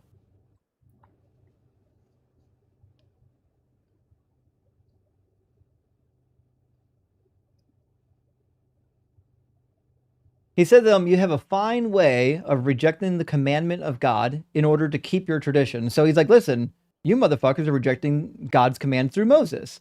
For Moses said, honor your father and mother, and whoever speaks evil of father or mother must surely die. But you say that if anyone tells father or mother, whatever support you might have had from me as korban, that is an offering to God, then you no longer permit anything to be done for father or mother, thus nullifying the word of God through your tradition. So the most heinous command in the law of Moses, almost Deuteronomy chapter 21 and Exodus chapter 21 both say you can kill your offspring. He endorses, he chastises the Pharisees for making laws that prevent this from being carried out. He was ruthless. You can unalive your offspring. Yeah. I need you to show me that one. Deuteronomy 21, and it's also in Exodus 21, 15 through 17. We'll do Exodus first because it's shorter. In Exodus, oh, I scrolled too far. There we go. Whoever strikes father or mother shall be put to death. And then he says, whoever curses father or mother shall be put to death, which is what Jesus was referring to in the law of Moses. But in Deuteronomy, like, you can kill a child just for being rebellious. It says, if someone has a stubborn and rebellious son who will not obey his father and mother, who does not heed them when they discipline him, then his father or mother shall take hold of him and bring him out to the elders of his town, to the gate of the place. They shall say to the elders of the town, this son of ours is stubborn and rebellious. He will not obey us. He is a glutton and a drunkard. Then the men of the town shall stone him to death. You shall purge the evil from your midst. Yeah. And what's wrong with that? Do you think that we should be killing our rebellious children? I mean, no. Well, Jesus thought it was okay. In this particular time, does they were it say trying to demonstrate it evil does from their midst. Yeah. Well, that's all time. There's not a single spot in all of Jesus's teachings or the Old Testament where it says that the law is going to be done away with, or that it's temporary, or that it's progressive. It says it's perfect and eternal. I mean, I have to disagree with you on that. I mean, I think the law was in a place for its time. Like that's where we disconnect. I think that's where you're wrong then. They were in I think you're wrong on that. I mean, well, I'll just show you the passage where it clearly tells you that you're wrong. Deuteronomy 11:1 and Deuteronomy 12:1. 1 second, I'll pull it up right now.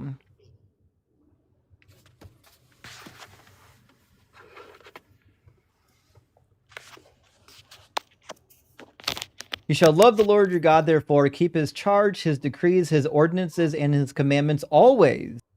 Remember that it was not your children who have not known or seen the discipline of the Lord your God, but it is you who must acknowledge his greatness, his mighty hand, and his outstretched arm. Very next chapter. You shall rejoice, before the Lord your God, you together with your sons. Hold on, that's not the right verse. 12:12. Did I type it in wrong? I want 12:1 through 2, not 12:12. There we go. These are the statutes and ordinances that you must diligently observe in the land that the Lord, the God of your ancestors, has given you to occupy all the days that you will live on the earth. And then in the same chapter, he says to follow them forever. Verse 28. Say forever? Verse 28, we already read it. Be careful to obey all these words that I have commanded you, so that it might go well with you and with your children after you forever, because you will be doing what is good and right in the sight of the Lord your God. God's laws are perfect. Yeah. It says all these words that I'm commanding you. No, it doesn't say follow the law forever. I just think we'll try this again. It says, be careful to obey all of these words that I'm commanding you. What do you think those words are? Well, the law of Moses. Oh, there we go. And he says to obey all of them so that it might go well with you and with your children forever, because you'll be doing what is good and right in the sight of the Lord your God. Words mean words, Ricky. I agree, but you're just failing to make a case for them to say that they have to follow the law of Moses forever. I'm sorry, does forever not mean forever? Well, with you and your children. It will go well with you and your children forever. If they follow the law. if you follow the law, it will go well with you. And it will go well with you because you'll be doing what is good and right in the sight of the Lord your God. It's not hard. Yeah, Ricky, and then it comes to the point when we get to Jesus Christ, and like you're just failing No, to. it says forever. It doesn't say reconcile until the whole Jesus thing. Christ. but Ricky, It doesn't say follow the law forever. It says it would go well It with your does. children. It says obey all of the commands, you and your children after you forever, because you'll be doing what is good and right in the sight of the Lord your God. Ricky, you've got your God saying forever, and you have Jesus saying not until at least heaven and earth have passed away. So, like, how much more direct do your own deities have to be before you believe their very words? I mean, I believe their words, but I also believe No, in he the higher doesn't. truth. He hates God's words. He loves Paul. He hates God. Right. Like Paul you is keep saying definitely that the words that we're reading don't mean what we're reading. That's not what Without lies, That's Christianity dies, exactly what Dugald. you're saying. I'm saying there's higher truths to what they're saying. You can't just take it as What faith. higher There's truth is not. there to God saying forever? What higher truth is there for God where does saying it say forever? follow the law forever? He We literally just read says it it right there. No, 3 different it doesn't say places. that, bro. Yes, it will does. go good with your And children Jesus If told you you follow the forever. law, Ricky, pay attention. Where's that? That can mean. What if that just means he's Ricky, pay attention for 5 seconds. He says, obey all the words that I'm commanding you so that it might go well with you and your children after you forever. So the reason why it's going to go well for them is because they follow the law forever. That's what it says.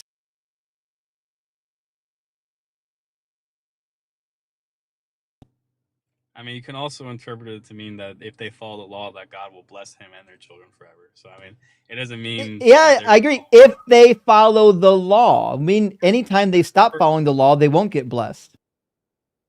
No, I'm saying like though the Israelites at the time, if they follow the law, It doesn't say for now. It doesn't say for now. It says forever. It also said it doesn't say It's that crazy how they can't read the Bible without adding stuff to it. You're adding stuff to it, dude. No, you're adding to it. I'm saying it means exactly what it says. We're reading the direct words. If anything, I'm expounding upon it and giving it a You're genuine interpretation. you're not expounding not on giving it. You're adding that you can't be You're not honest. giving any genuine You're demonstrating that being you can't come to the text and be honest with what it says. We've demonstrated that Jesus being says dishonest it's forever. He says it's forever and you should obey it. I mean, you're just being dishonest with the text, man. You're not. No, giving it you're being dishonest. How did Jesus interpretation. did Jesus say he preferred you to follow the law or not? Yeah, but the law has reference. Did Jesus say he prefer you to follow the law or not? Of course. Is the law perfect? His law. No, he didn't say his law. He didn't say his law. Yeah, his law. He said his. He didn't say his law, I mean, Ricky. he's Ricky, God. you can't. He's God, Ricky, isn't you he? can't Is lie he here. God? And no, he's not. Is he God? No, Yes, he in the Bible. Not only is he no. Yes. Jesus didn't claim to be God, and he's it's God, also Jesus didn't claim to be God, and it's also irrelevant. We're talking about the law of Moses. He doesn't say the law of Jesus. He says the law of Moses. When he says the Torah and the prophets, what are those? You already said it, by the way. We get the law to Moses. We'll try this again. When he tells you to follow the Torah, what does he mean? The law of Moses. Okay, so should you follow the law of Moses? No. Okay, so you don't believe in Jesus' words. Jesus says that you'll be least in the kingdom of heaven if you don't. He was talking to the Jews. Oh, there we go. So first of all, I don't care if he's talking to the Jews or the non-Jews. This law is forever, isn't it? For the people who made the covenant with Israel. Okay, we finally you found the right apologetic, Ricky. You've been here lying for the last 30 minutes, and you finally accidentally stumbled upon the apologetic that you should have used 30 minutes ago, which is yes, the law is forever, but only for the Jews. Do we finally find some agreement? Yeah. But okay, that means that forever it's okay to own slaves and to rape women if you're Jewish. No, I disagree Yeah. with you there. No, it's true. Want to read it again? Leviticus 25 says that you can own slaves. I know you haven't read it. I'll read it for you. What we've demonstrated it from a this bunch of dialogue so far is that you definitely haven't read this book. So it says, as for the male and female slaves who you may have, it is from the nations around you that you may acquire male and female slaves. You may also acquire them from among the aliens residing with you and from their families who are with you, have been born in your land. They may be your property. You may keep them as a possession for your children after you, for them to inherit as property. These you may treat as slaves. So does God allow his people to own slaves forever?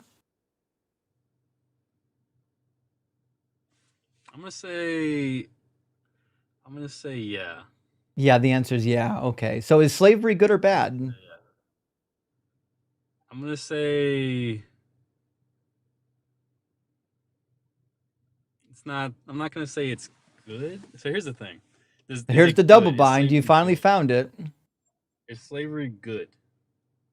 I don't think it's because here's how I interpret that, right? Like you gotta see it from like the eyes of God. Like, so God, what does God want? What does God want? God wants his people to not be slaves as long as you're a man. Well, he also wants to eradicate sin.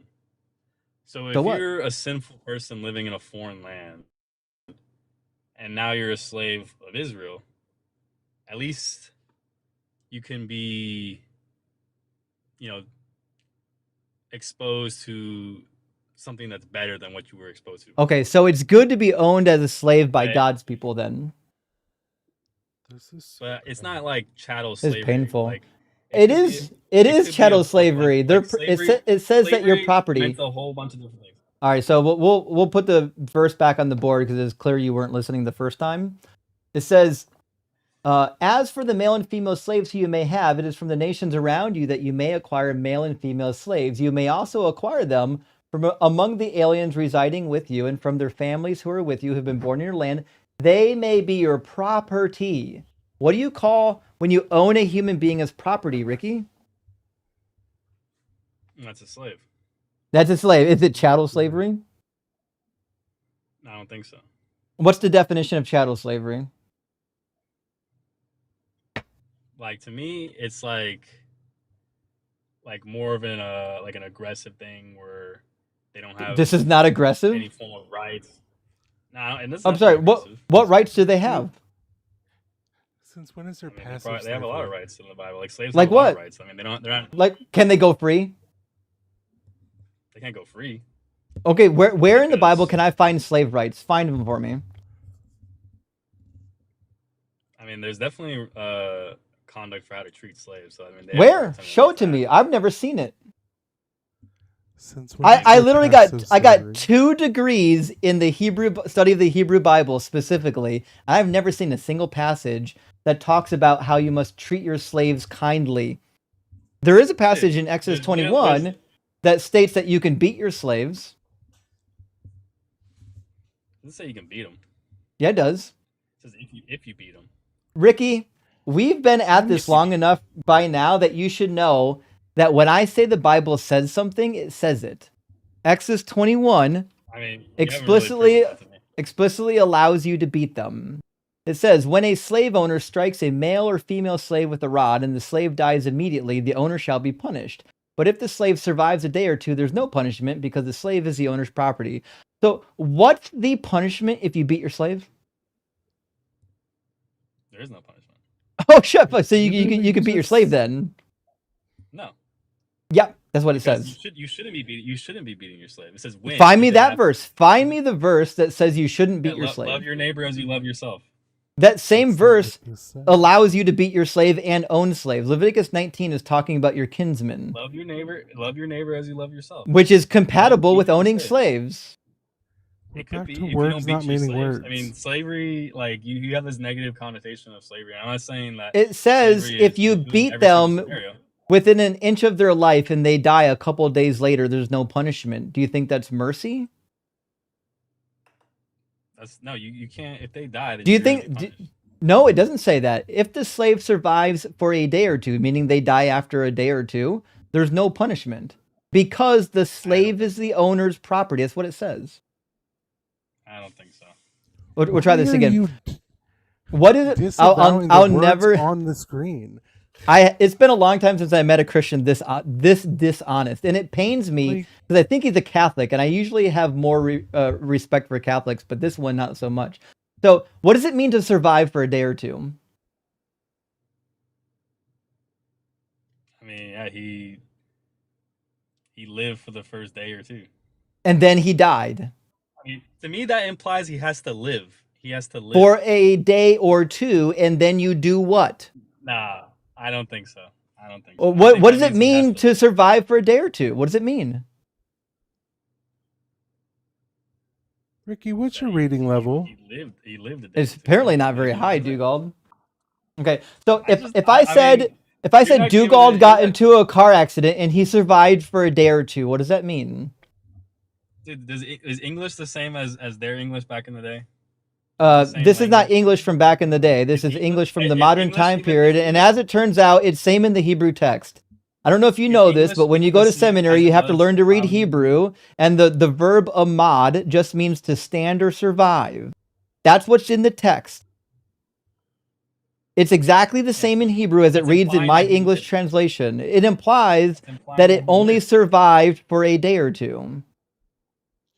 And why does the meaning matter on our side but not on yours? You don't read Hebrew, but yet you have assumptions about what this shit Because means. you're not taking like the spirit of the law. Like, Oh, now I need a Neither spiritual are you. interpretation.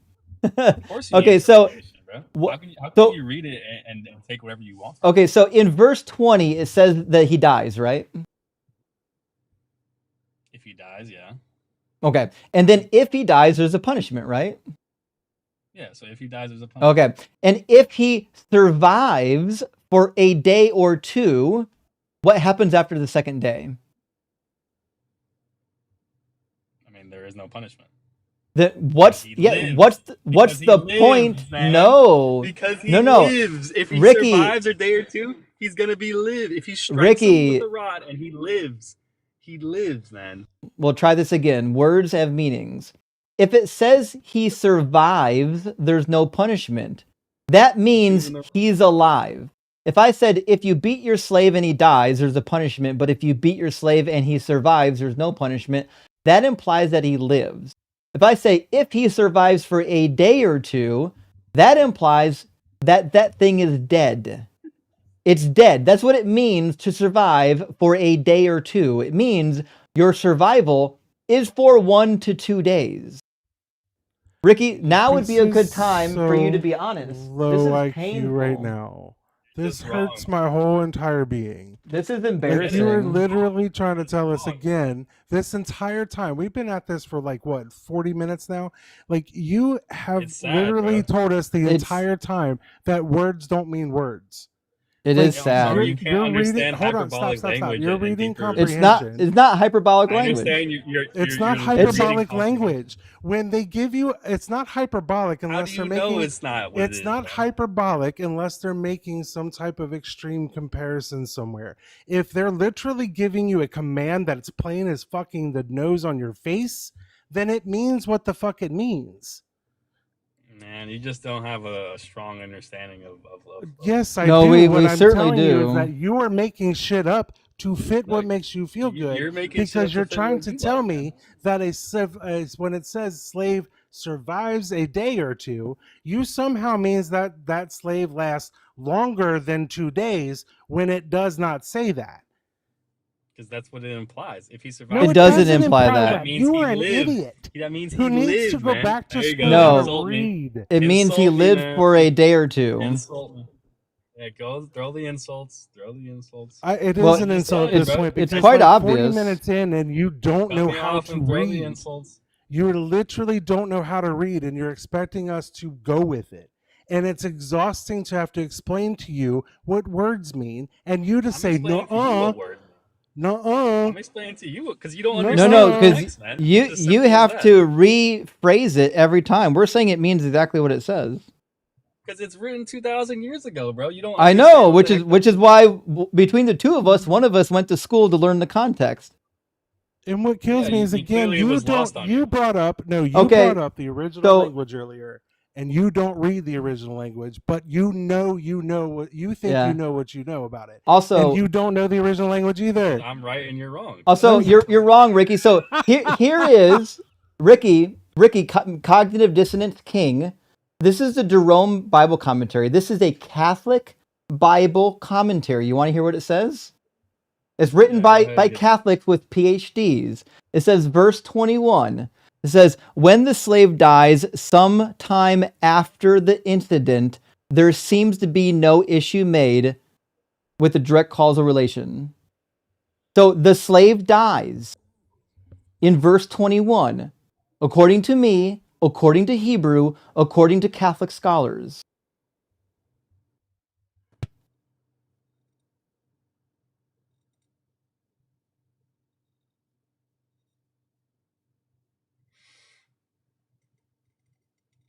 I don't know, man. I'm gonna have to do some more research on that one. Yeah, we want to hear what the Catholic Study Bible has to say about it? Because I guarantee it agrees as well. Okay. Let's see it.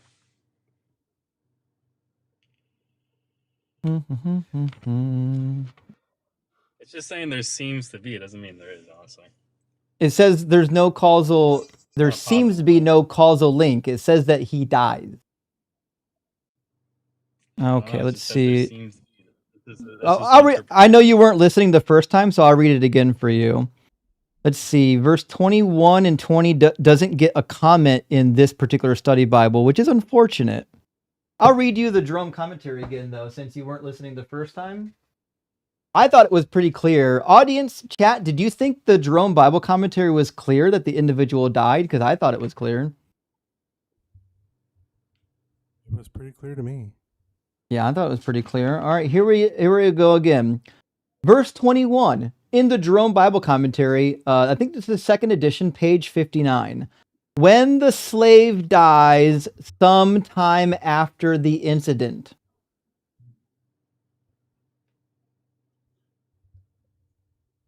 Okay, continue. The slave dies. That's the point I'm making. No. You're just jumping around. Oh, sorry. When the slave dies. Does the slave die? Now go on.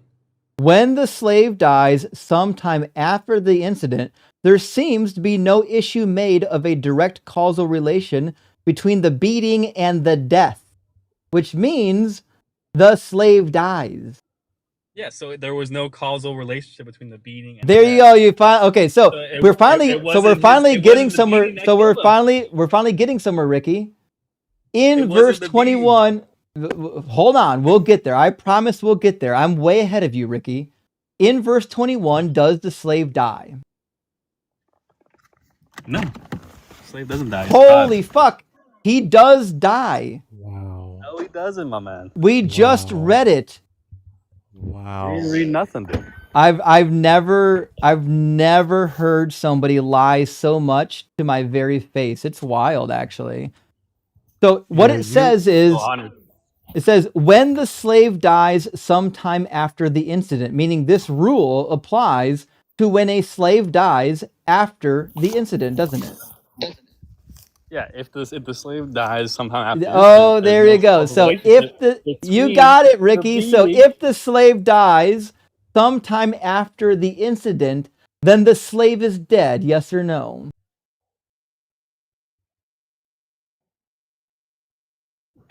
Not because of the beating. I didn't say because. Follow me. Is the slave dead, yes or no? Yes, the slave is dead. Okay. Now, how could you demonstrate if a slave dies 3 days after the beating that it was the beating that caused it? I mean, depending, there has to be several witnesses there to determine that, investigate him. Depends on the time of his death. If he died as a result of the beating, I think there would be punishment there. But does it say that? I mean, it requires further interpretation. No, it doesn't. It says if they survive for a day or two and then they die, there's no punishment. Meaning, the only way you get punished for beating your slave is if you beat them so severely they die while you're beating them. In fact, in verse 20, it says at the time of the beating. I mean, there are people there that will have witnesses and do trials to investigate the crime. Like, it's not just going to be like, oh no, he died on the third day, it's all good. Like, I think there would Except be none of that's in the definitely. Bible. You're making all that up. Well, there's lots of things that are not in the Bible. That the Bible is not like I the know, end and all be all. then show me where in the ancient culture I can find that, where there's a trial to be had if a slave dies a couple of days after the beating. Where can I I find mean, that? you're gonna have to look. You're gonna have to look in the freaking Talmud and these fucking I Levitical have. shit.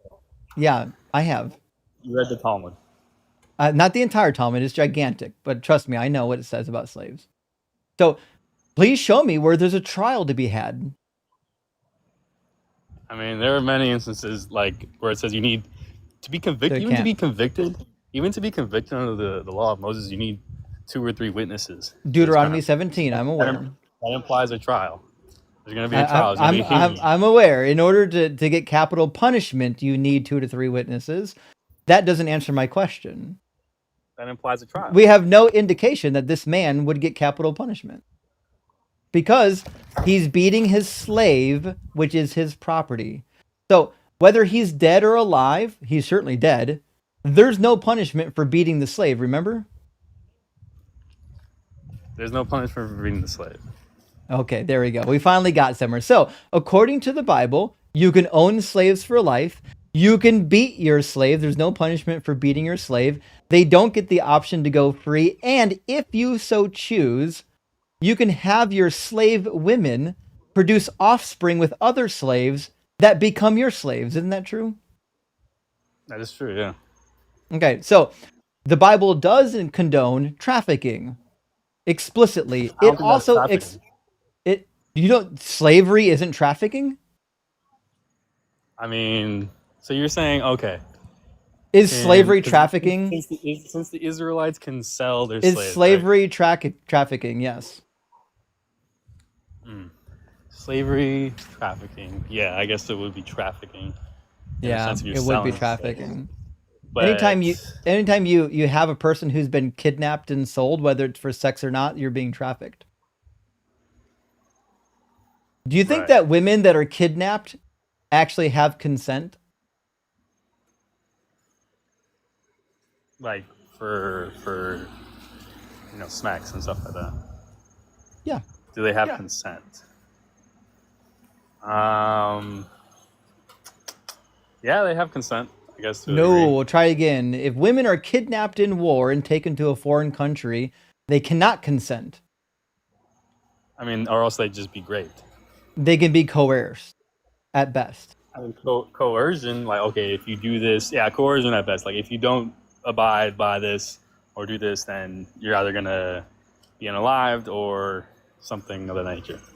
Right, and that's not consent, is it? No, that's not consent. What do we call it when somebody gives you an ultimatum about sex? Great. Yeah, I'd say so. And the Bible explicitly condones this behavior. It says, when you go out to war against your enemies, and the Lord your God hands them over to you, and you take them captive, suppose you see among the captives a beautiful woman whom you desire and want to marry. So you bring her to your home and to your house, she'll shave her heads and pare her nails, discard her captive's garb, and remain in your house a full month, mourning for her father and mother. After you may go into her and be her husband, and she shall be your wife. So you think it's okay to kidnap women in war and then coerce them into being your war brides? I mean, do I think that's okay? No, I don't think that's okay. Yeah, neither do I. I think that's the honest answer. Right? I don't think it's okay. I mean, there's definitely, like, there's a lot of these things in the Mosaic Law that obviously I don't agree with now, and that's why I take to the perspective that it's a progressive law, that it was meant to progress them to a further understanding. But that's not in the Hebrew Bible. The Hebrew Bible says that the law of the Lord is perfect. How do you perfect something that's already perfect? I mean, you can, it's perfect in the time, but... No, you already said it's forever. It's for all the Jews forever. Those were your words. Yeah, but that can also be hyperbolic into a certain Oh, sense. Like it now does, forever that doesn't doesn't mean have to forever, mean of forever. course. Yeah, words don't mean words Yeah, again. I keep forgetting like that. Yeah, yeah, yeah. I told Okay, you, so I when told you Paul because says that the law was a temporary schoolmaster, it actually meant that it was a permanent schoolmaster because hyperbolically, metaphorically, spiritually, temporary actually means forever. nah, man. You got it all That's wrong. what you're doing, Ricky. You got it all wrong. That's not fair. That's not So fair to the we're text. actually being honest with what the text says. You're not. I am. I'm being honest, my man. I'm telling you. You're Like certainly not you being have to. honest. You You're have being a because what liar. is the You're purpose? being a liar, Ricky, and you're lying on the Bible every turn, and we're exposing it. Ricky, you've been proven being wrong on every verse we've read so far. I mean, I'm gonna have to disagree with you there. You can disagree all you want. You're still wrong. Because you asked me, oh, is this right? Is this good? I mean, that's not necessarily proving me wrong. I'm just telling you because in my perspective, it's a progression that comes to a head. That comes to a head with Jesus Christ. But you can't demonstrate that from anything other than Paul's writings. You can't demonstrate it by Jesus's words. You can't demonstrate it by the Hebrew Bible. This is something that was made up after Jesus already died. And you already agreed with me that it applies to the Hebrews forever. So now are you going back? Are you disagreeing with what you already agreed to? The apostles are extensions of Jesus. Are you disagreeing with your previous concession that the law applies to the Hebrews forever? No, I don't. Okay, then if it applies to the Hebrews forever, then all of the law, whatever is allowed in the law, is allowable to the Hebrews forever. It doesn't matter if you think it applies to you. It at least applies to the Hebrews. And I don't think that we should be selling our daughters as sex slaves, even if you're Hebrew.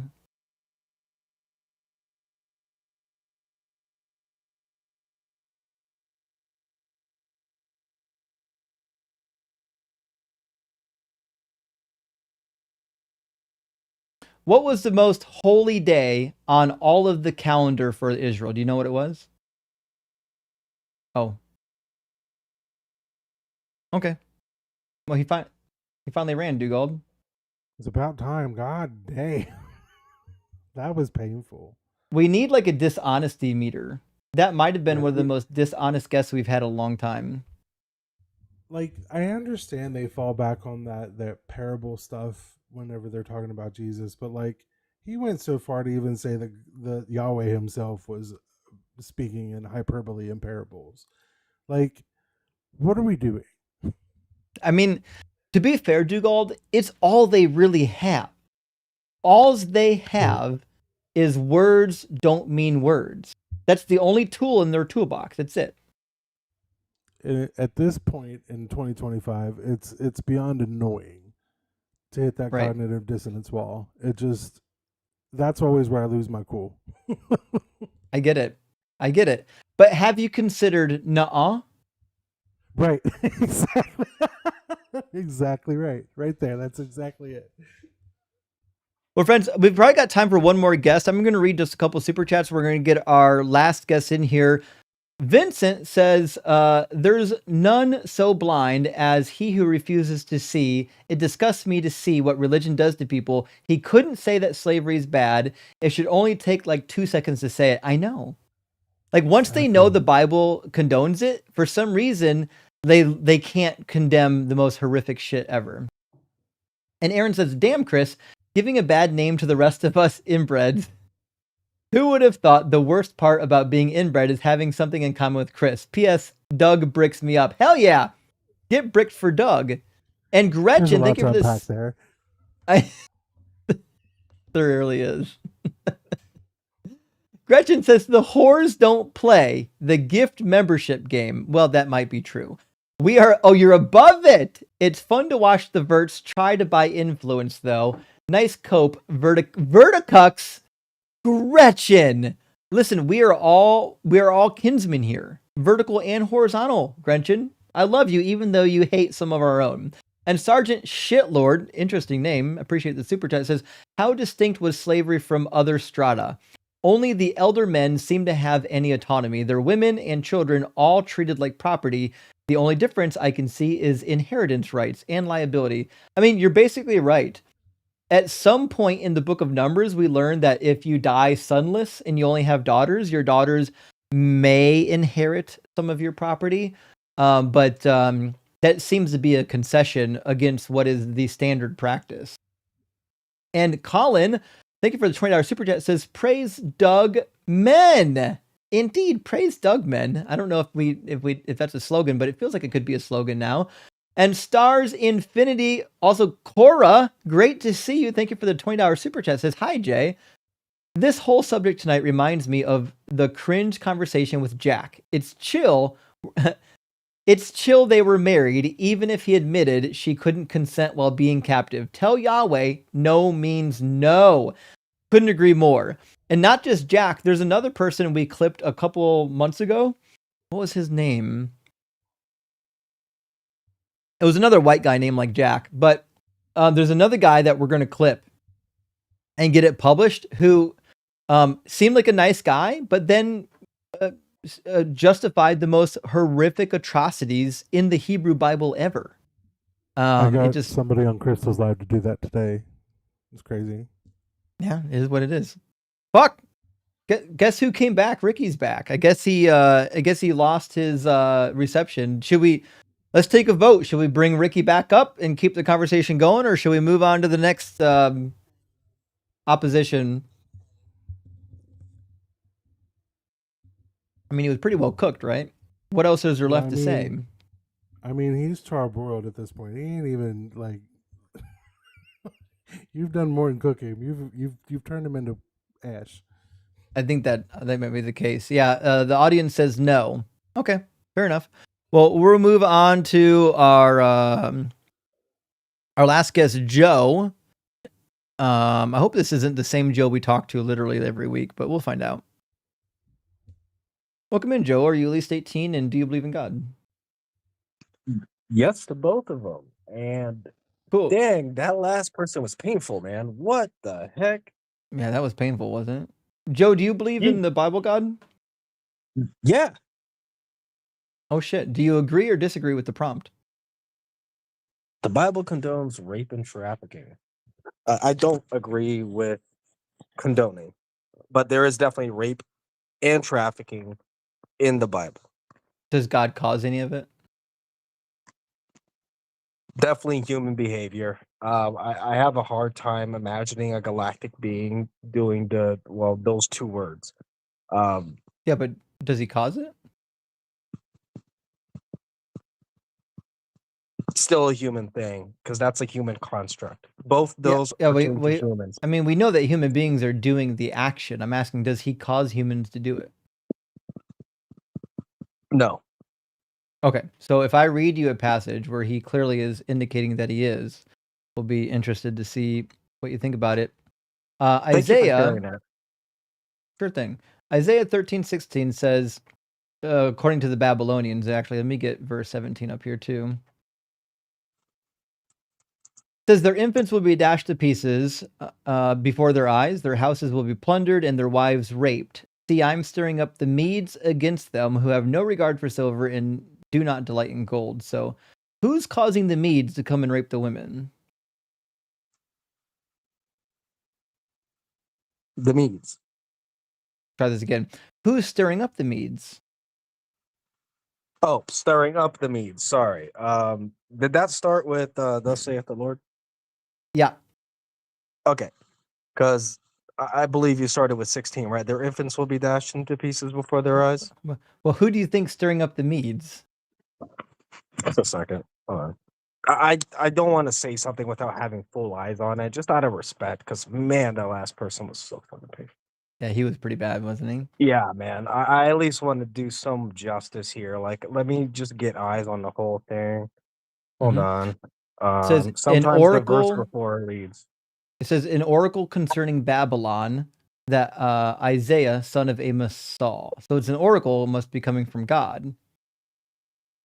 That's why it says, I myself have consecrated ones. I'm sorry, I myself have commanded my consecrated ones, have summoned my warriors, my proudly exalting ones to execute my anger. Right? So God is commanding summoning the Medes. He's summoning them to fulfill his will. Is that correct?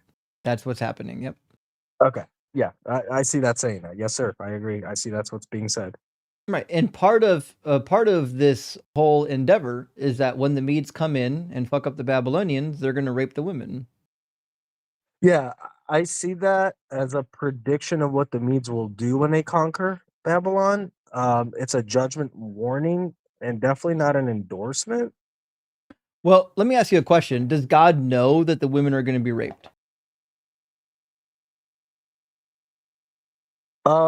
Considering it being a judgment warning and there still being time for there to be a turn of heart, human stubbornness, insert here, the action you're alluding to does happen because humans insert stubbornness equals that end up happening. But at the time this was written, prior to the event, there is that time in between for those humans to make that change, right? Does God know But still what's going to no happen in the condoning. future? Still no condoning, which is what Yeah, your original statement is does built upon. yeah, we'll fix this. Does God know what's going to happen in the future? Yeah. Okay. Does he know that this is going to come true? Yes. Does it come true? Regrettably. Yeah. Okay. So God says, I'm causing it to happen, and I know it's going to come true. So does that mean then that God is causing the Babylonian women to be raped? If we strip human agency from this, then one would say yes. But I didn't ask you about human in agency. that I cake, said, there is still human agency, right? is there God agency?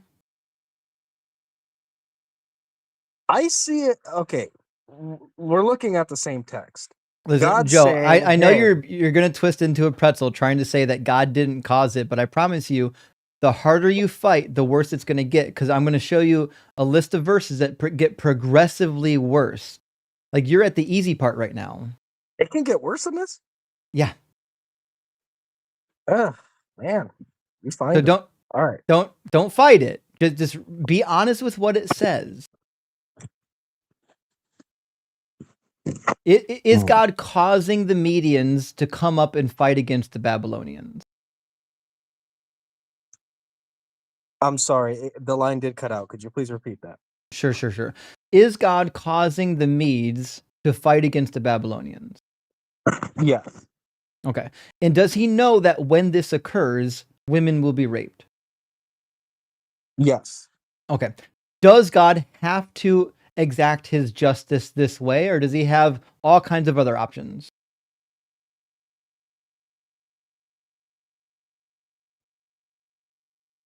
I can't say that. Is God all I powerful? honestly can't, because that would mean that all the ways he tried to reach out to those people, the Israelites, which is still, this is a message of warning, right? They still would ignore them, right? So it's not to say that hasn't been tried and now, well, this is going to get the attention. Well, this is not about getting their attention. What I'm asking is, if God wants to punish the Babylonians, could he punish them in a way in which women don't get raped? I mean, considering Babylon would do that to women, and that is like you eating your own words type of thing. I'm I not see that as asking a you punishment. about Babylon. I'm asking you about God's capabilities. Does God? Okay, so God does possess the capability of punishing the Babylonians without having the women raped, right? Yes. Okay. Yes, I would assume that. Yes. So then he chose specifically to have the women raped.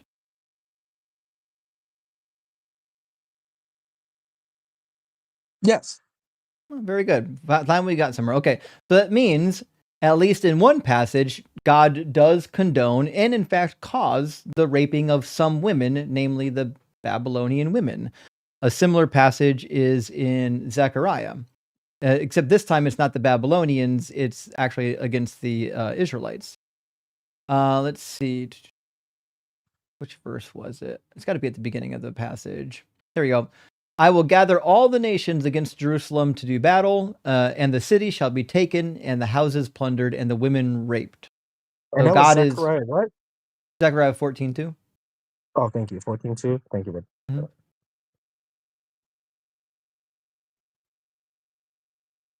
Yeah. So God's bringing the nations against Israel to have the women raped.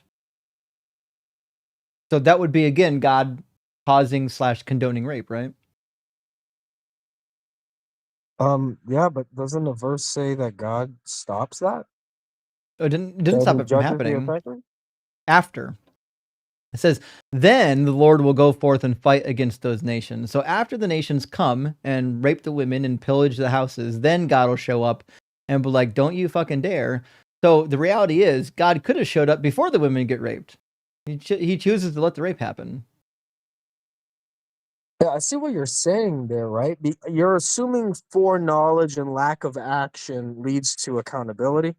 No, because he's causing the entire thing, right? He says, I will gather the nations against Jerusalem, which means he's already causing it to happen. And then he causes it to end later on. And he says, then I will go forth and fight against the nation. So he's already Wait a there. second. He's deciding when it ends and starts. Is it possible to attack an enemy without doing that to them? Yes, it is. It is possible to attack an enemy without raping all the women, because remember, all things are possible with God. In fact, God has the ability to punish people without war at all. He doesn't need to send anybody to war. So why didn't those people not do that? Not do what? They did what they were caused to do. Okay, well that's okay. So then that's complete control. I don't necessarily strip a person's ability to, in the moment, say I'm not going to do that to that person, which I don't know every what you single mean by person complete has. control. Are So you saying that God, they should Wait. have told God no? Hold on. Are you? Then there's no agency then for human beings to make decisions, because No, in this passage, that's a Joe, whole there is different agency. conversation. Wait, if God's making someone do something, we don't have agency. No, in terms of going to war, yeah. In terms of going to war, he's causing that to happen. In I think regards, there's a deeper argument you just made, which is a good one, which is, do we have any agency at all? Because you're saying because God said that would happen, it happened. And I'm saying, wait a second, isn't there a level of human choice?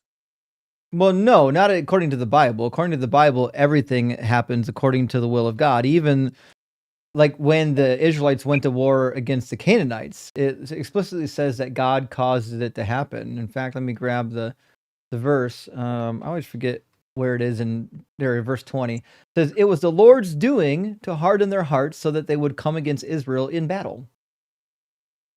So God manipulates people's free will all the time. He doesn't really care about that. Okay. If a man seizes a woman and lies with her, the man shall die. The woman has committed no sin worthy of death. Yeah, Deuteronomy 20 is going to be a rough one, or 22. Is that what you want to read next? That's I'm trying to reconcile what you said, right? Because then what we're saying is that the Bible contradicts itself.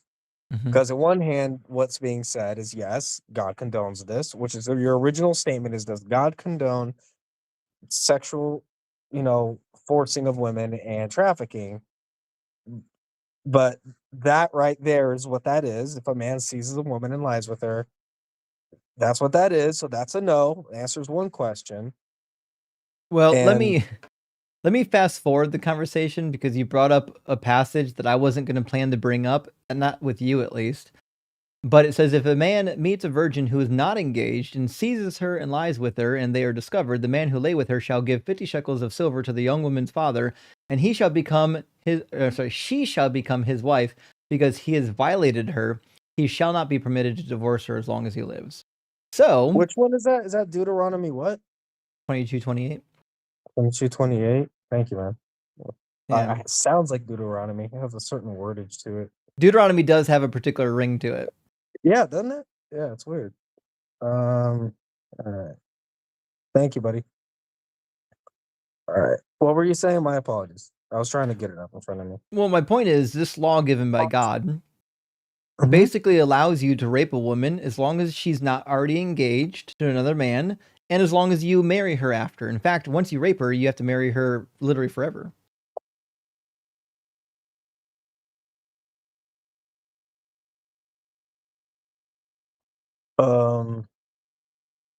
So in verse 25, it's death penalty, right? If And she's then already engaged. And then there's 28, and that's kind of like consensual. If she's not engaged, not consensual. Says if he meets a virgin who is not engaged and seizes her and lies with her, they are discovered. The man who lay with her shall give 50 shekels to the young woman's father, and he shall become his wife. She shall become his wife because he has violated her. This is a woman. Okay, seize. Oh, okay. So tafas or Yep. tafas. Tafaz in Okay, Hebrew. which is to grab or hold. It's the same. It's the same verse used in Deuteronomy 20:10. Talk about seizing a city. Okay, because the word for which is usually shazak. Shazak is overpowered by force, and that's used in verse 25 through 27. You found Blue Letter Bible, huh? No, actually. Yeah. Do you know what any of these Hebrew words mean? I don't use Blue Letter. I don't like Blue Letter. But no, tafas is to grab. It's like misconduct. It means to take something by force. That's shazak. No. Overpowered by force. Yeah. No, you're wrong. Word. So the word that you want is chazak. It's not shazak. It's chazak. And the Hebrew word literally just means to grow strong. There are some occasions where it could mean to overpower, but it's not the same as seize. It's the same as Hezekiah's name. Chazak just means to grow strong or powerful or forceful. It can mean a lot of things, but it means to get powerful. So the reality is, but there's an actual word in Deuteronomy 28, it's used. A different word is used to talk about forcefully taking a woman, and it's tafaz, which means to seize by force. Which is why when it talks about capturing cities in war, it uses the same word. Then there's confusion here because do you think the cities that are being captured in war are being captured consensually? So the word you're referring to, which you corrected me on, gosh, I butchered it. It was it's used in 2 Samuel 13:11. And that Tamar. actual verse is specifically when talking Tamar's about raped, we know it's used to be meaning as overpowered. Does he overpowered he forced her? Yeah, like overpowered, yes. No, not force. To be sure, it means to overpower in the strict sense of what the word means. We know what the idiom means. The idiom means that he was stronger than her, and therefore he was able to rape her.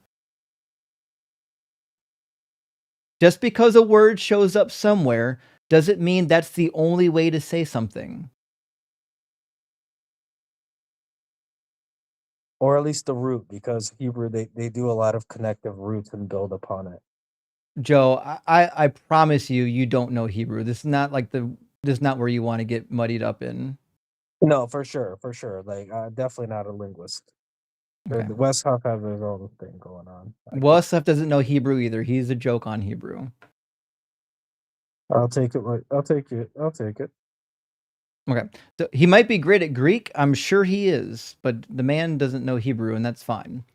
So the reality is, Deuteronomy 22:28 talks about a woman who is taken by force, which is why there's a punishment for her. In fact, we'll read it. Because this word to be violated is the exact same word that's used of Tamar when Amnon rapes her. Violated. So it's a woman who's been taken by force and violated, which is why there's a punishment. Listen, you can sleep with somebody out of wedlock and there's no punishment. That's not a punishable offense. All you got to do is make sure you paid a bride price and you're done. It's fine. It's not a problem. The problem is when you do something non-consensually to someone who's not engaged. Then you have to marry her forever. That's part of the punishment because her father might have had plans for her.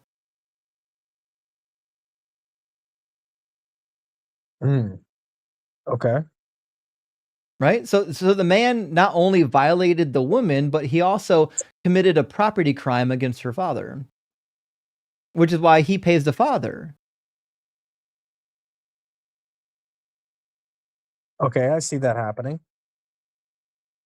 So the reality is, in this time period, the idea that women possessed sexual autonomy wasn't a thing. Their sexual autonomy was strictly owned by a man. It was owned by their father or their eldest brother or their uncle until they were given to somebody in marriage. That's why everything in the Yeah, right, you're yeah. right. The man had the responsibility of providing. The father provides for the family, and then that guy was supposed to provide for her, and then he broke that by violating her. Right? You're right. A virgin status was extremely important back in those days for Lucrative. marriage. Yeah, for marriage, it was incredibly required. Yeah, Right, yeah. you're right. I agree. Fair enough. And so let's do another one. In Exodus 21, we get rules for what to do about Hebrew slaves. It says, when you buy a male Hebrew slave, he shall serve for 6 years, but in the 7th he shall go out a free person without debt. If he comes in single, he shall go out single. If he comes in married, then his wife shall go out with him. Makes sense so far. But verse 4 is where it gets tricky.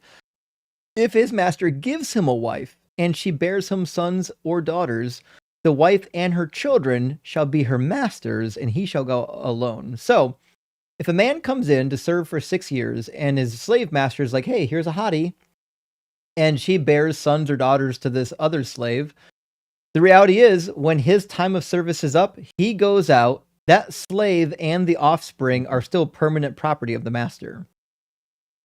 So, he's using these slave women to produce more slaves. That's slave trafficking and sex trafficking.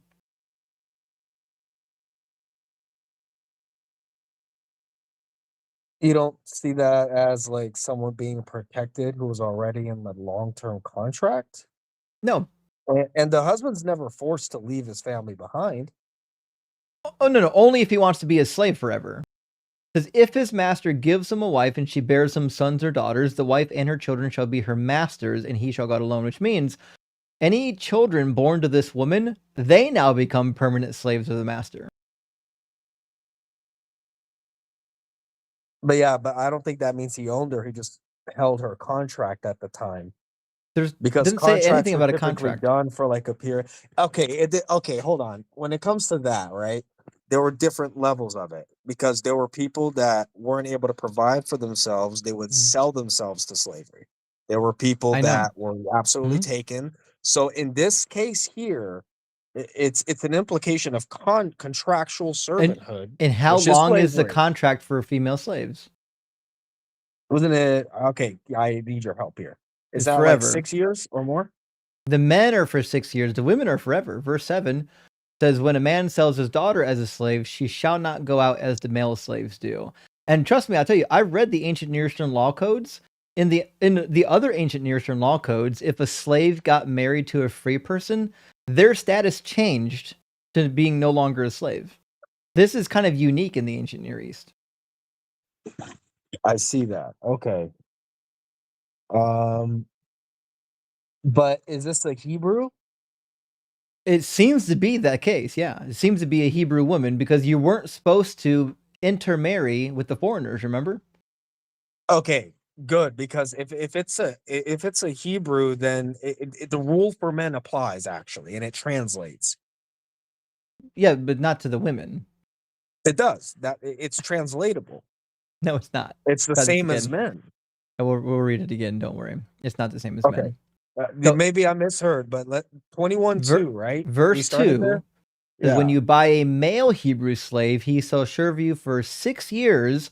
In the 7th, he shall go out a free person without debt. Verse 7, when a man sells his daughter as a slave, she shall not go out as the male slaves do. So men go free, 7th year, women do not.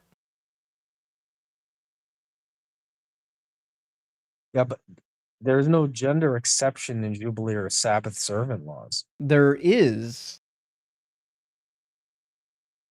There's 2 exceptions. One is for men, and the other is for foreigners. Foreigners don't get to go free. Neither do women. Okay, because there's a difference in an understanding, at least from my point of view, because I implied both of that being translated over because they are Hebrew. So Hebrew male or female Hebrew, it translates and they both go. But you're saying there's a different Not exception. females. Is Yeah, there a because verse that specifically? You said there's a verse that specifically states that the female can't go free, and that was verse 7. verse 7. And the reason why they can't go free is because they would be considered impure. You're not supposed to go from man to man. And when you become a female slave, typically they had rights over your sexual reproduction, which means you're going to sleep with somebody, typically your slave owner. You become their concubine. That seems to be implied in verse 8. So you can't just go out willy-nilly sleeping with women, and then in fact they don't want you to go out sleeping with women and then creating all sorts of impure situations. So for example, the quintessential passage on this is Deuteronomy 24. This is actually about the law of divorce, but it demonstrates the problem a little bit, right? It says, suppose a man enters into marriage with a woman, but she does not please him because he finds something objectionable about her. So he writes her a certificate of divorce, puts it in her hand, and sends her out of his house. Easy enough. This is where it gets tricky. She then leaves his house, goes off to become another man's wife. So now she's remarried. And it says, then suppose the second man dislikes her, writes her a certificate of divorce, puts it in her hand, and sends her out of his house, or the second man who marries her dies. So she becomes a widow or she gets divorced again. It says her first husband who sent her away is not permitted to take her again to be his wife after she has been defiled. So there's this big cultural issue with trying not for women to be married to men in the Israelite culture that have been defiled. That's why priests in the Levitical law code could only marry virgins. I see. Yeah, you're absolutely right. Back then, virgin was very important in regards to marriage and Right. honor and stuff like that across a lot of cultures. You're So the absolutely right. reason why female slaves typically didn't get to go free is because it would be impure, because it's implied that they had sex with their master. That's why it says if the master has designated her for himself, so on and so forth, right?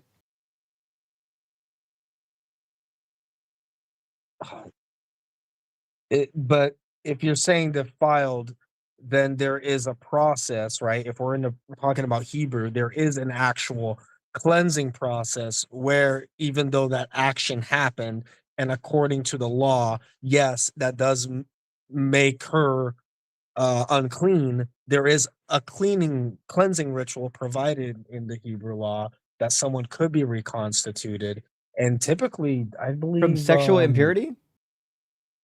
yes, that would apply in situations like that, where that I person mean, could be reconstituted, and there you are know, certainly rituals for dealing with ritual impurity, but I'm not aware of one for a woman who's been defiled by many men. I believe that would translate right in that How? situation.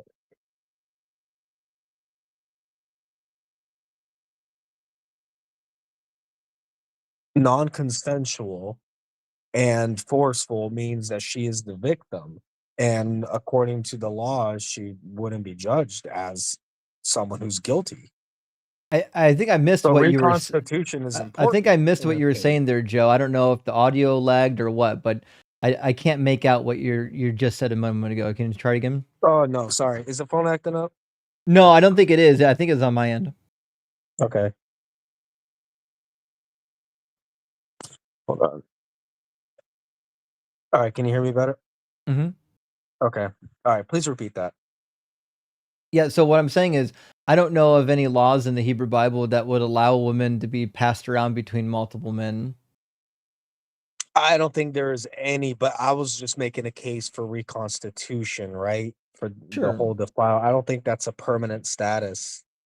There was definitely ways that someone who's been through something like that could be reconstituted. I don't think so. And I think that's borne out, in fact, in the story of David and his wives. When his wives get raped in chapter 16, fast forward to when David retakes the throne in chapter 20, and the wives are placed in separate housing for the rest of their lives. And it says that David never slept with them ever again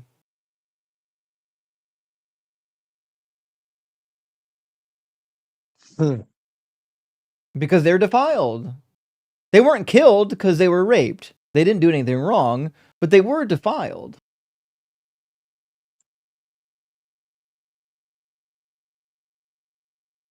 I have a hard time with that. That's a tough one, I know. Yeah, that is a tough one. Is it is that sure that the word there being used is actually pertaining to sinful, degraded, or less valuable? Which word? I'm gonna butcher it. TAME. Tame? That's You mean that's the tame? phonetic. Yeah. Yeah, in Hebrew, tame means to defile something or to become impure. And it's actually really interesting because the opposite, right? To be completely pure, to be unblemished, is typically tam. It's The just a opposite. negation. And in fact, Job and Noah and whatnot are referred to in the stronger sense of the word tamim, which means is like a more forceful Tom. Yeah. It's like a majesty plural of Tom. Yeah. I I'm I'm reading it as the first covenant marriage is broken. There's a second marriage covenant, and it's just kind of the revolving door thing, like casual divorce, taking But someone back on their confidence, treating wives like reclaimed property or something like that. I mean, to be sure, I'm sure some of them were doing that, but the laws in the Hebrew Bible are meant to prevent that. That's why we have Deuteronomy 24 saying like, listen, you can't just go take your wife back that slept with some other dude. You defile your own bed.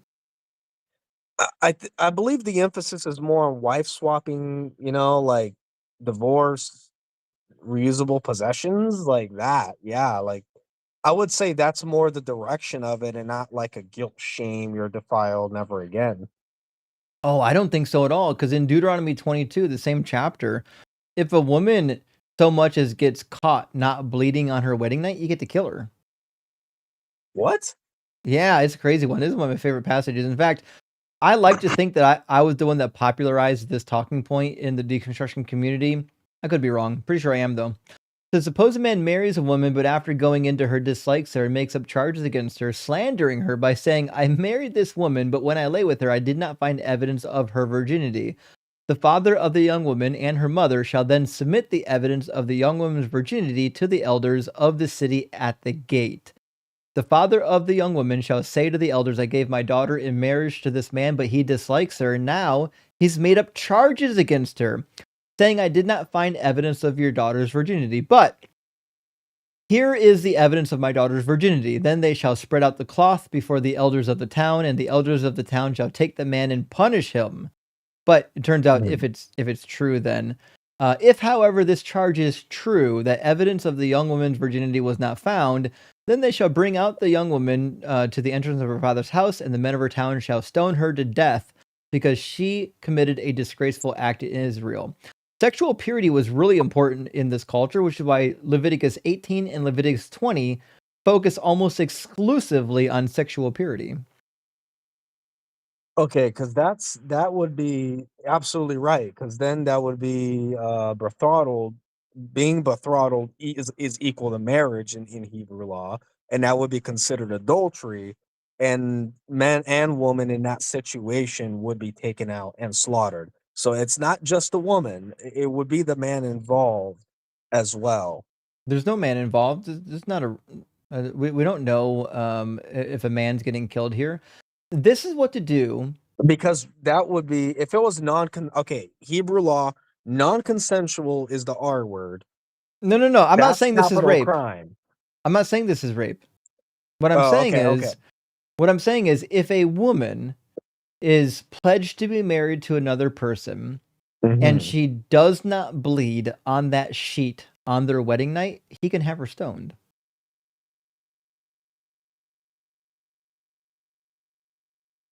That would mean that she committed adultery, right? That's the implication, that she committed adultery while she was betrothed. And Do yes, you that would be applicable to the law. Yes, then you're that absolutely right. Yes. That's my point, is that Yeah. purity of the women specifically was critical to these people, which is why you can kill one if she doesn't present as a virgin. Now, the reality It's of the matter because it's is, not because of the woman. It's actually because the law states adultery is a sin, and she would be legally married upon the throttle, which means she had consensual relations, unless it was the R word. So Uh-huh. yes, that's not because it's a woman. It's more because the law. yeah, the law dictates it, the law of Moses. Now, Yes. what percentage of women do you think actually bleed the first time they have sex? Oh, I don't know that, man. Is there a number? Is there? Wait, what the heck? There's a metric to this? Yeah, just under 50%. How the heck does one measure that? I don't want to know. But what? Survey. In fact, we Okay, can do one right now. 50%? Women, give me a yes or no in the comments if you bled your first time. Let's see what we can get. It's usually a pretty Yeah. quick survey here. And bless your vulnerability too, like talking about that. 'Cause that's I'm curious.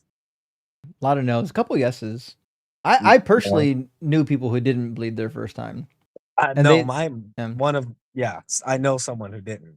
So Yeah. yeah. It does So happen, but I didn't know it was 50%. the reality is that they were so gung ho about the woman being pure that they'd be willing to kill her over something that they couldn't even prove. My point here, Joe, is that whoever wrote these laws is behaving like a Bronze Age barbarian man. This is not the behavior you would expect of a supreme being who is issuing edicts that will make you good and holy people, which is what he claims the law is going to do. So I see what you're saying. Some women don't bleed during that intercourse. So you're saying because of that possibility, it means that that's barbaric, right? It is barbaric because that means there are women who are not guilty that will be stoned. That's true. That's true.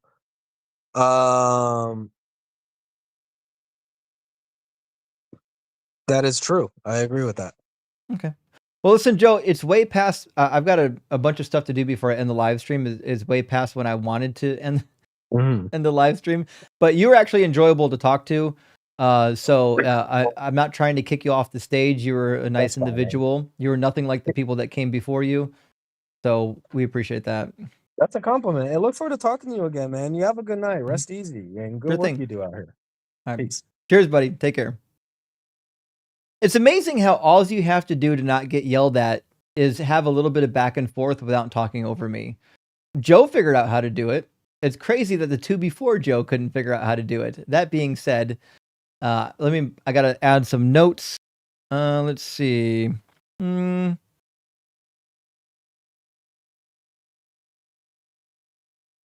There we go. We got some clips from tonight. We got Maven, Bradley, Chris, Ricky.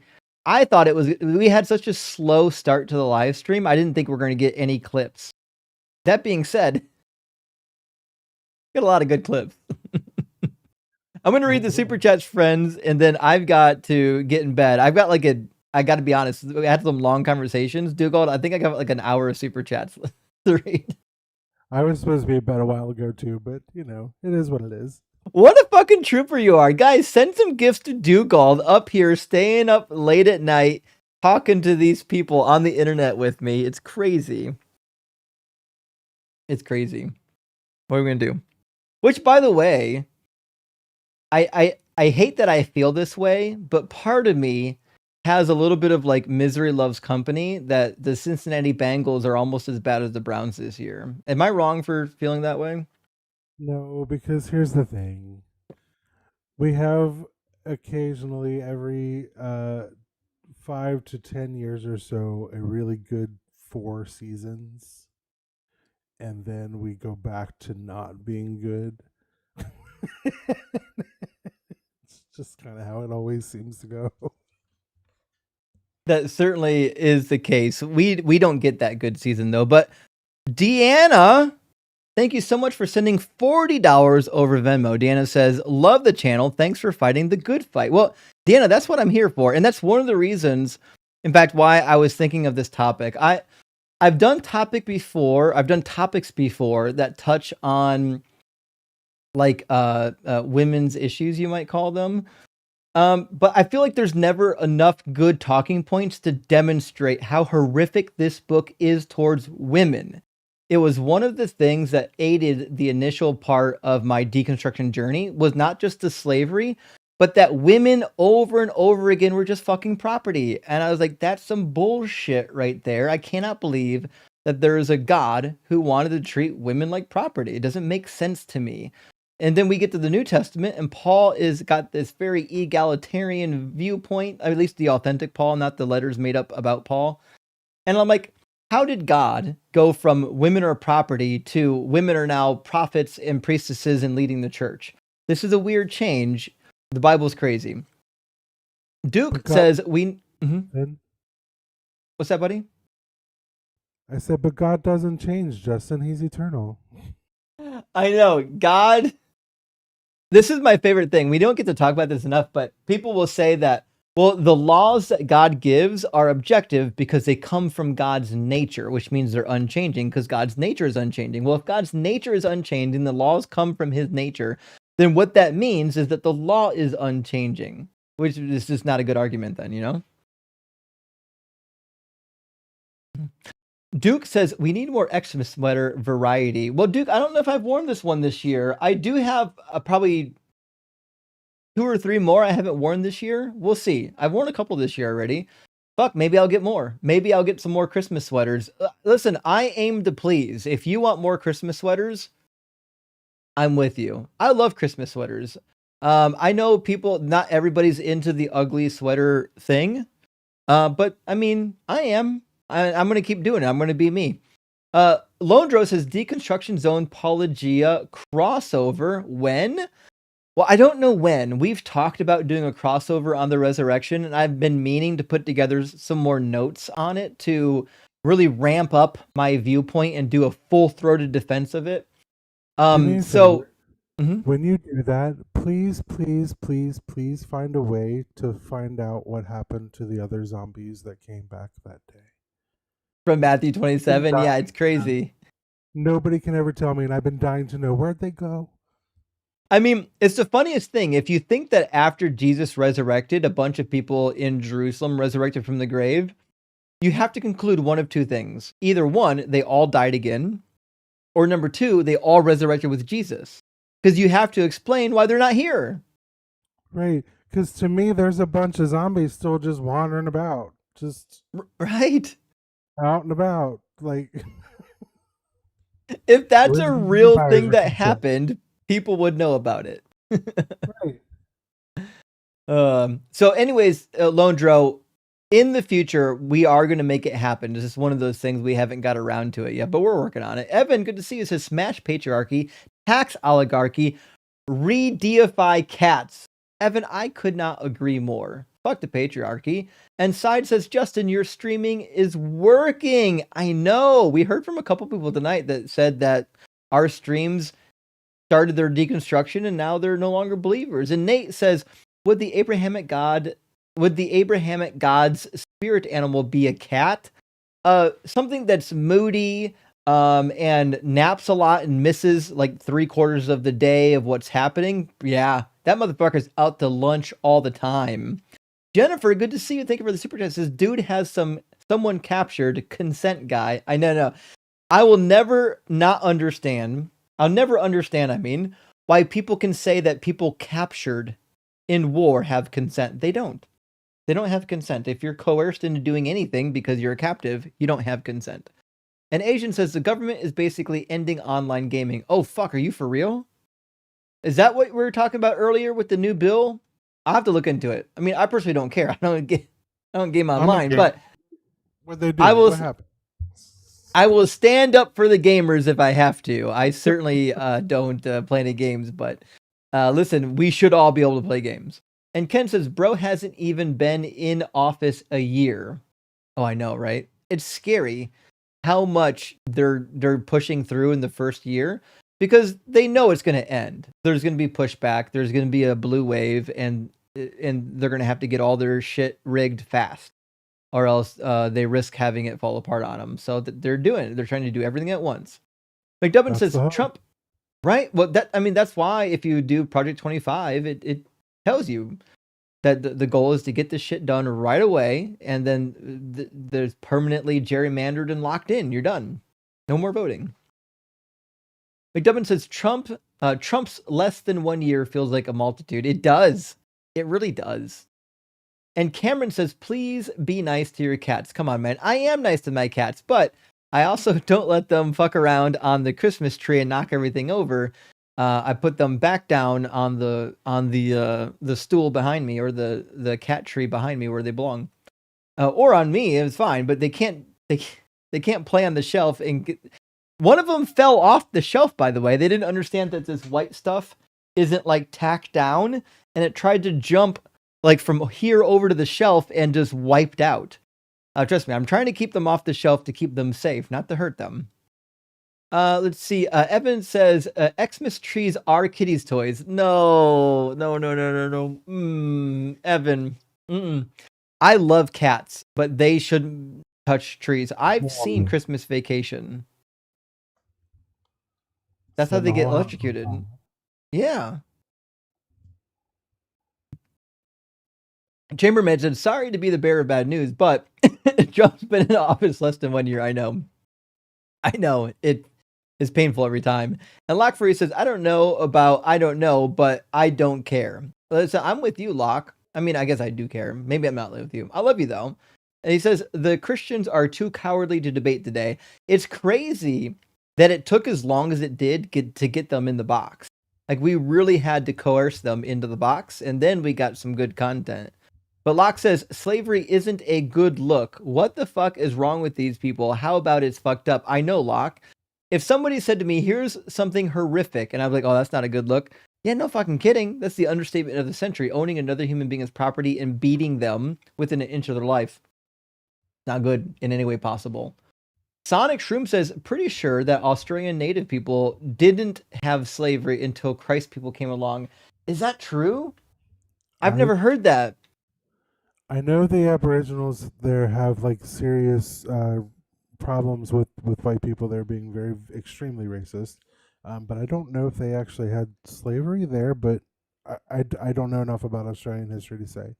Yeah, neither do I. I'd be interested to find out. If somebody has information on that, please Discord that to me. I'd be really interested to find out if we were the ones that introduced slavery to Australia. What a fucking crazy world that would be. Well, it wouldn't surprise me if we did, because the original colony was a penal colony from the British Empire. So, I mean, it wouldn't surprise me. They were all Christian whites. That makes sense. Yeah, makes a lot of sense. Shit, that's crazy. I'm sorry. Brad, gentleman says Bradley should try again. I don't know about that. Bradley didn't do great the first time, but to be fair, he was only up for 5 minutes, so maybe a little bit more would have been okay. Block says, I really wish you would get a caller like God Logic. Yeah, like someone who's actually more into the apologetic, and actually read the book, but they don't call in for a reason. There's a reason why those types of people don't call into this show, because they don't want to get trounced. Vera says, Christians say Jesus fulfilled the Old Testament law. Did Jesus sacrifice doves for a women's cycle? But he doesn't have to. But I see your point. Your point is Jesus didn't fulfill all of the law if he didn't fulfill the laws for the women, which he wouldn't have done because he's not a woman. So this is actually a really interesting point, because how does Jesus fulfill the law for everybody? Especially when he didn't do part of the law, right? It's a really interesting point. I'm going to bring that up in a debate sometime. Swamperman says, you're doing Doug's work, Justin. Thank you. Rock hard for Doug. Well, thank you, Swamperman. I appreciate you being here. And Ollivander, I think we talked to Ollivander, says, thanks for chatting. Much love and light. Well, thank you, Ollivander. I appreciate that. Speaking of love and light, that's what I fucking need. I need a Hanukkah sweater. How come I don't have one yet? I'm shocked you don't. I'm a little upset, actually.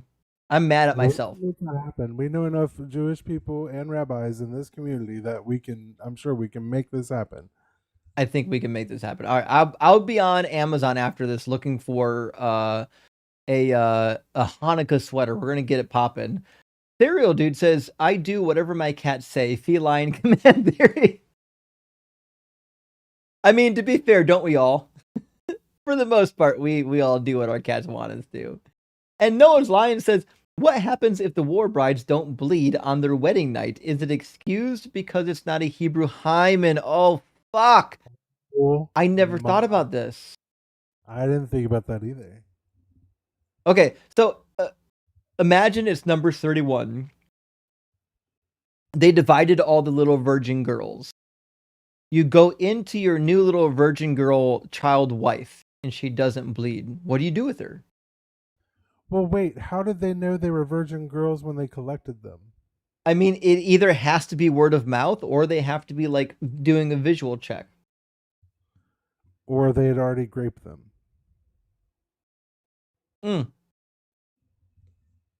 That certainly could be it. Or it could just be any woman who's not married. Well, if graping a woman in a field who is not betrothed makes her your wife, so I'm pretty sure that same law would apply here, wouldn't it? I think so. It's really funny too because in Deuteronomy 21, if you take one of these war brides against her will, and she doesn't like obey you, she doesn't please you, you can just let her fucking go. No penalty whatsoever. True. Just let her go.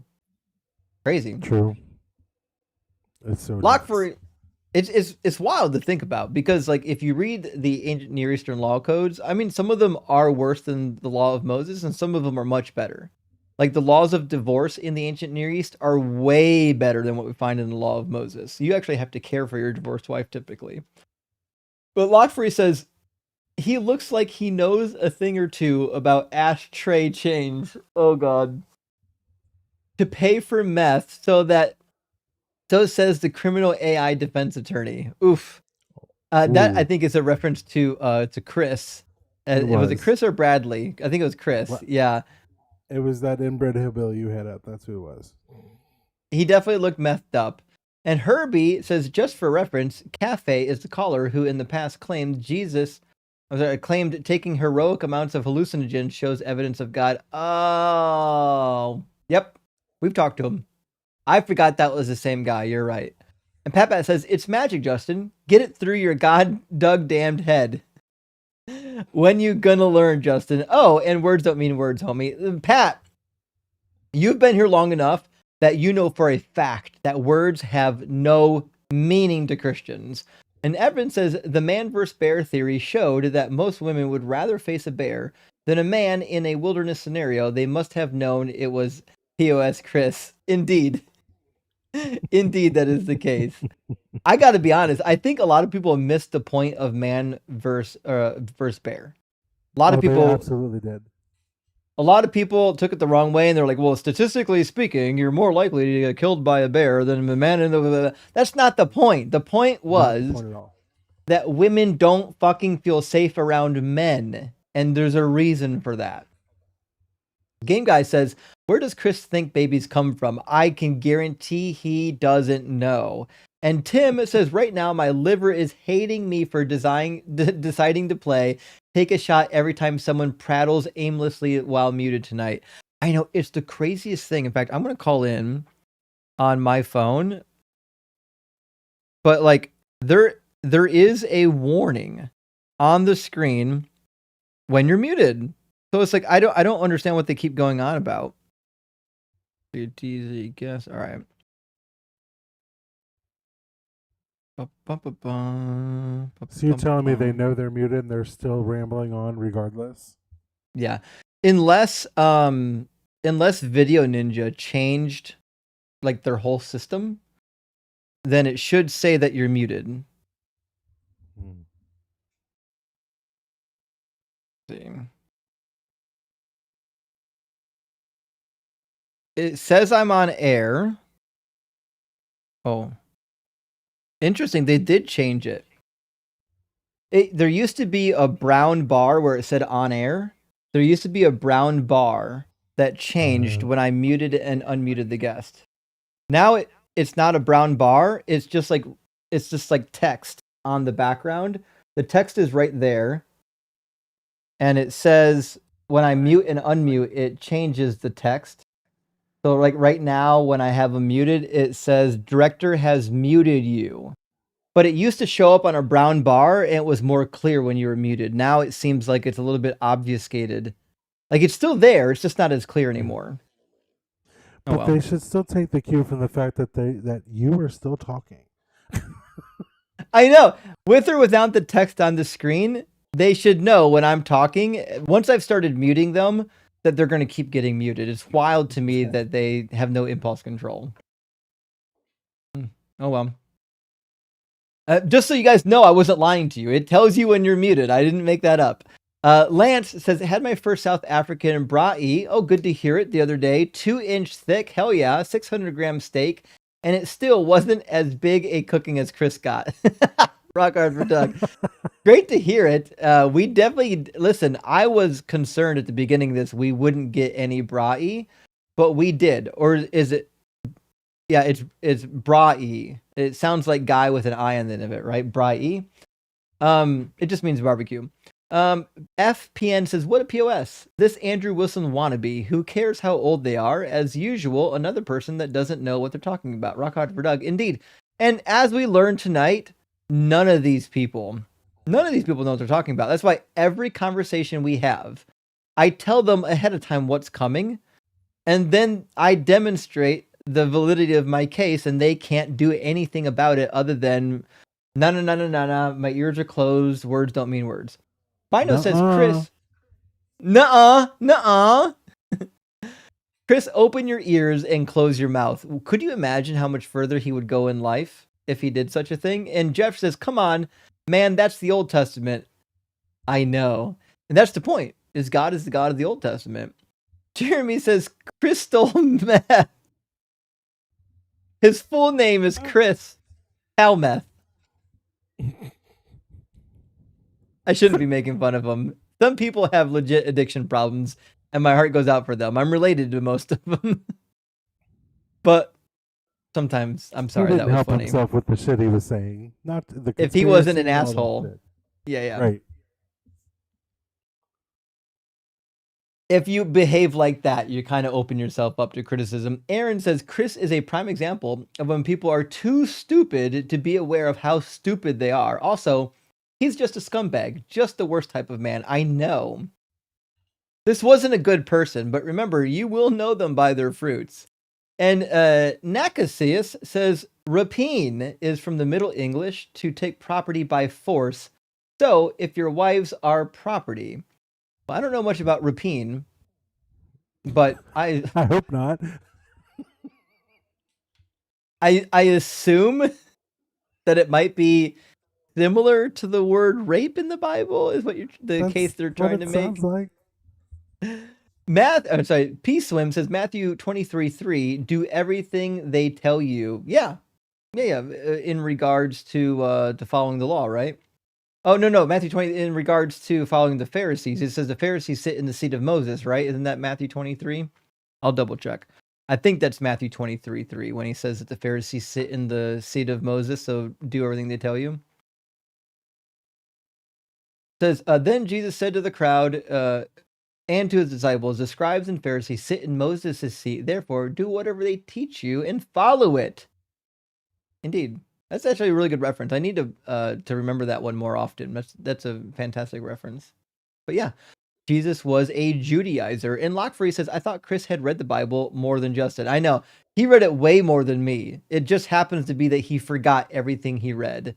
And Megs says, I certainly wouldn't consent to being a concubine, and I can't think of a single woman I know who would. That insinuation is insane. I agree, Megs. I love it when men like Chris talk for women. Pat says, I am with Chris, Justin. If you become a slave, then tough. Doug, damn it. Or God, Doug, damn. If your people got took over, well, tough. You a slave now, homie. Isn't that crazy? Well, that's just the luck of the draw. God couldn't do anything about it. You're a slave now. McDermott says, I work with children in transitional kindergarten, 4 to 5 years old. The TK kids have a better and more humanist moral compass than Chris. Yep. If you talk to youngins about their moral compass, they'll demonstrate that it's better than the biblical compass. McDermott says she knew what she was getting into. Isn't that fucking crazy? She didn't have a choice. That was the culture. Like, what do you expect? That women will never get married? they're just all going to die childless because in that culture they have to marry their widow's brother. No, of course they didn't get married and have family. It's biologically wired inside of human beings. And Jeet says he does look like he would marry his sister. That does seem to be the case. Levirate marriage for Chris. And Oren says, I love that your L guest emote looks like the middle finger. Oh, you're right. That's a good point. Maybe we should get a middle finger emote. I never thought about that. Pat says, for some reason, the chat don't understand my sarcasm. Pat, I get your sarcasm. Don't worry. I'm with you. Don't worry about the chat. The chat can be errant sometimes. All firsthand says, I appreciate your handling of truculent guests. Did I say that right? Truculent? Truculent? I've never heard that word. I gotta look it up now. Shit. I've always thought it was truculent, but I don't know. I could be wrong. It says quick to argue or oppose and being aggressively defiant. And it's pronounced truculent, according to the dictionary at least. Interesting. Well, beautiful cat, by the way, and thanks for teaching us new words. Steven says, this guy really puts the Chris in Christian. Isn't that right? He really does. I mean, as he was talking, I really thought, man, this sounds like Colossians 3:12 and 18 to me. Gentleman says, Chris will throw hands to defend slavery. Yes! That's what was happening! He was so willing to defend biblical slavery, he was going to fight me in a parking lot. You don't even know where I am. I don't know why he thinks he's going to meet me in a parking lot. Locke says, Chris has done a great job exposing Christian values and behaviors. Yeah, really is. They have nothing, friends. And Skeptic says, Chris is so fucking dumb and uneducated. His defense mechanism is to try to talk over you to hide it. Yeah, that is the case. Yeah. As long as I talk over you, I don't have to respond to anything that you're saying, which we demonstrated at the end. He had no intention of demonstrating or responding to my words. He just wanted to talk over me. Miss Pickle says, I will meet you in the parking lot, Justin. I'll let you bench press me any day of the week and twice on days that end in Y. Hey, listen, Pickles, I can't promise to do much, but I know I can bench press. That's one thing I can do well. Miss Pickles. Easy, Miss Pickles. Miss Pickles coming on strong. It's okay, Miss Pickles. We'll allow it. It's all right. Miss Pickles, thank you for the super chat. We appreciate that. Dugald, I don't know if what you learned growing up. I learned growing up that I was in Taekwondo, I was in martial arts. I learned that the people that are the quickest to pick fights are the ones who have never been in a fucking fight. That was my experience. So every time I see somebody trying to pick a fight with me, I'm like, oh, this motherfucker's never been into a fight. People who have been in real fights aren't quick to pick fights because they know that, like, you can have a plan until somebody punches you in the nose, then it's all out the window. Right. There's no such thing as a plan when it comes to a fight. You can pretend like you're going to predict the moves, but you don't know what the fuck somebody's going to do. That's right. Yeah. If I learned anything from sparring with other people, it's that no matter how good you think you are, the reality is you're going to run into somebody that's better than you and they're going to fuck you up. They're going to make you have a really bad day. P. Barnes says, if game equals internal critique, well, perhaps. Tim, good to see you again, says, I don't play if the game, but what if you did? Oh, I don't play the if game. Yeah, I mean, the crazy thing is, if, like, answering if questions, what would you do if, or what is the answer if? They're not hard. Like, the only reason not to play the game is if you're a coward. And well, we live our Adam, life with what ifs. Like, you have insurance, sir. That's the whole reason for insurance. Good fucking point. If you get into an accident, here's what we'll fucking do about it. It's not hard. Adam says, Chris is in fact a female dog. I think that is the case. I think that might be the case. I know you can't type it in super chats though.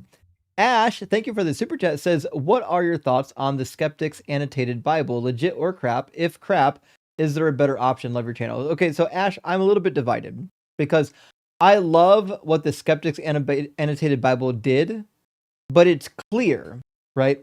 Like if you talk to a nurse about nursing, they know that I don't know shit about nursing because they're professionally trained. If I talk to, I don't know, somebody who knows biology about biology, they know that I don't know shit because I'm not professionally trained. When I read through parts of the Skeptics Annotated Bible, it was clear to me that whoever was writing the notes wasn't professionally trained in this field of study, at least not as deeply as I would have hoped for a study Bible.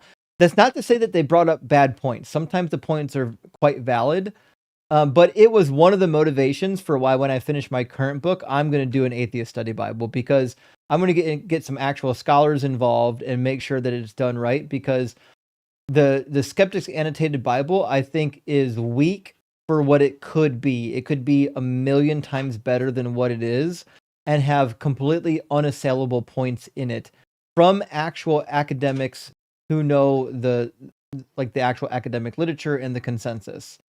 So that's all I'm saying is there's nothing wrong with the Skeptics Annotated Bible. I definitely approve of reading it. I think it's a great resource.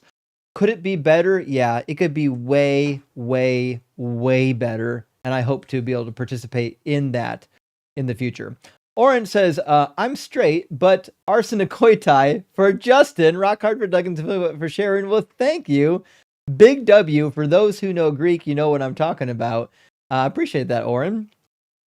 And Chris says, then this is for more ammunition. Praise, reason, and critical thinking. Cognitive dissonance is the real Satan. Thank you, Justin. That is the case, Chris. I mean, cognitive dissonance is like the enemy of truth. And it's certainly, the enemy of most of my opponents. Tim says horizontal and vertical make the plus sign 0 truth plus. Wait, what now? Horizontal and vertical make the plus sign O plus O truth plus? Did I miss something? Tim, my friend, I apologize. This one went over my head. And that's hard to do because my forehead is gigantic. But this one did go over my head. I apologize for that. Astronut says, recently I've heard a lot of fellow atheists stating that unmarried Hebrew women slaves were never set free, but check Deuteronomy 15, 12 through 17.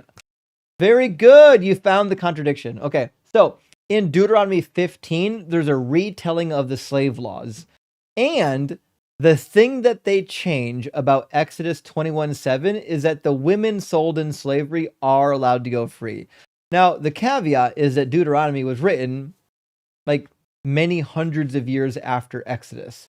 And when they rewrote the law for Josiah and Josiah's reforms, that Exodus 21 verse was one bullet they were not willing to bite. They didn't like that bullet. They wouldn't bite on it. So when they did the laws of Deuteronomy, they changed that one law. Now, I understand that there are some people that would say, no, Deuteronomy was written and penned and actually spoken 40 years after they got into the wilderness, right before they entered the promised land. Well, in that case, what a weird bullshit law to have in Exodus saying this is the law to follow when you walk into the promised land, and then 40 years later, give a complete negation of one of the laws.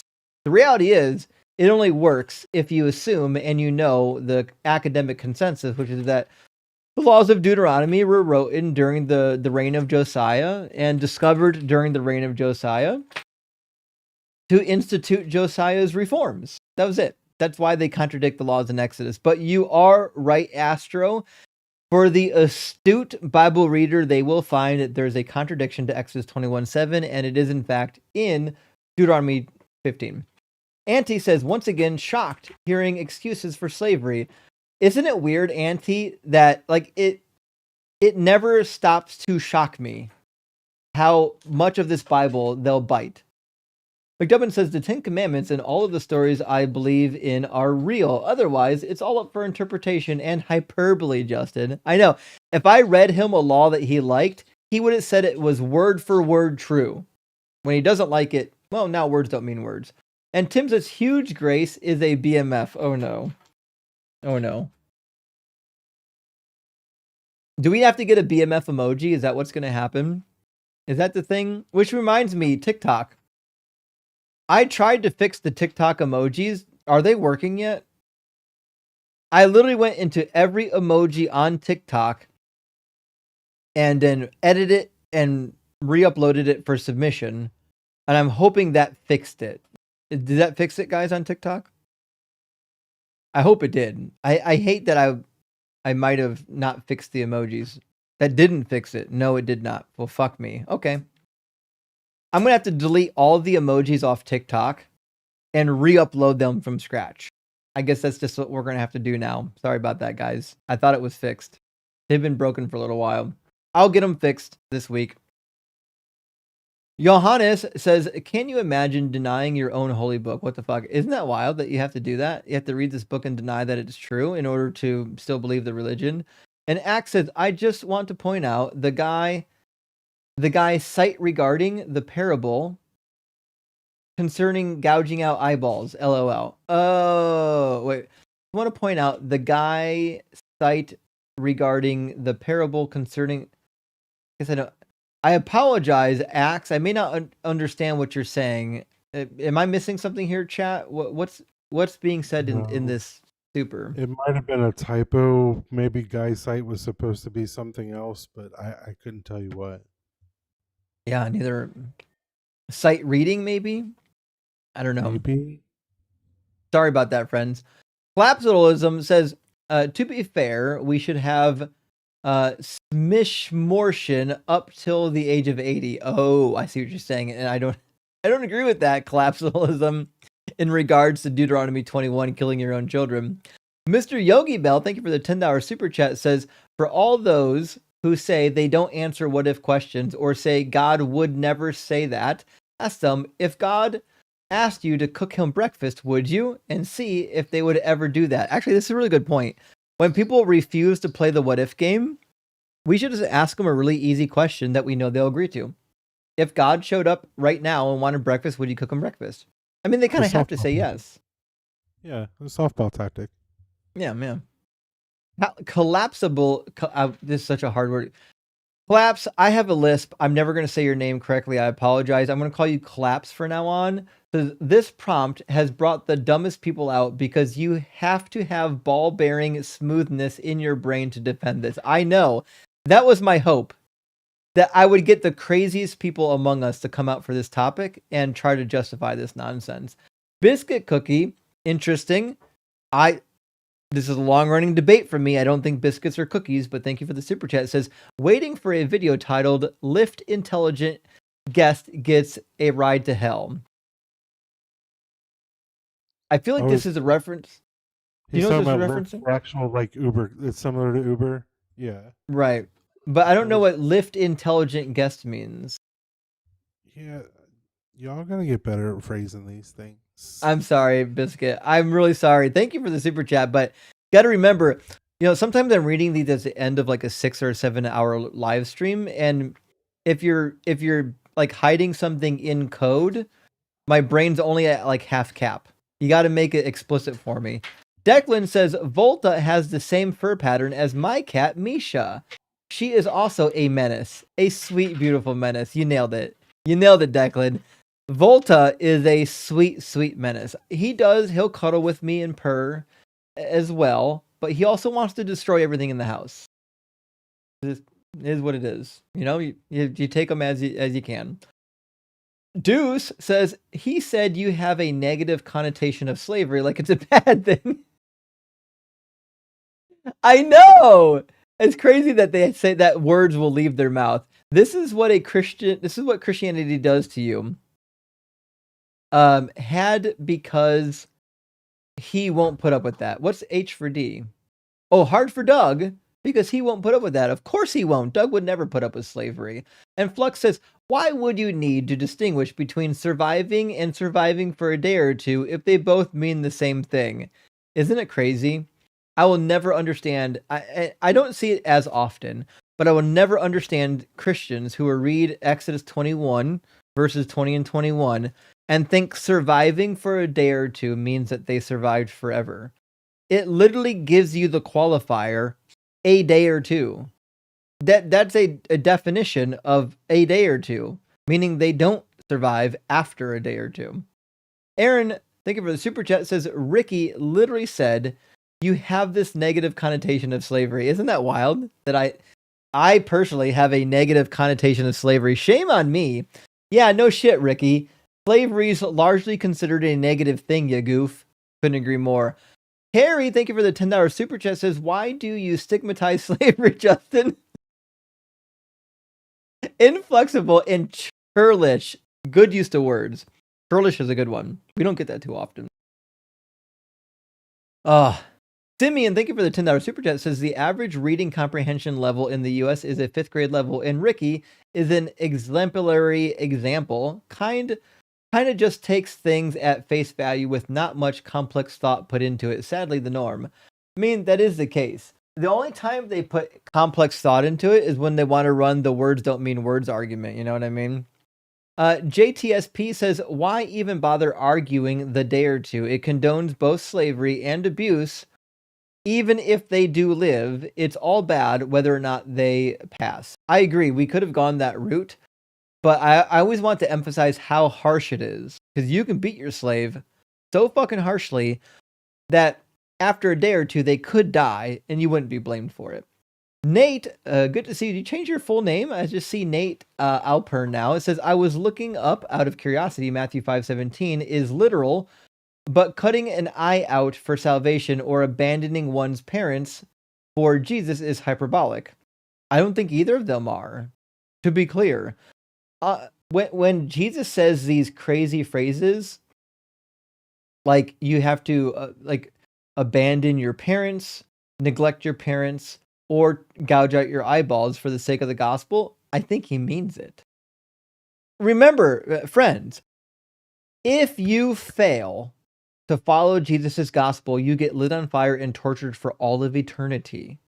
Which means, if that's true, if hell is literally true, then yes, cutting off your hand so you don't go to hell is literally better for you than going to hell forever. That's the point that's being made here. I have no reason to believe that this is hyperbolic. This seems to be the case. And Tim says, oh, Ricky, you're so dumb. You're so dumb. You blow my mind. Hey, Ricky. That's a good tune.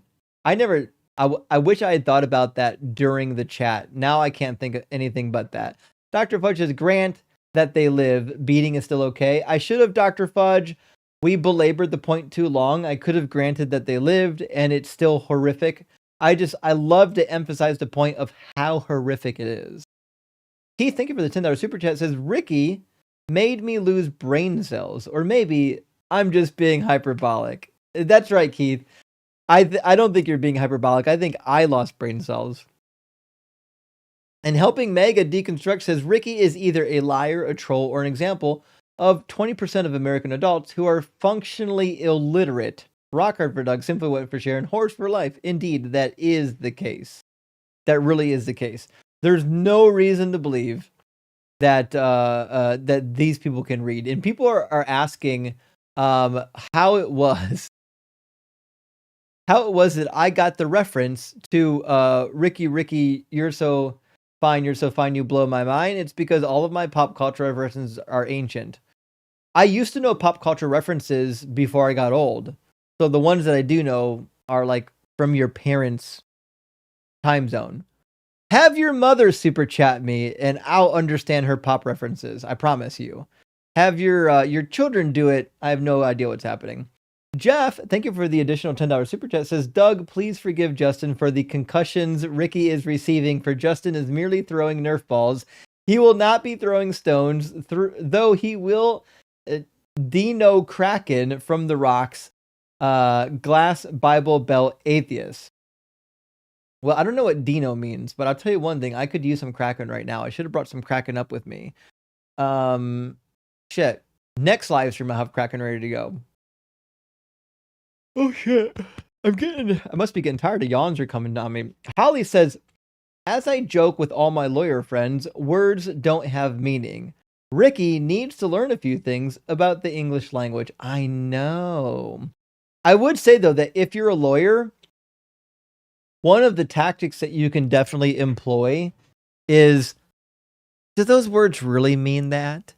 When my client said that I will sleep with you by force, does it really mean rape?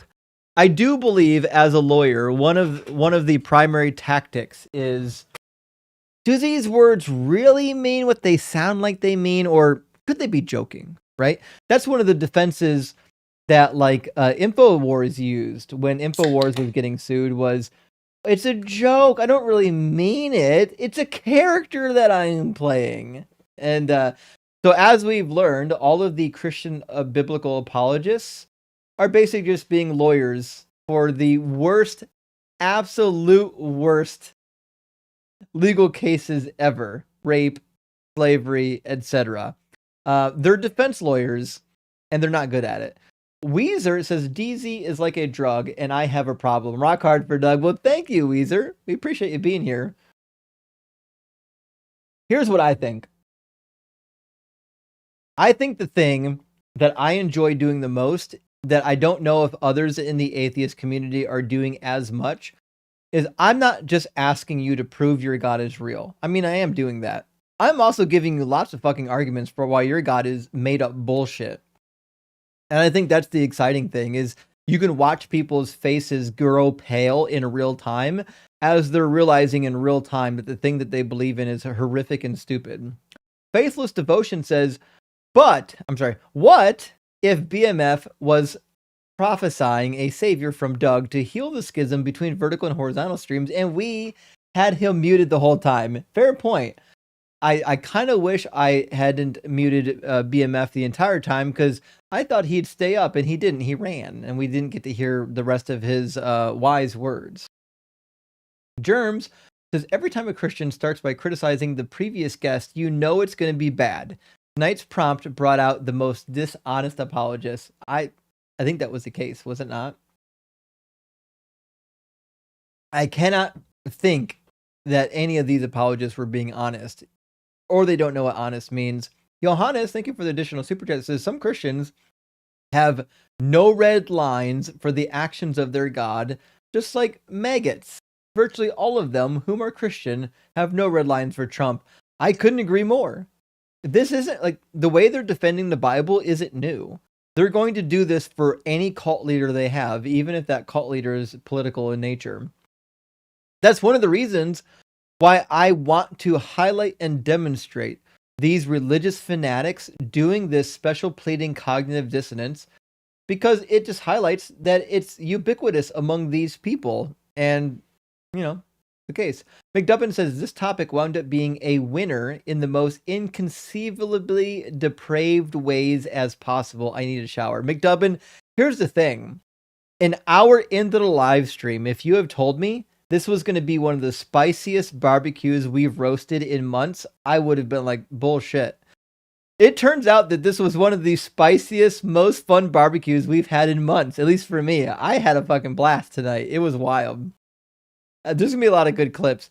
Jeffrey's, thank you for the super chat. Jeffrey's popping off on the super. It says, crazy Christians getting concussed with Nerf ball questions must be the end times. So expect that 2,000 times 7 years from now, the prophet will return drinking Kraken from a rock glass. Indeed. And remember, Doug likes you taking Kraken on the rocks or neat. It's okay. Either one is okay with Doug. But Kraken is obviously the nectar of Doug. And The Walking Dad says the simplest way to know if a religion was created by man is to discern how it treats women. Yes. Yes, yes, yes, yes, yes, yes. The best way to know if a religion was invented by men is to see how it treats women. And I would assume that if there was a religion created by women, it would be more egalitarian, because women really just want equality. They don't want to dominate men typically. I mean, there are some doms in the BDSM community, I'm sure of it. But I mean, in general, women are seeking equality. They're not seeking to dominate men. Not that we can blame them if they would. I mean, look at what we've fucking done with them. Collapse says, I'd rather pull out my hood piercings than hear the last two callers ever again. Incels. Collapse? I agree with you. If they were incels, I think that's 100% the case. And Johannes says, show us your kitties. Well, unfortunately, the kitties wore themselves out playing up here, and they're now downstairs napping. I have another cat tree downstairs that's taller, and they love napping in that cat tree. So they're probably right now napping in that cat tree so that they can then play all night wrestling on top of my face. In fact, the last 2 nights I had to take them out of my room because they wanted to wrestle all night, and they want to wrestle on top of me while I'm sleeping, which, as you might guess, it doesn't make for a good slumber. Noah's Lions, good to see you again, says, seems like the Hebrew men were terrified of crabs. That might be the case, actually. Both in the bed and on the plate. You guys, because of the dietary laws, anyone couldn't have shellfish? Anyone? I'm with you, Noah. Listen, I got the joke. I loved it. That was fantastic. And Dot says, I am a prophet. I called the whole convo of Joe. Actually, I think you did, Dot. To be fair, some of these callers are predictable. I was just glad that it wasn't the same Joe that I talk to every time I go live. I get so tired of hearing the same guests over and over and over and over and over and over and over again. Assailment Monk says, sure would be nice if everyone would learn critical reading skills before forming their beliefs. Well, so that's the thing, right, about beliefs. So like I remember when I was in high school, I would say I was a kind of a young Christian, and I was in religion class because I went to a Catholic high school. And at that point, I committed myself to Christ, right? I was a born again Christian. And I remember reading the Bible in religion class, thinking to myself, okay, I'm committed to this thing. The best source of information about this thing is the Bible, right? So I committed as a teenager to eventually learning Greek, Hebrew, and Latin. It turns out I didn't need to learn Latin. I think I'm going to learn eventually anyways, but I didn't actually need it. I thought that some of the manuscripts originally were written in Latin. I was a teenager. I didn't know any better. Turns out I was wrong. So I committed as a teenager that I will learn every word in this book and be able to read it in the original languages because I won't be fooled by what somebody tells me. And I'm shocked that the vast majority of Christians never make this pledge to know what's in the book so that they can't be fooled by people with slick tongues. They just, for some reason, it never crosses their mind that they should know this book. Clap says, Tipsy Elves, Google it. I'll email you, send you all the sweaters you want. Shit, okay. Claps, I'll take you up. Although, I mean, listen, I'm a grown man. I can buy my own sweaters. I just need a good source for it. I appreciate the offer though. Also, I did get some free merch in from some friends of the channel. I have to bring it out and shout out the channel. I got a hoodie with the controversy over the gay frogs on it. So when people talk about turning the frogs gay, I'm like, yeah, look, I'm wearing the hoodie. I'm part of the cabal causing it to happen. Good question says, women willingly marry their captors after 30 days. My wife remembers for years if I forget to compliment her. I call holy BS. Good question. What a good fucking point. That a human being can be like, oh, you murdered my entire family. Now I'm consenting to marry you after 30 days. What a bullshit idea. No. Women who have their entire families murdered by an invading army don't consensually marry them. The Steeler Nation says, what's the best way to hold a Christian accountable for the horrific shit in the Old Testament when they say the New Testament essentially cancels it out? Well, it doesn't matter, right? Because even if it was temporary, it was horrific when it happened, right? It doesn't matter if you think Jesus is better, which he's not. Matthew chapter 5, verse 17 through 19, Matthew 23, verse 2, clearly demonstrates that he wants you to follow the law of Moses forever. And the Hebrew Bible says to follow the law of Moses forever. Deuteronomy 11, 1 and 2, Deuteronomy chapter 12, verses 1 and 2, and Deuteronomy 12, chapter 12, verse 28, and Deuteronomy 30, verse 6 through 9, all indicate that this law is forever. And so you can't cancel it out with Jesus. And even if you could cancel it out with Jesus, it's irrelevant. It should have never been okay to rape women. Vegetals, thank you for this another super chat. Says, Doug appeared to me last night. He told me that in order to do heaven, humans should 1, never eat pine nuts, and 2, shave our taints. Thus saith the Lord. Listen, I gotta tell you, I'm more comfortable cleaned up downstairs, Vegetals. Listen, I know not everybody has the same preferences as me. We all have different preferences. That being said, I prefer to clean up, if you know what I mean. I manscape. Got to remember, I'm an engineer. I'm a man of detail and dedication to details. And so, it is what it is. You don't have to, but I'm going to continue to. Tim says, in a fight, even the winner gets hurt. Yes! You nailed it, Tim. You nailed it. That's why people who threaten violence against you are stupid. Even if you think you can win the fight, you're not going to come out unscathed. You're going to come out with damages. It's stupid. That's why I said people who pick fights with other people are typically the ones who've never been in a fucking fight. That's why you've never seen me pick a fight ever, and you will never see me pick a fight because it's dumb every time it happens. Not only is it like against my moral compass, it's just dumb. It's stupid.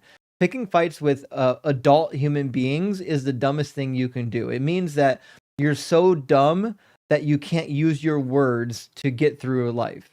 All you really need is words. Oh well.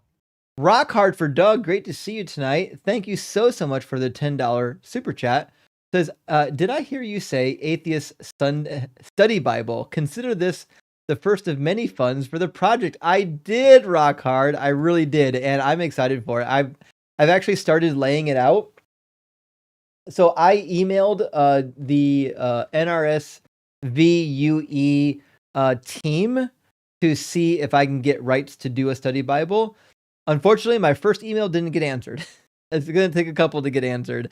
But I'm going to get rights approved through the proper resources to get a study Bible on the market, and then immediately start adding some of my notes to it from my study notes and get other scholars to participate. I can't tell you who all is going to participate, but I know for a fact that I'll be able to get some scholars to buy in and do some chapters for me. I won't be doing any translation work other than like to do some of the commentary. I'm not going to be retranslating it. It's going to be in the NRSVUE translation, and I think it's going to be a banger.